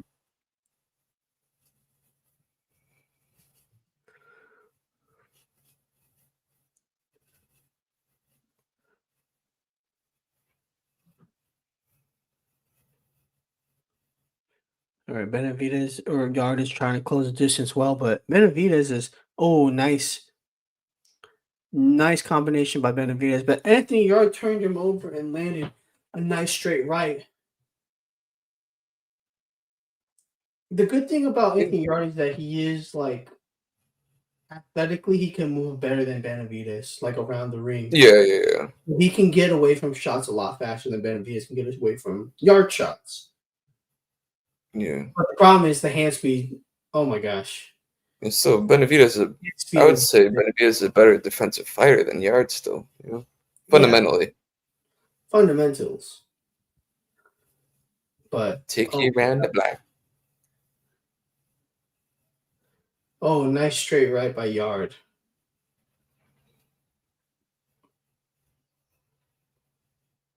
All right. Round 2 in the books. Yarde's got to start going to the body. Who do you give round 2 to? I thought Benavidez won that round. I think so too. What round did I say the fight was going to end? I think you said the 3rd. No, you said 6th, I believe. Benavidez hasn't gotten a stoppage at 175 yet. Oh my god! That was my roommate.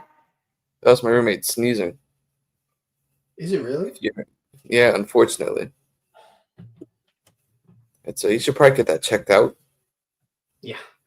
So I'm not confident on on my pick now because I just realized Benavidez hasn't gotten a stoppage at 175 yet. It's okay. It happens. Vozick, workmanlike. Morel was a fight of the year contender. Nah, he's a good fight. I mean, it was until every other great fight happened. Saigo Yurikui. Yeah, but it helped that it happened on February 1st, you know. Even Bivol and Benavidez too was better. Buatsi and Callum Smith. Yeah. Round 3 is underway now. Anthony Yarde is like trying. He's like placing his. Oh, David Benavidez is so automatic with his hand, with his right hand. So automatic. He's so quick too. Yeah. His hand speed is something else, man. Yeah. And he doesn't really telegraph his shots either. There's like an awkwardness to it that makes it tough to pick up on. You know? And like he's so long that it comes at like such a weird angle that even Anthony Yarde can't read it. Yeah.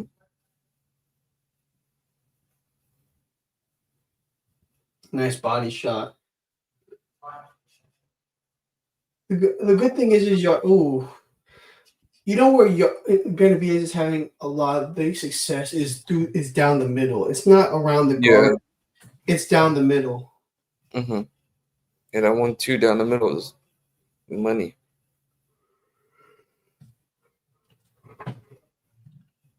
Yarde needs to get established though. Yarde's still fighting off the back foot, and he's not even throwing punches with any like real power. Yeah. He's like just touching him up. Okay. He's got to. Oh. He's got to get on the front foot himself, you know? Oh, right now Benavidez has Yarde trapped on the rope.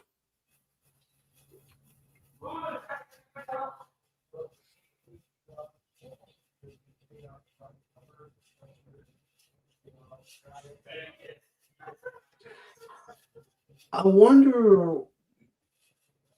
I think honestly, Benavidez is mentally fatiguing Yarde at this point. Yeah. He's southpaw.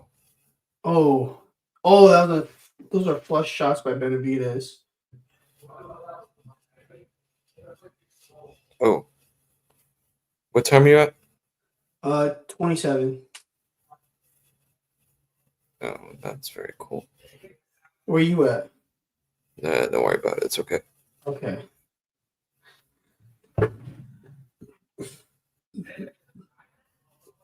Oh, nice straight right. Yeah, you got to do something to turn this around.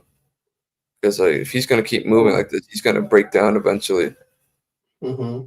Benavidez is doing a good job cutting off the ring, too. Oh, nice. I don't know.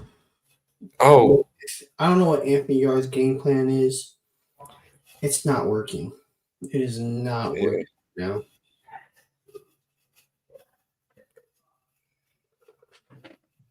Oh. December 13th, Diego Pacheco versus Kevin Lee. Sad Joe. Do you have Pacheco winning that fight? Yeah, I think he wins. Probably by decision. I wonder who his trainer is going to be. He left. Apparently, he left Jose Benavidez Sr. I don't know. Robert Garcia? I would recommend Robert Garcia for anyone. Bob Santos? I think his dad might be training. I don't know for sure. I don't know. But Goes up to Big Bear? Goes up to Big Bear? Wild card box? Big Bear is Abel Sanchez. I know. Wild card. It's Freddie Roach. I don't know. There hasn't been like an announcement or anything, so I'm guessing it's probably someone who's like already been on his team is probably becoming the head coach or something. Who's with wild card right now? Callum Walsh? Yeah. Is Gabe Rosado still with Freddie? I'm not sure. All right, we're round number 4 is underway. Benavidez or Yarde is starting to put press The third forward. round, Benavidez started to find his groove and started moving downhill. And Yarde right now is kind of pressing, but now he's backing up again. Benavidez is still stalking him.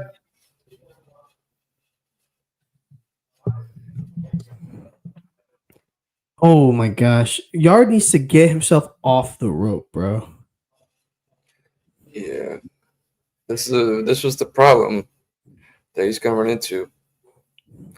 And now it's like, it is so tiring to just constantly be on the move, and especially moving backwards. Yeah, 100%. It's like this is part of.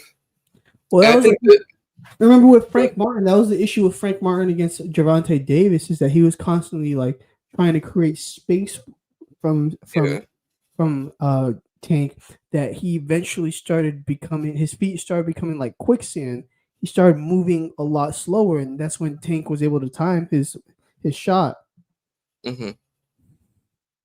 he's trying to throw an uppercut from the outside and it landed, but it's hard to really get any leverage or power on that kind of shot.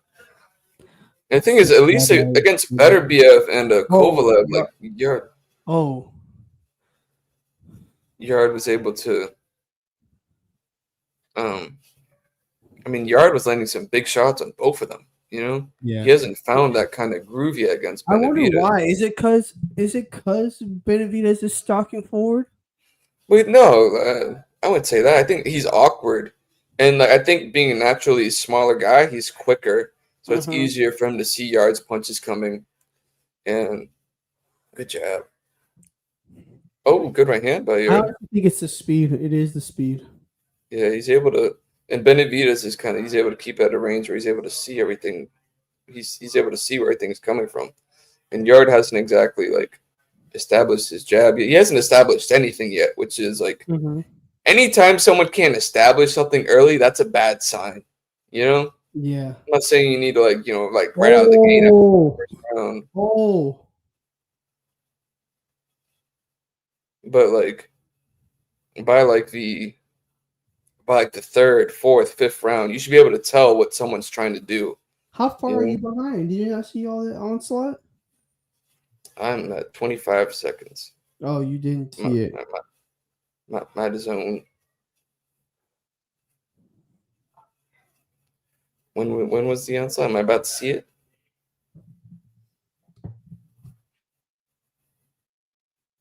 Did I miss it? You might have.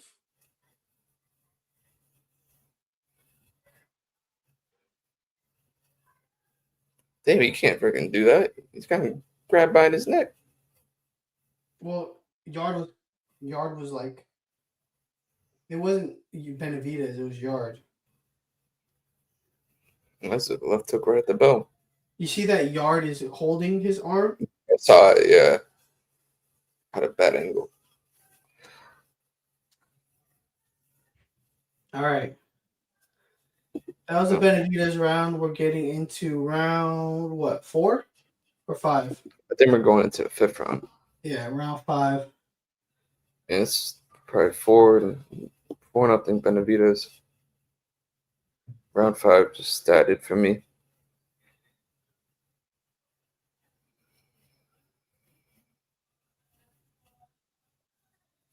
Yeah, Yarde's peppering his jab, but there's nothing your Benavidez.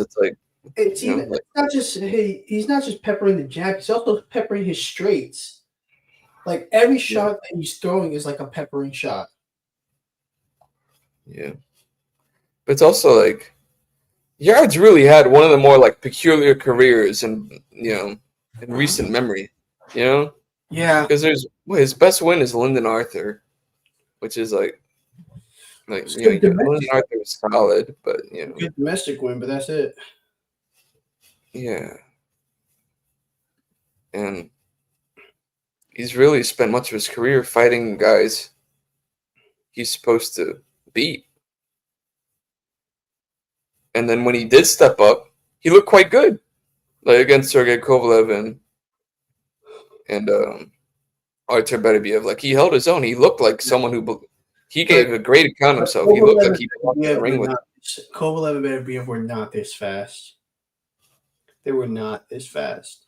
Yeah, but But my question again is, my biggest question is when we get into the second half of the fight, is he going to fade? yeah, And the we'll way be he's moving, I think he is.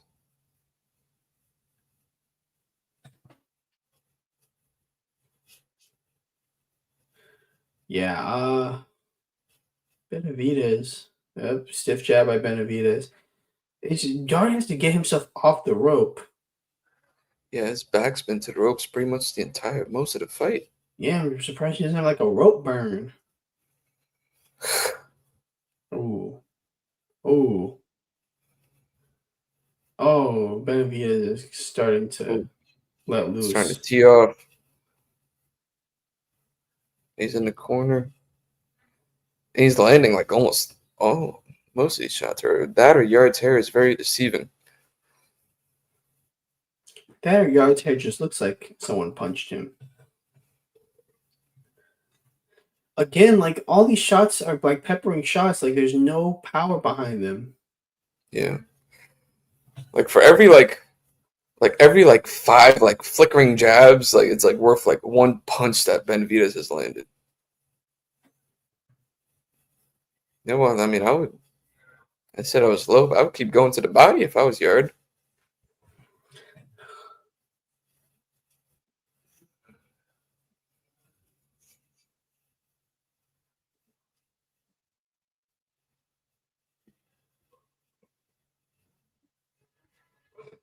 Oh wow, we're getting an interview from Joshua Buatsi. Yes, because we definitely want to see him fight the winner of this fight. Yeah, it'd be one of the fights of all time. Is he wearing a Philly shirt? Now I definitely don't like him.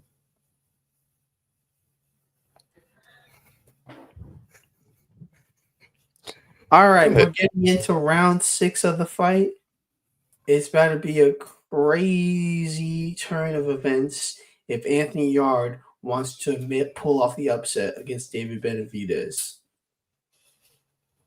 Yeah, this is when you predicted Benavidez to stop him. Wait, what? Yeah, you picked Benavidez by like 6 round stoppage. I'm not even pulling you, or was it? I forget if it was sixth or eighth. I can't even talk. I'm too busy burping. I said eighth. I'm pretty sure you said sixth. I don't Whatever. know what I said. I did say a stoppage though. I'd listen back if it wasn't 5 hours. Yeah. We need to hire a third person to freaking clip our shit. I know. I'm fucking tired. Is Hey, man. Benavidez hurt? Oh. Yard's finally taking it to him. Oh. You got Benavidez on the ropes. That didn't take long though.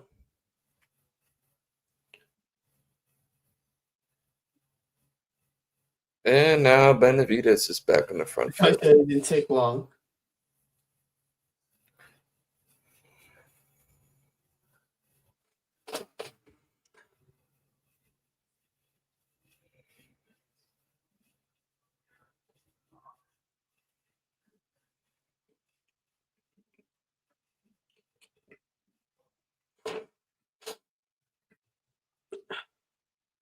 Two minutes left in the 6th round. Ooh. Oh, good right hand by Benavidez. Good jab.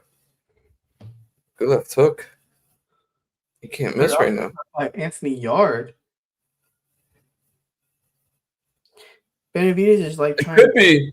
I mean, now that I'm kind of connecting the dots, it could be that Yard's been fighting like this to try and save his energy for the second half. Albeit, I can't say I'd recommend it how he started, but if he could turn it on, that could be what he's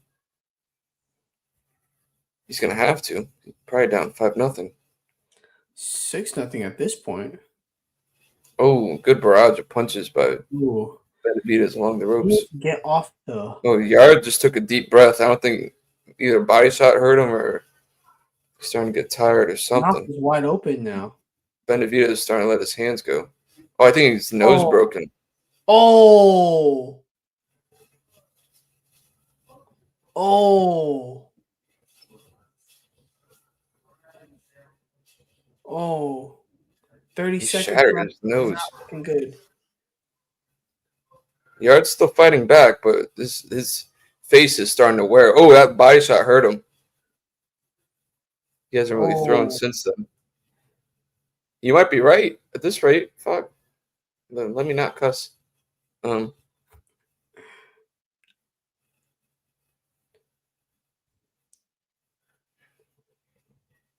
Yeah, Yarde's face starting to wear a beating. This is by far Benavidez's best round of the fight. Oh, good right hand. Yarde's tough. Oh, damn. Big left took by Benavidez. they He should really. stop it after this round. Yeah, that was a beatdown that he took that round. Oh my gosh.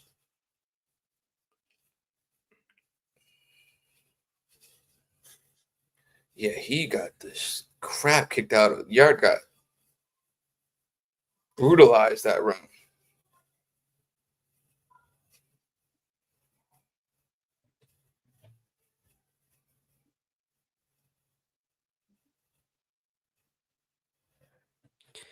All right. Does the fight end in the 7th round?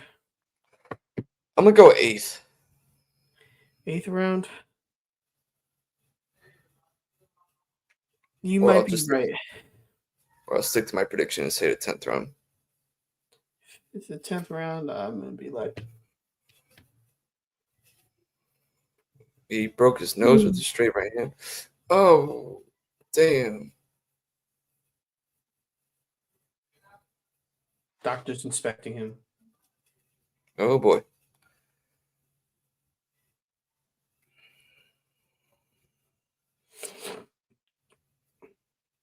Oh, what's he gonna look at? It's like, oh, he's bleeding, ref. Yeah, he's definitely getting the shit kicked out of him, ref, but he can continue.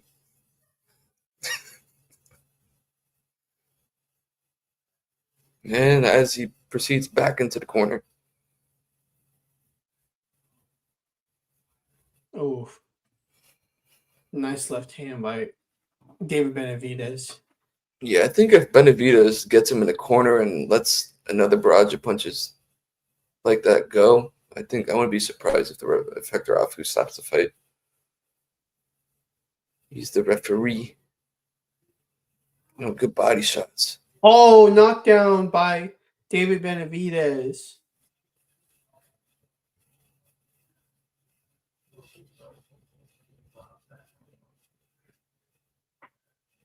That's it. Stop the fight. What? What is going on? 2 points? For hitting him while he was down? Yeah. But the referee's got to get in there. Like, that shouldn't have. I mean, I don't think it's going to matter in the grand scheme of things, but.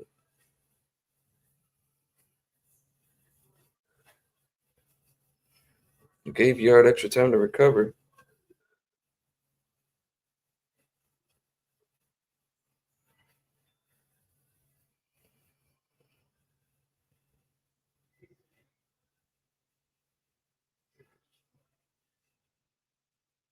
Yarde's fighting back, though. Oh. It sucks that Benavidez is fighting Hector Afu now, too. Oh, good left hook to the body. Oh. Oh. Oh. Stop the fight. Glory. Stop the fight. Feel free to stop the fight. You can stop the fight now. Oh, it's over. Yep. Told you he was going to stop him this round. Oh! Oh my gosh. What a fight. What a performance. What a performance by David Benavidez. Stopped him in the 7th round.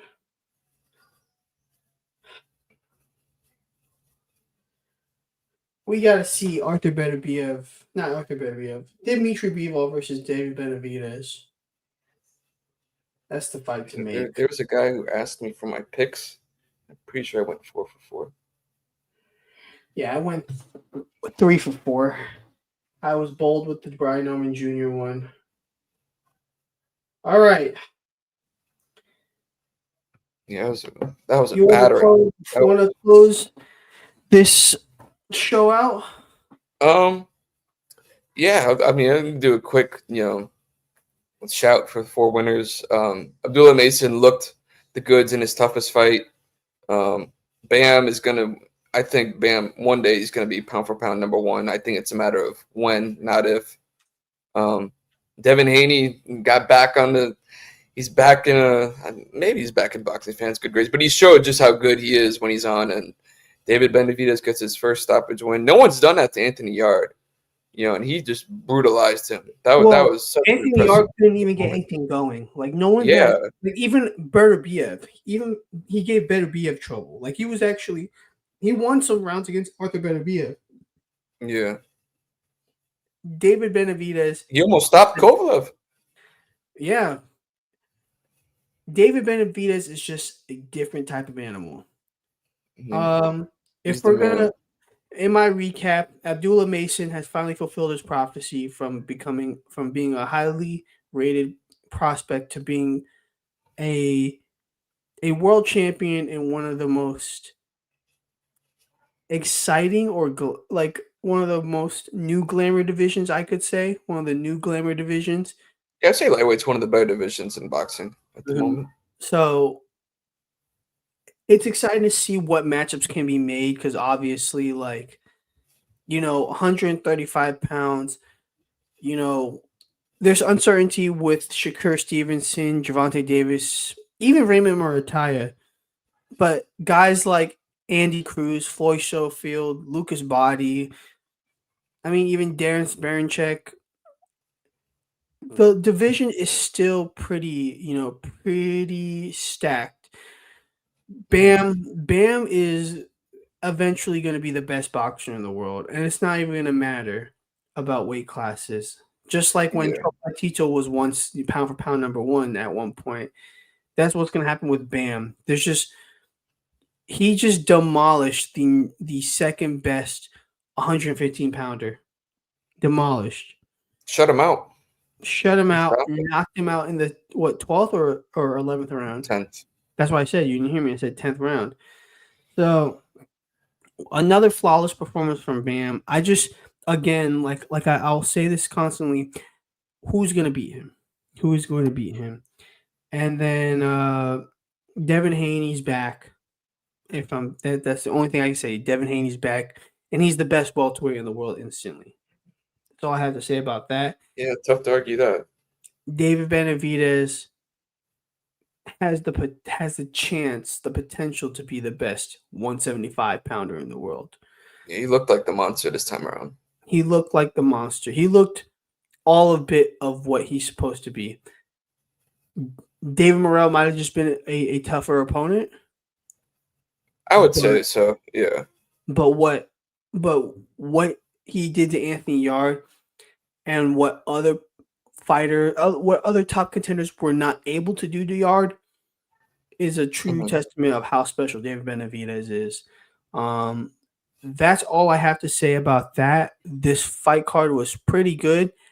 Yeah, it was really good. First ever live stream watch along that we did. If we ever do this again, we're just gonna do the main event.